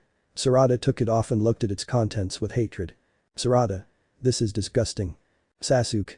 What is it? Give it to me. He began to read aloud. By this means each female kunoichi of the village of sound will be given to Lars for procreation. For every 17 pregnant women Lars will keep 4, and the rest will go to their villages where at birth the children will be transferred to the Anbu systems. This is for all the villages. Without further ado, continue enjoying the peace that Lars proposes. The women who are taken to reproduction will drug this one so that when he goes into heat 17. Women will have relations and only 4 will remain in their room. This has already been decided by the elemental villages. Without further ado, tear up this document. After reading it, the meeting of landowners is dismissed. Damn, Sarada, save this, then we will give it to mom, understood? Sarada. Yes brother, now let's go. This girl and Chaochu have a lot to tell my father. Don't come out, I'm watching you. Narrator. The 2 groups came out and looked at Team 7 with fear. Chaochu. Hey girls, how are you? No. Sarada, we already know something and we won't say anything. Sarada. Calm down, what scrolls do you have? We have duplicates. Chaochu. The one from the sky. No. The one from the earth. Sarada. Here we go, and where is Hinata's? Narrator. The group fell from their hiding place and Hinata looked at Hanabi and said. Hinata. Don't kill me. Hanabi. Of course I won't do it, besides, older sister, what scroll do you have? Hinata. To the one from heaven. Hanabi. Wow, he's the one from Earth who's taking it, throwing the scroll that hit Hinata and fell into Zuko's hands, clumsy as always. Now let's go, Naruto. Naruto. Now that we all have the scrolls, let's move forward together before nightfall. All teams? Yes, Naruto. To be continued. Narrator. The 5 days had passed quickly and only 7 groups arrived at the tower, passing the second phase of the tuning exam. Now Lars, along with Madara and the other senseis, were there watching the groups. Madara. I see that only 7 teams managed to arrive safely. They rested well. Now the next phase of the tuning exam has just begun. The exam. An unexpected visit. The coup d'etat P2. In the previous chapter. Narrator. The doors open and everyone runs into the forest. Team 1, 2, 3, Gaara and his sisters, the sound team along with Kabuto and his group are eager to enter the battle, except for Kenny, Niji and Kiba. They know that if they meet Team 7 they are fried, in addition to the sound team who has few friends, along with the other teams dispersed in the forest, while Lars detects an intruder, but it is not normal and says to Anko. Lars. Prepare your group, we have visitors, Anko. Anko. Yes, what Lars Sama says. Narrator. The 5 days had passed quickly and only 7 groups arrived at the tower, passing the second phase of the tuning exam. Now Lars, along with Madara and the other senseis, were there watching the groups. Madara. I see that only 7 teams managed to arrive safely. They rested well. Now the next phase of the tuning exam has just begun. In the current chapter. First day of the tuning exams, Death Forest, South Side, 30 minutes before Team 7's fight against the sound team. Narrator. A team of 6 Ambus, Anko and Lars, was heading to a part of the forest to the south because Lars felt an enormous chakra fighting with another and Lars discovered that they were too bijus and increased his speed. Anko. That power is monstrous, amazed and following Lars, who said. Lars. Be careful, we don't know what awaits us ahead, so we have to be careful, but at that moment Lars quickly said Susanoo, covering everyone with this and seeing how a huge Biju lady approached them and he reacted by putting his 2 swords. And throwing up a Bijudama which ascended and exploded. At that moment, he saw a girl with green hair and a very revealing outfit with red clouds, discovering that she was Akatsuki Blood Moon. The woman smiled at such a feat while she had the Biju lying on the ground and her foot was on her chest and Lars Susanoo as it came. It went, Akatsuki Blood Moon have come this far, what do they have in their hands? So you're Lars? I like to see my husband before being raped by me, hahaha. She went against Lars and he took out his kunes and stopped them with his short katana. Your scent is just like I imagined it. Lars rose a finger back at her and falls a few meters from where Lars is and Anko sees her furiously and says. Anko. Akatsuki Blood Moon, I heard that name with the Hokage Madara-sama. Don't tell me that she is one of those who attacked him in the Land of Waves. You are a bastard. I will take that smile away from you with blows, saying it with hatred and jealousy, but when she is going to do something, Lars stops her.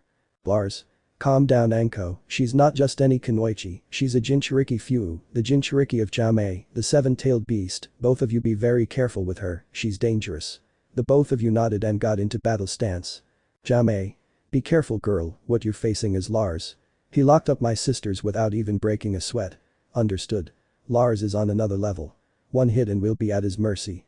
Phew.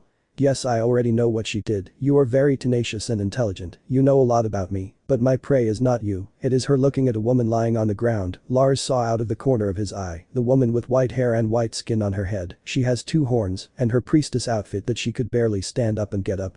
Haku, you will have to wait your turn after Lars, the next one is you, but at that moment Lars arrived and carried her princess style, while a clone saw her, and he disappeared along with the woman. It's not true, the clone of Lars went quickly and stopped her with his sword. She had to get out of there and see the copy of Lars in front of her. Damn, he managed to take her, but I know she will be with the others. Her smile became noticeable, and everyone was touched to the bone by that smile full of madness and passion towards the copy of Lars. Lars. You still have a lot to do. Phew, let's fight, showing his serious face, and she blushed and an electric shock ran through her back, showing a blush and smiling. Phew. I'm going to like that, and at that moment she transformed into the Biju, growing 30 meters with green insect armor. 2 enormous blades grew on the backs of her wrists, a stinger came out of her insect body which was on her hip, and 6 beetle wings came out of her back, and 4 separate eyes came out on her head. Let's start, future husband. Naruto. It's time. Kurama, ready, looking decisively at Phew. Kurama. Of course, brat, with a smile on his face. Gyuchame. Kurama. Naruto. Susanoo. Kurama, look closely at this Phew. This is my variant of my Susanoo, and the most powerful Haya. At that moment, a figure of a fox joins Naruto's body from his back, came out an incredible blue and silver sword with a sun on the hilt, and an armor was created all over his body, and when he raised his head, 2 red eyes were seen, and he grew until he was on par with Chame. And Phew saw her mistake while Anko sees the 2 colossi in front of her, looking for the first time at Lars' ability. Let's start, Phew, and he moved against them with speed, and the screen approached her red eyes. Narrator. In another part of the Forest of Death, teams 1, 2, 3, 4 and 7 were heading to the tower when something lit up in Sarada's bag and she took it out. It was the kunai that Lars had given her a few hours before. At that precise moment Lars appeared next to Sarada and snatched the kunai from Sarada's hands, and in her arms, a woman with 2 horns on her head appeared in front of everyone, and it skidded and re-erected itself in front of them, surprising everyone. Team 7.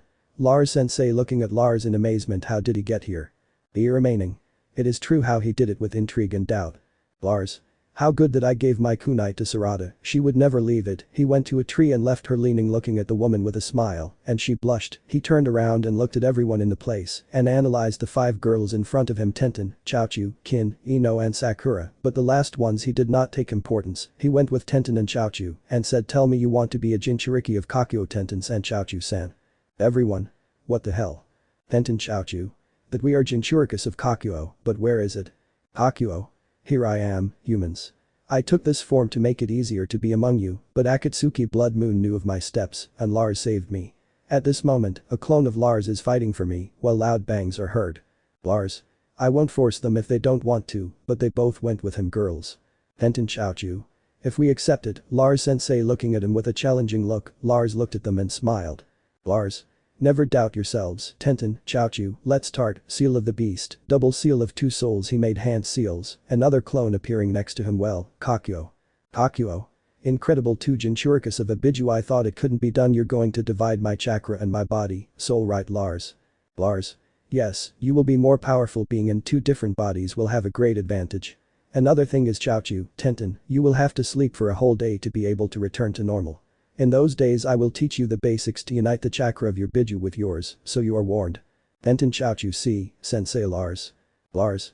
Well, let's start. At that moment Lars made a huge series of seals and put his hand in the seal and took Kakyo and separated. One was pure chakra and the other body and soul. He extended his hands to the sides where the 2 young women were and put his hands on their bellies and said seal. The tattoo formed and from it chains came out and began to absorb the 2 in the bodies of the 2 young women, and they fainted but were caught in the air by Lars. Rest Sarada, Sasuke, take them to the tower. And let them rest now. Go. At that moment a huge explosion occurs and all the remaining teams look at that huge pile of dust. Well, go to the tower now, move quickly, it is an order from your master now. All, see Lars SENSEI. Narrator. While Lars was making the seal for Kakyo. Lars, let's start. Phew. Narrator. With speed he went to her and hit his large blades on her wrists, cracking them in one blow. With speed he spun on his own axis, hitting with his 9 tails, causing her to fall to the ground. At that moment, 2 swords came out of his sword, attacking with speed, his 2 blades making large fissures in them, causing her to retreat from such an active force, hitting with speed again, those gigantic blades preventing her from getting into position and attacking him, but Lars was smarter and had already anticipated what she was doing. He is avoiding her attacks and damaging more the large blades that he had. Jamei. Phew, be careful, my blades can't take any more, stay away from him, he's too strong, and I feel that the biju he has isn't my sister, it's someone else, but now he's very powerful, let's use the bijudama now. Phew. Yes, I know, but it's very strong, I don't know what to do with the Jamei, receiving another blow from the swords of Lars Susanoo Kurama, and at that moment his insect wings came out of his back and he separated from it, avoiding another cut in the air. He loaded a bijudama in his mouth while moving back and fell on the ground and said, I hope you resist, Lars. At that moment the sword in his right hand disappeared and he was running against them with his hand extended and absorbed the bijudama. A few meters from her and she was surprised by that ability, but Jamei realized that in her eyes was the Rinnegan. At that moment his sword was created again with its inverted edge and gives a strong blow and X, destroying in the process the blades of his wrists, making them fragments, while they received the full impact of the katanas in his body, throwing them a few kilometers. By the impact my blades were destroyed as it did, and not only that absorbed my bijudama. She looked at the ghostly figure among the dust with those 9 tails waving in the wind, along with those purple eyes with a torn iris with multiple rings in them spinning that covered his entire eye. In each of those rings, he had multiple magatamas that moved in his eyes, in addition to looking threatening with those 2 horns on each side of his samurai mask on his face, only revealing his mouth. He is on another level, just as Tsunade-sama said, he is very powerful, and those eyes are very scary. Jamei. Phew, we have to go, he has the Rinnegan like my father's, it is very powerful, the next blow will leave us in bad shape, let's go. But I feel that he does not want to harm us seriously, besides if his swords had hit us directly, they would have cut us in two. I do not know why, but it is as if he stopped his attacks. He tries to protect us, but at the same time he wants to capture us. It is time to retreat, he is not like the other Jinchurikis. I warn you, Phew, if he wanted to, he would have killed us already and several times. Phew. Like the Rinnegan, then those purple eyes are not the normal Sharingan. Now I understand he is more dangerous than what Tsunade told us. I'm sorry, Lars, but I won't be able to play with you anymore. For now we'll leave it, but the next time we see each other, I assure you that I will defeat you, and I will make you moan between my legs. For now it's a goodbye, but soon we will see each other again. Lars Alexander Uzumaki Uchiha. At that moment she disappeared. Next time I won't let myself be defeated so easily, Lars. Narrator. At that moment, Lars, who had that giant form, became small and walked towards Anko. Looking at her, she blushed and Anko was hypnotized by that figure. She ran to him and kissed him passionately and they separated for air. Anko. Excuse me, Lars-sama, but it seems like you're asking me, I'm sorry. Lars. Don't worry, I always have that problem, but I know you're very good. For now, let's go back, we have a lot to explain. Let's go, Anko, and you too, Ambus. All. Yes, Lars-sama. Narrator. 2 hours later in the Hokage tower, Lars was in the Hokage's chair and Madara was on his legs and Lars said. Lars. Good, because I must serve as your seat, Madara-san. Madara. 1, because you are my husband, 2, because I don't want more women in the harem, which is already extensive, and 3, because I need it. Well, your report, Anko. Anko. Yes, Hokage-sama, the attack by a Jinchuriki was a big problem, but Lars-sama managed to defeat her and she fled. We also have 2 new Jinchurikis in the Chaochu and Tenten villages, which divided their power in 2 from the powerful Kakuo by Lars' beast seal, and now they will need to be trained, according to Lars-sama. Madara. Thank the shinobi god, you are fine, my love. I don't want to become a widow. Yet she approached his ear and said, I still want to have more children, and we are going to do them. Lars. Yes, I know, don't worry, that will never happen to you, I swear. Lars Alexander Uzumaki Uchiha. Now I have to see the training of these girls and talk to the Biju Kakuo. Lars stood up and created a clone. He gave Madara a hug and sat down again with Madara in his arms, and Lars retreated in a yellow flash. Madara. Always pampering me. Lemon skipped. Narrator. Outside the room, Sarada, Hanabi and Naruto were angry, but they knew that Lars had already had them, but what they had in mind was that they would be next if they won these tuning exams, but what they would like would be to see them suffer in their training with Lars, which was not pretty at all. A few hours later at training camp number 56 of Konoha Tenten, and Chaochu saw Lars, who was looking at them and said. Lars.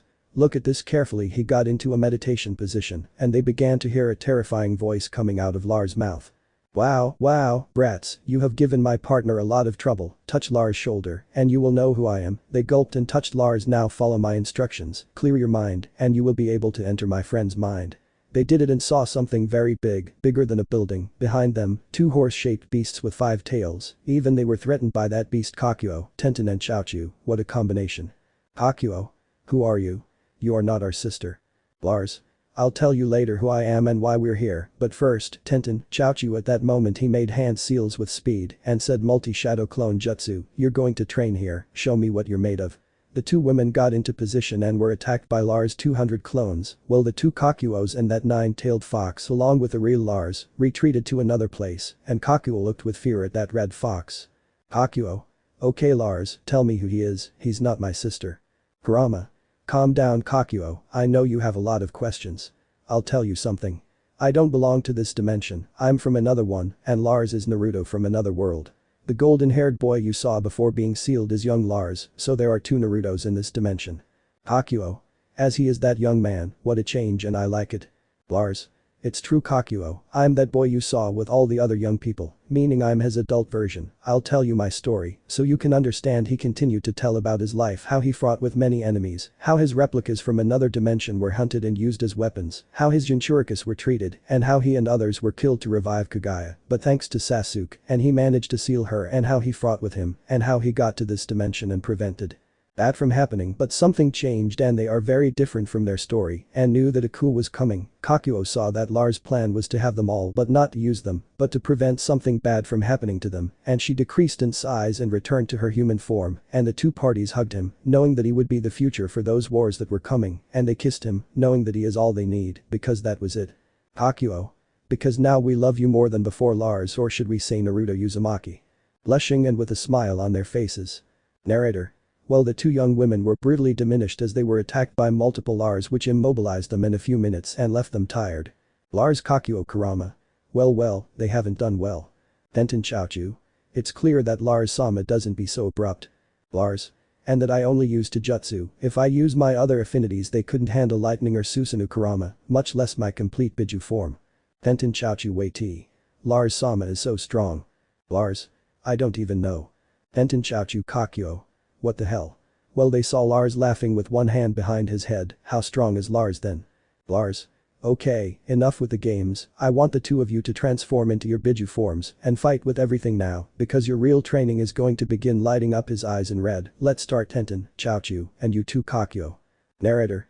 At that moment, Lars was already at the side of the two Jinchurikis and hit the two of them, who were thrown against a wall, while Lars' appearance was that of a very different person.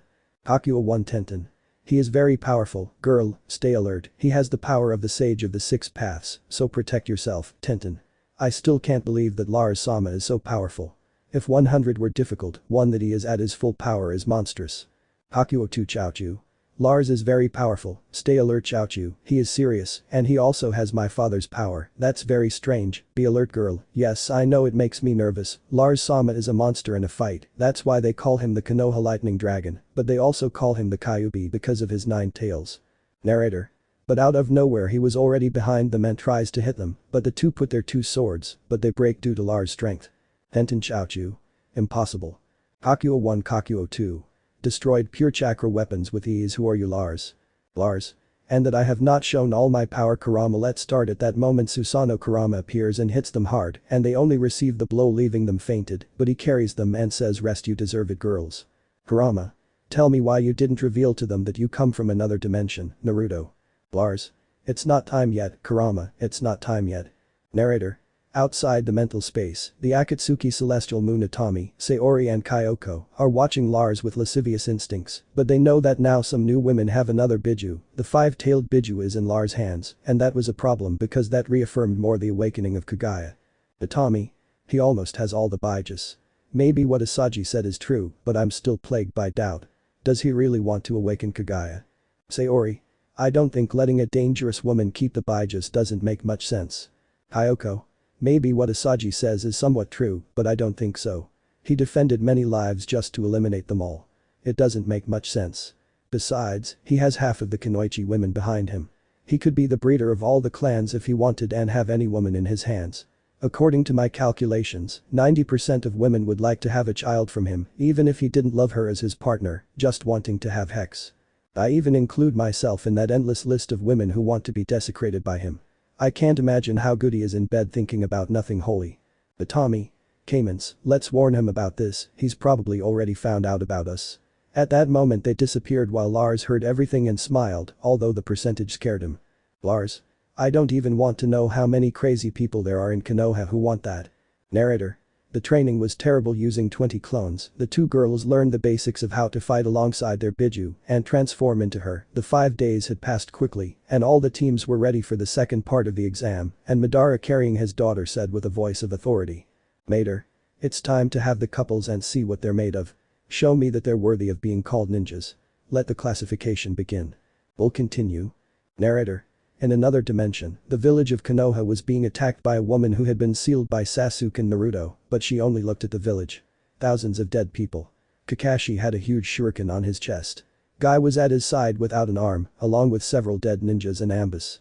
The village had been almost eradicated by a woman who floated in the sky and had Sasuke Uchiha by the neck and said. Kagaya. Donde está Naruto Uzumaki Basura Uchiha? Sasuke. I already told you I killed him. Kagaya. Don't lie, he's alive, where is Sasuke? I know you have him here. Hitting his chest and he spit out blood. I'm going to tell you once more, your companions told me that you fought him in the Valley of the End, but you said that his chakra had disappeared before your attack hit him. Now I'll tell you once more, where is Naruto Uzumaki? Sasuke. I don't know. Kagaya. Don't lie, he's alive, where is he?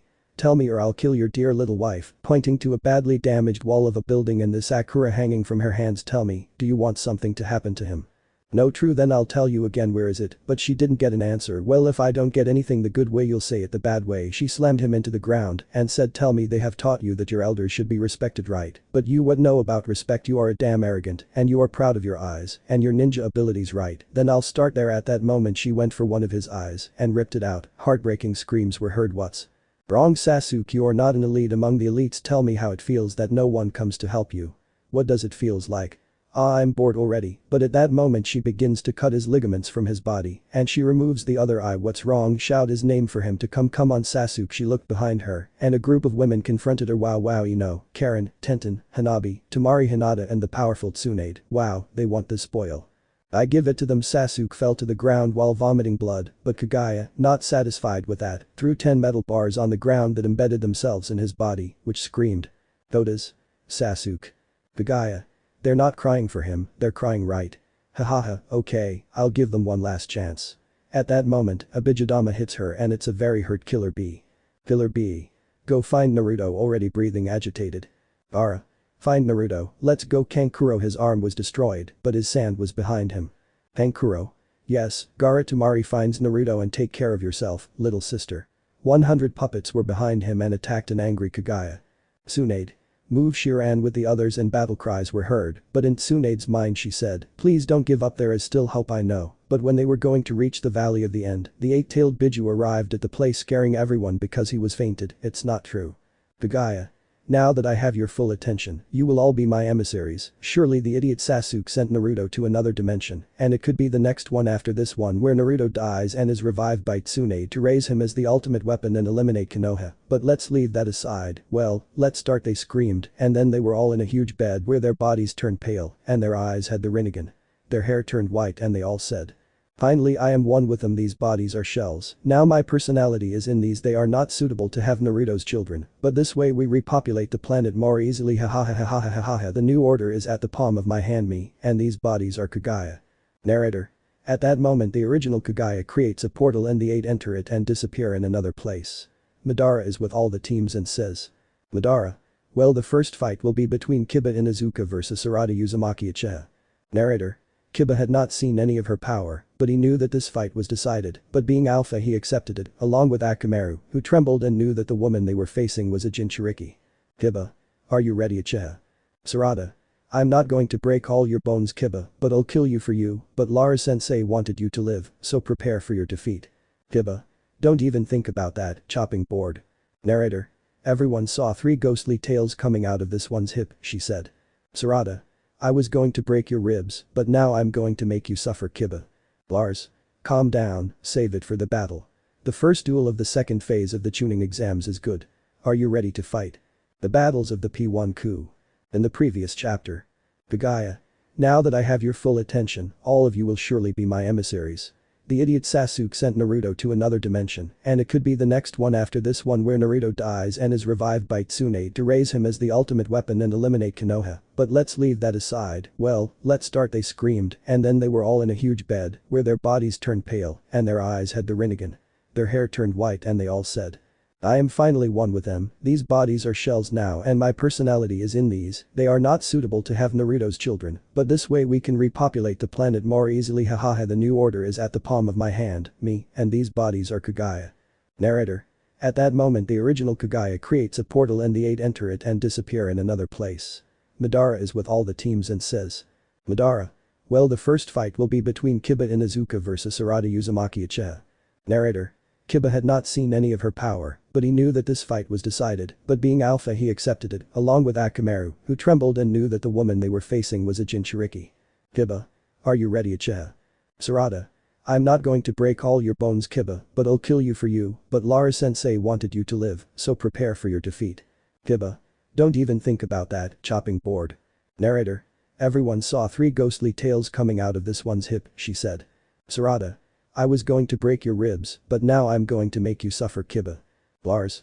Calm down save it for the battle well, the first duel of the second phase of the tuning exams is about to begin, are you ready both nodded tranquilizing Sarada well the fight between Kiba Inuzuka and Sarada Uchiha is about to begin well ready, both prepared employees in the current chapter. Narrator. At that moment Sarada went with speed and disappeared. Kiba looked for her, but at that moment a blow to Kiba's chest made him crash against the wall, falling to the ground. He got up with difficulty and spat out blood. Sarada. Surrender Kiba, the next attack will break your bones and it will be much worse for you. Kiba. What was that she is a monster just one hit and she did this to me, I have to be careful oh in the next attack she will kill me. Narrator. In the stands, Kakashi analyzed that blow with his Sharingan active and almost didn't see what Sarada did. Kakashi. That blow is very lethal, I don't think her chakra network is okay, she is very advanced, what did Lars teach you so much? Kiba. What did you do to me Sarada, what the hell is wrong with me? I see double and my senses are clouded, damn it. Sarada. You might be wondering what I did. This technique is a variant of the Hyuga soft fist, but much more lethal. It is called the Buddha palm. Kakashi palma de Buddha. Hinata. A variant of the soft fist as is possible perhaps Hinabi too. Niji. It's true, your chakra network has many discrepancies. Madara ho I like your teaching style dear. Lars. Yes, I gave them the best training they could have, hahaha. Kiba. Buddha palm don't make me laugh you ag this is blood, he really tells the truth, damn another hit like that, and I'm finished, Akamaru wait where is he? Sarada. Even your dog is afraid of me, he knows how dangerous I am, Kiba. This technique is very overwhelming. It damages not only your body but your senses and your chakra network. Right now you won't be able to do jutsus or fight well. I'm not a woman who says it's over. I'm going to finish you off, Kiba, and to prove it, I'm going to use only my fists. At that moment, Kiba saw Sarada's red eyes and for a moment he saw a 3-tailed Biju. Come on, your vision must have already returned to normal. Come on, fall on me, gigantic at the bottom of the sea. At that moment, her body changed radically, as did her height, clothes, and hair. Suddenly, she looked at Kiba and he stepped back a little. What's happening? Are you terrified of my true form? Then fear me, because I am a monster. Ara. That is a Sobu an interesting human Biju union hahaha, so Naruto will have an incredible form like that. Kiba. Damn bitch he ran against her, but something was happening because it seemed like he was going in slow motion at that moment, he tried to cut her with his claws, but his attacks were null against her, who looked like she was playing with him because I can't hit you. Sarada. Come on Kiba, you're not an elite, come on at that moment Kiba's attacks became erratic, but she still dodged them with ease, well Kiba was more than angry what's going on, why can't I hurt you? Sarada. You know why you can't touch me, because this is a Jinjutsu and you're in the palm of my hands. At that moment she sinks into the ground and makes a movement that makes him fall. What's happening? The little one can't stand. Narrator. Kiba saw that giant woman and he was terrified. Kiba. Help you're not a monster. Sarada. "You're too heavy by Kiba." He drops it, and Kiba broke all his bones, and screaming he looked at Sarada colossally, and she said, "Look at you, the elite, so small, so defenseless, surrender or I will kill you in this place and you will really die." Kiba chooses to die here. Crushed, "Oh, save yourself and live." She brought her face closer to him, opening her mouth and thousands of teeth. "Devouring you would be very easy." But no, at that moment she gets up and looks at him as if he were an ant, and she lifts her foot, and her look was of amusement. Well, Kiba cried. He saw Sarada, and she was not the same, and saw those red eyes while he cried, "What are you saying, dog? He crushed you, or do you give up?" Kiba. I laughed. He started to cry heartbreakingly. Narrator. At that moment everything returned to normal, and Kiba was looking at Sarada while tears came out of his eyes.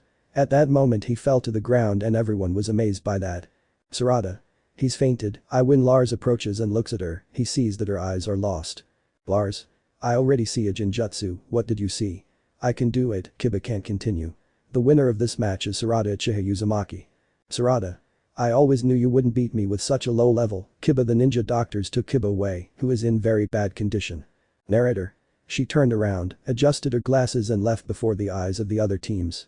They knew that Naruto's team was dangerous and what Lars' students were capable of, and now they feared their abilities, except for one who saw Naruto. That was Gaara, the youngest daughter of the race, who had a stoic face on the outside, but inside her shell, she was more than eager to talk to him. But Lars' voice was heard saying, "Lars. The next battle will be between Kabuto from the Leaf Village versus Sasuke Uchiha, also from the Leaf Village." Kabuto. I'm dead. At that moment Sasuke jumped into the field with a look of determination and said, "Sasuke. Father, I dedicate this fight to you. Go see your son become a ninja. I thank you very much, Mother Orochi, for the curse seal. I will use it to the fullest. I will show you the power of the Uzumaki Uchiha family. Let's fight, Kabuto." At that moment, a seal appeared on his body, covering his face and hands. Lars. Show me how much you've progressed, son. Father and son looked at each other and smiled. Give it your all, Sasuke. Sasuke. I'll do that, father. Okay, Kabuto, are you ready? Kabuto. Fine, I accept your challenge. Sasuke putting his hands. Madara. Seriously, my nephew is quite a monster, haha. Lars.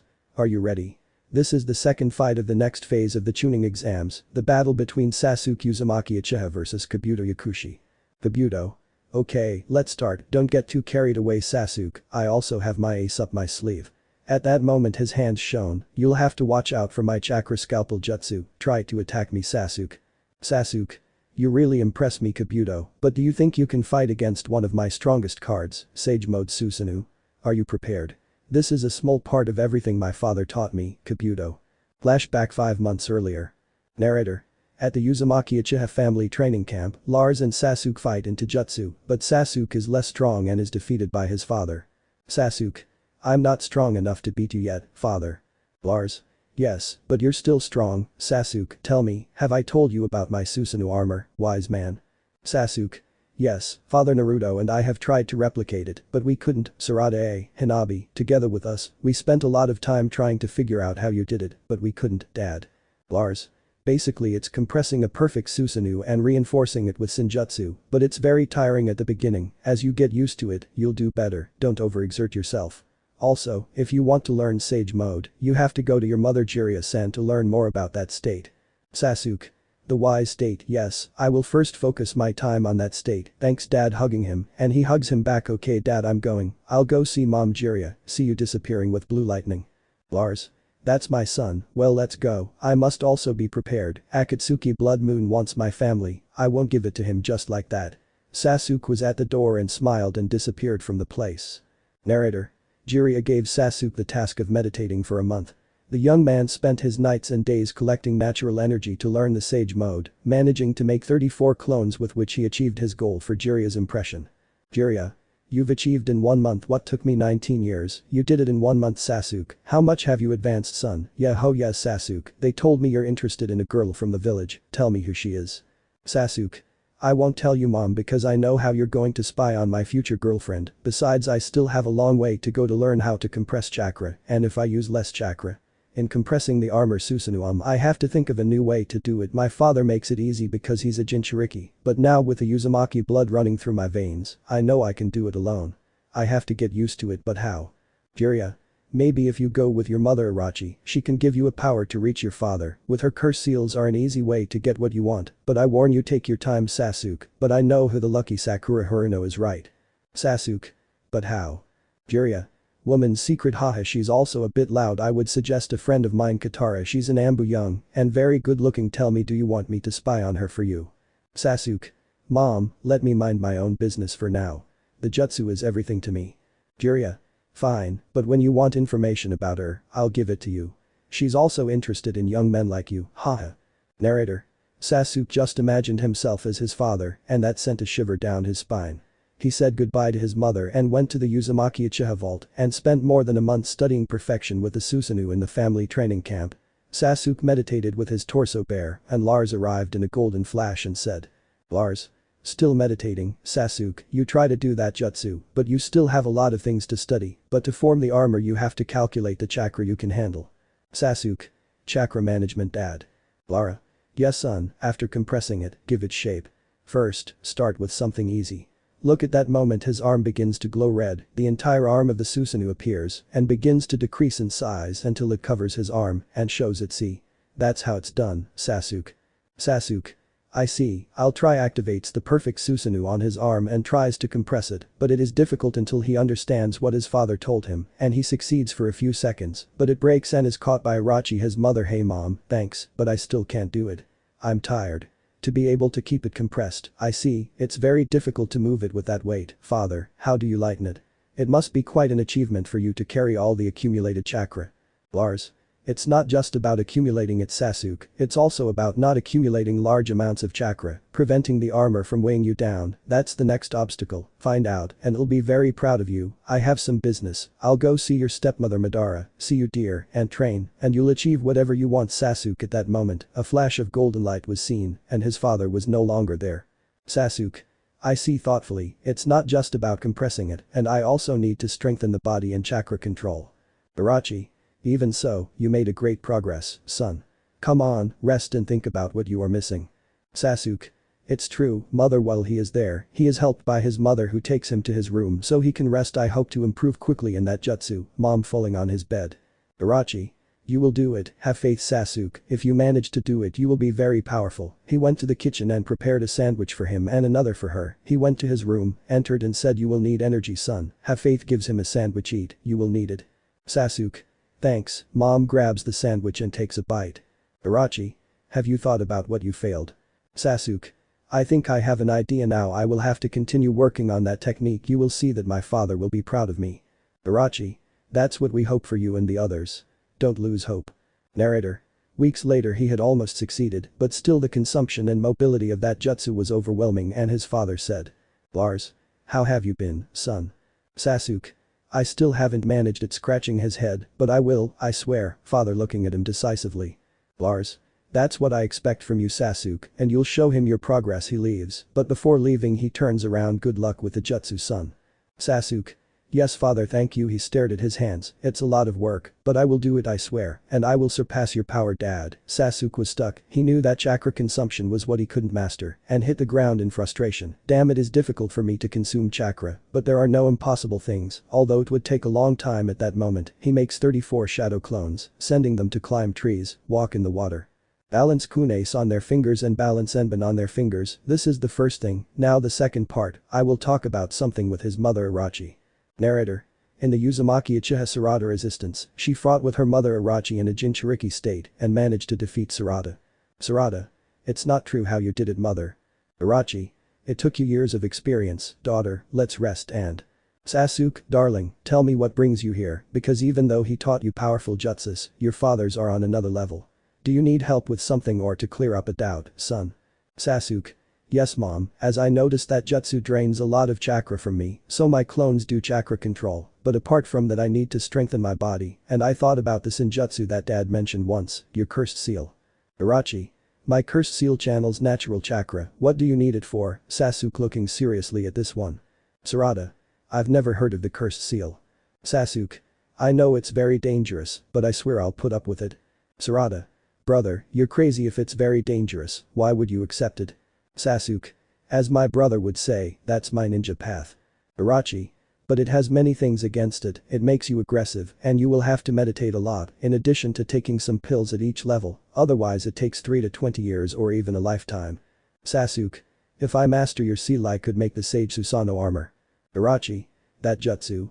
Well that's it, but it will cost you to master it, let's begin. She went to him and bit his neck. That's it. Sasuke. Ah, it hurts a lot, but I'll bear it, I swear I will. After meditating for a week and improving on the Irachi seal and not being affected by it, 3 weeks have passed in which he made 40 clones and sent 20 to chakra control and 20 more the original by the senjutsu of the seal, and recently he mastered it in its phase 2, but he thought that for now it was fine and tried the full body armor. Now achieving it with happiness, he kept it for 7 minutes and after that he fell to the ground. Haha. Still uses a lot of chakra, but I did it, but I still feel like I retain a lot of chakra. There is something I didn't try a few minutes ago. Well, I will do it, but now it will be different. He releases the perfect Susanoo and the curse seal at the same time to compress the Susanoo, but in doing so, he lowered the chakra to a quarter, feeling that it no longer weighed so much or wore it out, but it was still difficult to use. I have achieved it, but I no longer have time. The tuning exams are around the corner, so I shouldn't be confident, but I accelerated the process of generating it. Now I can only hold it for 10 minutes. I'm ready, father. You will see in the tests that I have achieved it. Then flashback. Narrator. At that moment Sasuke began to glow violet, an armor was created on his body, and an aura of electricity was created around him. Madara. Perhaps that is the Susanoo armor. Wise Lars, you taught it to him. Lars. Yes dear, but the effort is all yours. I see that you don't beat around the bush. Sasuke, you've done it, you wanted to give me the surprise, right Sasuke? Sarada. I did it. Hanabi. Sasuke made him the wise Susanoo armor. Naruto. I won't be left behind Sasuke, I swear what I have planned is much better. Hahaha, that's it brother. Enko. Maybe it will be Lars Sama's technique, but like Sasuke did it. Kakashi. That's not impossible. Asuma. I don't believe it, that's Lars' technique. That's Kakashi. Kurenai. No, impossible, it's a wise mode like Lars, but it is changed, that's not normal. Kushina. That's it, you've taught those children so much, Lars. Sasuke. This is my Susanoo armor, Sage Kabuto. Well, a burst of purple rays came out of it by your face. I think I managed to scare you. Hahaha. In this form neither conventional weapons nor even my brother's Biju will be able to harm me. Do you really want to face the son of the Fox Ninja? Tell me Kabuto. Kabuto. Really, it is the Uzumaki Uchiha family. When Kabuto saw Sasuke, he disappeared and was inches away from him and said. Sasuke. We are the most powerful clan. Kabuto. Sasuke put his fingers in Kabuto's ear and Lars said. Lars. Cover your ears now. Susanoo. Everyone paid attention and a snap resonated 100 times louder than normal. The shock wave cracked the walls and Lars' Susanoo resisted the impact on the battlefield. Kabuto was standing, his chakra scalpels that were activated disappeared and he fell to the floor. On Lars' Susanoo was Madara. Well, Lars saw his son and smiled. Sasuke. Uchiha Uzumaki is the winner. Sasuke. I did it. Looking at his father to protect the Hokage. Look at me father, how much I have advanced. Haha. Well, I hope to face you. Pointing at his brother. Do you believe it Naruto? Naruto. I hope you make it to the finals, brother. I want to show dad who's the best. Sasuke. That's what Naruto plans. Narrator. The doctors went for Kabuto, but Lars put his hand on his ear and he woke up with excitement. Lars. You're not at a good Kabuto level yet, but I hope to train you soon. Kabuto. Thank you Hokage-sama. Lars. Well, the next battle will be between Naruto Uzumaki Uchiha versus Sakura Haruno. Naruto. It was about time. She disappears and appears behind Lars. Look at me. Well, Lars sensei at that moment, but he turns around and she disappears while in the center of the enclosure, Naruto appears with eyes red as blood. Sakura Haruno. Let's start this fight or give up. I'm telling you I won't be very good to you. Sakura. I won't give up, Naruto Namikaze. Naruto. I was going to hit you a little, but now I will kill you. At that moment 9 black tails appear behind her, around her multiple chakra spheres on her head. She has a green crown. Let's start. Sakura. I'm ready with a smile on her lips. Give up or die. Narrator. Sakura knew that Naruto was now serious, the only way to stop her was hand to hand, but she didn't know if she was facing Naruto or if it was the 9-tailed Biju. Lars. Well, the third battle will begin between Sakura Haruno and Naruto Uzumaki. Ready, begin. Narrator. Sakura went against her, taking out her kunai, and when she was going to attack her, Naruto was no longer there. Sakura. Where are you? Don't hide. Naruto. I never hide. Sakura turned around and tried to hit her, but she disappeared again. Where are my little mouse? Hanabi. He's playing with her. Sarada. If she is very sadistic when she attacks her enemies, you already know it. Sasuke. That crazy stepsister of yours, Naruto. Naruto. She's crazy, you know it. No, Sakura, give up. The teachers saw her eyes and couldn't believe what they saw. Naruto had the Sharingan active in his eyes and Kakashi said. Kakashi. That's the impossible Sharingan. Madara. He already lost. Narrator. Sakura received a strong blow to the jaw that made her crash against the wall and spit blood, but before falling Naruto crashed her skull against the wall again. At that moment, the chains tied her hands and feet. Naruto only hit her body. The screams of the young woman could be heard, while the chains prevented her from falling back to the walls. Naruto. I would give up if I were you because I will take my time to prevent you from getting up again. Sakura. You are a damn monster. Naruto cough cough. Zuko. Sister, give up, curse. Denton. Calm down. Zuko holding it back. Zuko. He's going to kill her. Asuma. This is what they were trained for, Zuko. Your sister is not at the level of a Jinchuriki. Naruto. I gave you a chance, you didn't take advantage of it, now suffer the consequences. The blows made Sakura's blood splash the walls and the floor. Slowly Sakura stopped moving. Well, I will tell you very clearly, never, but never say my previous last name again, understood, or the next time I will kill you. She turned around and returned to normal. The chains as they appeared were gone, and Sakura fell to the ground with her lifeless eyes. But before doing so, Lars appeared in a golden flash, catching her in the air. Lars sensei, yo. Lars. I'll talk to you later, Sakura. It was too much for you at that moment. The red chakra absorbed her, and she quickly healed from her wounds, but I assure you that I will train you, you will be able to perform better. Now rest, you have earned it. Zuko. Sister, are you okay? Thank you, Hokage-sama, I appreciate it very much. Lars. Don't worry, she's under my protection now. He carried her and said the winner of this match is Naruto Uzumaki. He walked to the infirmary and left her in a bed and said rest. Sakura. She opened her eyes, looked at Lars leave and closed her eyes again. Already on the battlefield, Lars appeared and looked a little furious at Naruto, but he is sorry for what he did. Well, the next battle will be between Chiaotzu Akimichi versus Ino Yamanaka. Chiaotzu. Well, to the ring she jumped and fell gently on the ground. Her slender figure and her dark brown skin made her a very beautiful woman. She looked at Lars and smiled, but when she saw her opponent she became serious. Her eyes changed from brown to a pearly color. I'm ready, Ino. Niji. Those eyes belong to Hyuga, but how did he get them? Chiaotzu Akimichi, tell me, who did you steal those eyes from?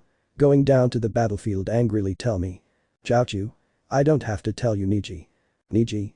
Tell me. At that moment he attacked her, but out of nowhere she disappeared. How did he do it? Where are you, thief? Lars, calm down, Niji.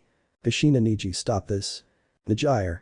Stupid brother, calm down now. I know that the Uzumaki Uchiha are very special. Didn't you notice a few minutes ago Naruto had Uchiha eyes? All. Uchiha eyes. Looking at his eyes which were blue. Naruto.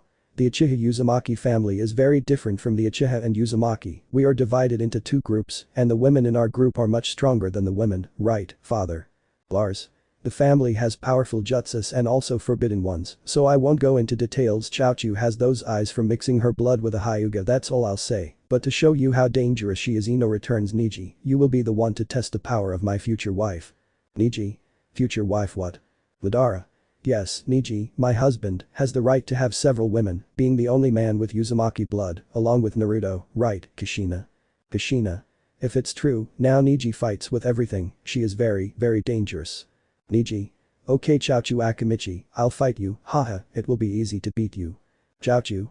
Haha, yes, maybe you feel very powerful, but I'll tell you one thing. At that moment his body began to change radically, and that made Niji fear. Don't you remember that I am a Jinchuriki of Kakyo?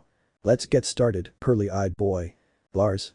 The battle between Niji Hyuga and Chiaotzu Uzumaki Uchiha is about to begin. The two are ready, good. Start. Narrator. At that moment Niji lost sight of her for a moment and a strong knee made him spit saliva. Niji. As she did it I couldn't see her. At that moment Niji continued to look at her, but she still moved with speed and wanted to kill him. At that moment he felt his arm break from a strong blow to her and shouted, hi, am my arm like? Chiaotzu. We are not only strong, Lars trained us in our minds for 30 years, Niji, we are more than capable of killing an SS plus class. Jounin. Niji just watched as she became giant and crushed him with her foot without him being able to do anything to stop her.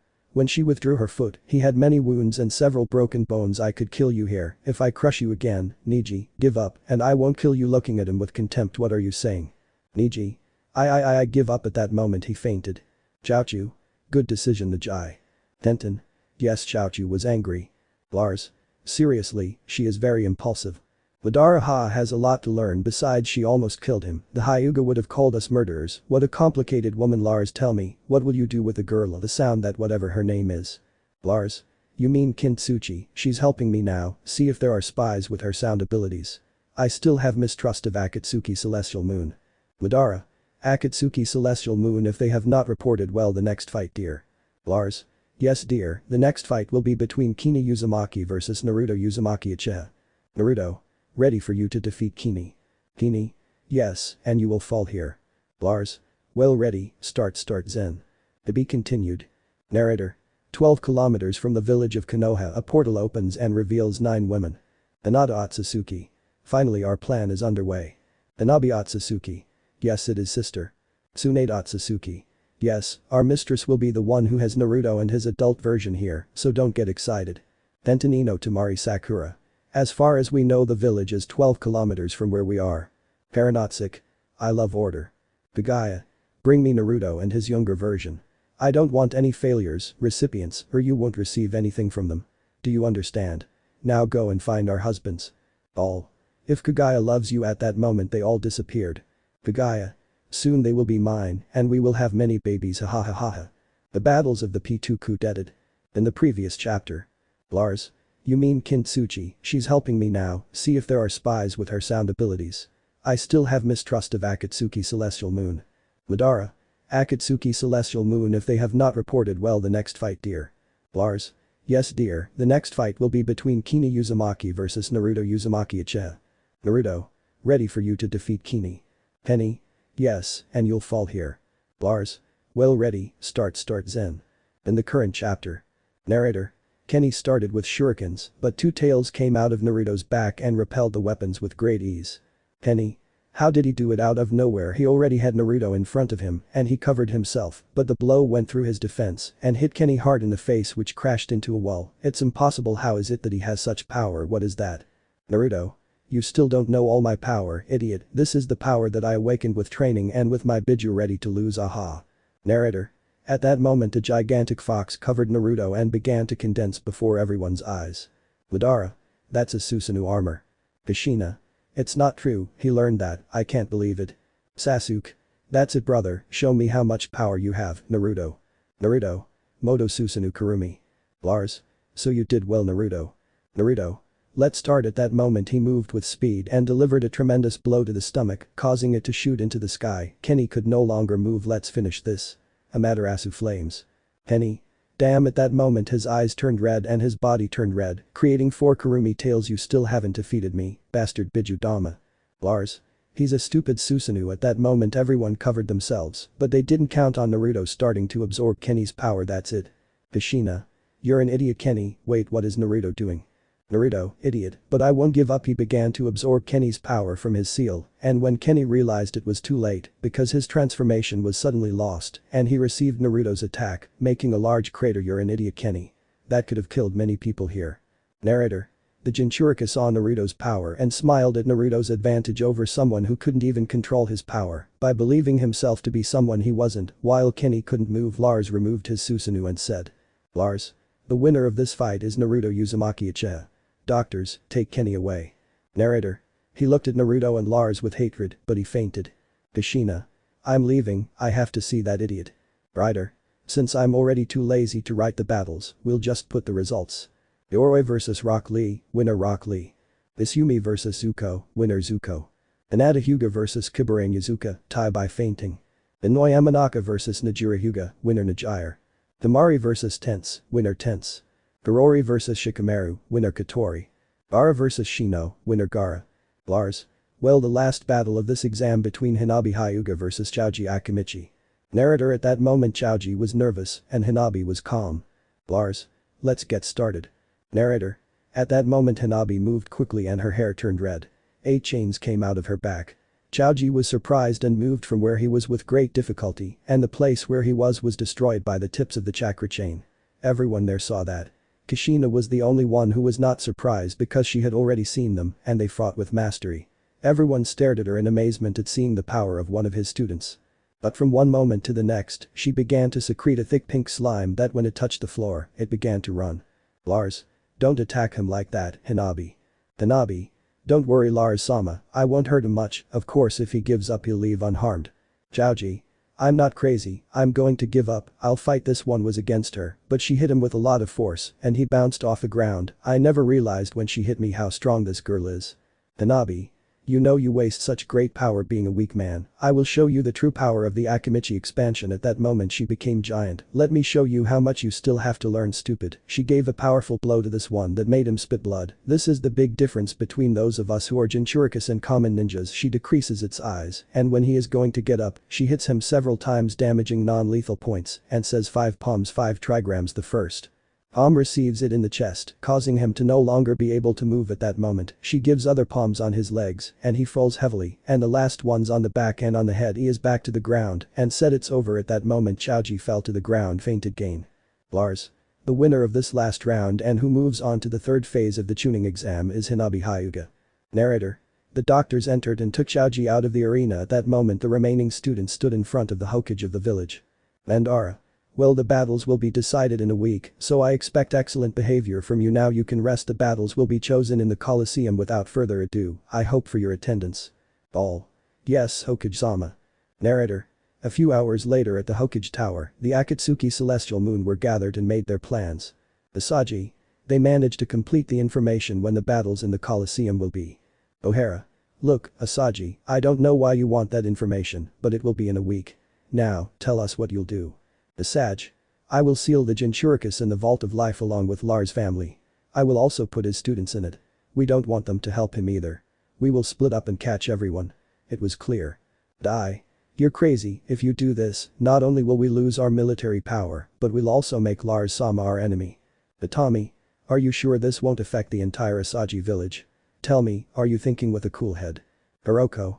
One small mistake and we will be banished, no village will accept us, and we will be renegades. Conan.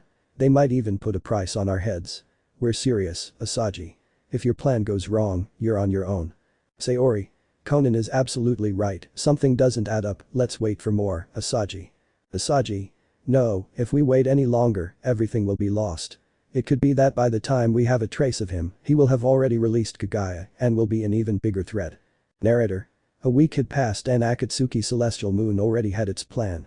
It placed the seals on the seats of the Jinchuricus and attacked others in coordination so that none would help each other. But what they didn't count on was that Kagaya was already awake and now had minions who blended in with the citizens. The fighting was going to begin when Akatsuki Celestial Moon attacked the last of Lars' family. The first to make the seal of life was Asagi. Asagi. Well, excuse me Naruto-kun, Sarada-san, but it is for your own good, so that your power is not used for evil. Do not worry, you will be very well accompanied, your entire family is inside. Naruto. Hey, what are you doing, Asagi? Wait, our whole family. Sarada. It's a Naruto seal, be careful. Naruto.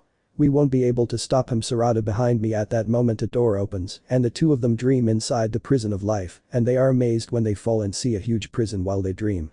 They couldn't react and Lars felt that, so he quickly went to where they were, but when he saw a door, it closed when the two young men were inside and fell, and the door closed behind Asagi. Lars. Sarada, Naruto who are making Akatsuki Celestial Moon, perhaps they went crazy at that moment. He is caught by several puppets in the form of his wives Irachi, Madara, Karen, Jiraiya and Makoto. This is from Sayori. Sayori. I don't want to make this more forced. I love Lars, don't move, or I'll see the need to. At that moment I was already in front of her giving her a powerful blow to the face and she began to turn into a puppet and fell to the ground. Lars-sama hasn't defeated me yet. From another place she came out and began to use all the puppets to stop Lars more. Lars' power was enormous, his 9 tails waved and hit the puppets hard, destroying 4 of her 5 puppets that Sayori had. Even with my repertoire and weapons I can't even face him. Was Asagi right? Lars. What Sayori was right about. Sayori. You want to wake up Kagaya and free the 10 tails. Lars. You're crazy. I would never let an evil like her wake up, much less free the 10 tails. Asagi. Even if it is not true because he gathered the Jinchuricus. Lars-sama. Lars. It's very complicated to tell you, you wouldn't understand. Asagi. Now that doesn't matter, your family and your students are in the prison of life, that's why Akatsuki Celestial Moon had this plan. Now tell it, don't lie, you wanted to free Kagaya, right, tell it. Lars. What did you do? Are you crazy? Give me back my family.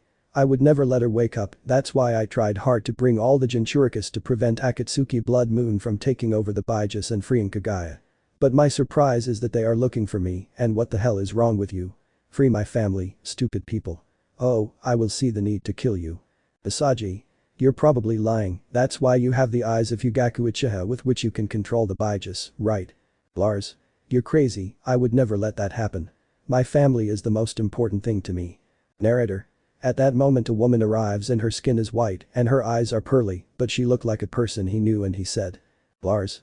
It's not true, that's not impossible Sakura, but as if she's in the big ones, it's impossible, wait, she's a curse, you're Kagaya.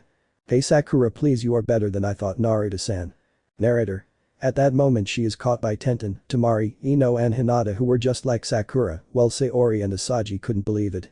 But a woman hit them hard leaving these two in a bad position, and the original Kagaya picks up the seal of life from the ground, and Lars sees this nervously. Kagaya. I see that it affects you that I have this seal, right? Fine, I'll give it to you. But first, you'll have to leave this village, it was clear, and you'll go with us. But first. Naruto. Wait for them, don't do anything to them, I'll cause a problem in the village, and we leave. Kagaya. I have a better plan looking at the two women there. Narrator. In the Colosseum everyone was bewildered, many of the opponents were not there, and the high commands were not there, some of Akatsuki were waiting for their boss. But at that moment Lars appeared with Asaji and Sasori and threw them to the floor of the battle arena in the presence of all the villagers of Konoha who were astonished. Lars. Listen to me, village of Konoha, these women betrayed us, they already took my family from me, so this village no longer holds me. Akatsuki, Celestial Moon, caused this, claim it from them for losing the Jinchurikis and their best ninjas. See you Konoha. At that moment, he disappeared in a golden flash before everyone's visit. Asaji. What happened? Narrator. At that moment the Anbu surrounded them. Kushina. Akatsuki Celestial Moon non-traitors of Konoha are arrested for the murder of Makoto, Jiraiya, Orochi, Madara, Karen, and the students of Lars, along with other students, will be played here and now as renegades. Narrator. At that moment, an explosive clay dragon rises above everyone and falls, creating a cloud of dust, and they escaped from the place, angering Kushina. Asaji. They warned me and now that Kagaya is free, nothing and no one will be able to stop her, and she surely took the seal of life with which she has Lars at her disposal, damn it. Narrator. While in an unknown place Lars was tied with red chains, and in front of him was Kagaya with a smile and in her hand the seal of life. Kagaya. Listen to me Naruto, so they don't call you that now, right? What do they call you? Oh, I know, Lars-sama. Lars. What do you want from me, Kagaya? Kagaya. I want babies or do you want me to destroy this? He looked at her and went against her angrily I see that this interests you, well I will give it to you once you give me what I ask for, it was clear I will give it to you. He stopped fighting and let himself fall looking at the ground. Well it seems we have a deal and for you to fulfill it. He suspended it in the air and quickly made many hand poses. Seal of fidelity. On where her heart was she tattooed a heart that had a lock. And this callus fell to the ground because of that pain with this, you will no longer be able to touch a woman other than me and others that I tattooed a key on, we will be able to have you so soon you will assume your responsibilities Lars-kun. Lars. When you're not careful, I'll take away what I want, I swear, Kagaya. Kagaya. Fine, but until then, let the breeding season begin. We'll continue. Narrator. Elsewhere in the Akatsuki Blood Moon hideout, someone arrives at their hideout. Asaji. Well, thank you for receiving me Tsunade, I have to talk to you. Tsunade. What does my student want from me and why did you contact me so quickly? Did your boyfriend leave you for another girl like I said? Oh, you will join me and leave the village. Asaji. No, and it's not about that. Lars was caught and I want to ask you a favor. Besides, I'm a renegade. Along with my group, I want to join you. Tsunade. You came to me crawling, wait, you said that Lars was caught and by whom, if not, it's too much to ask. Asaji. Her name is Kagaya. Tsunade. So she woke up early, well I'll gather the others and hope we can stop her before she destroys the world. Let me know in the comments below if you guys want the next part. Also check out my other video that has been shown and left. Thank you for watching, if you enjoyed this video please like and share this video. And have a fantastic day bye.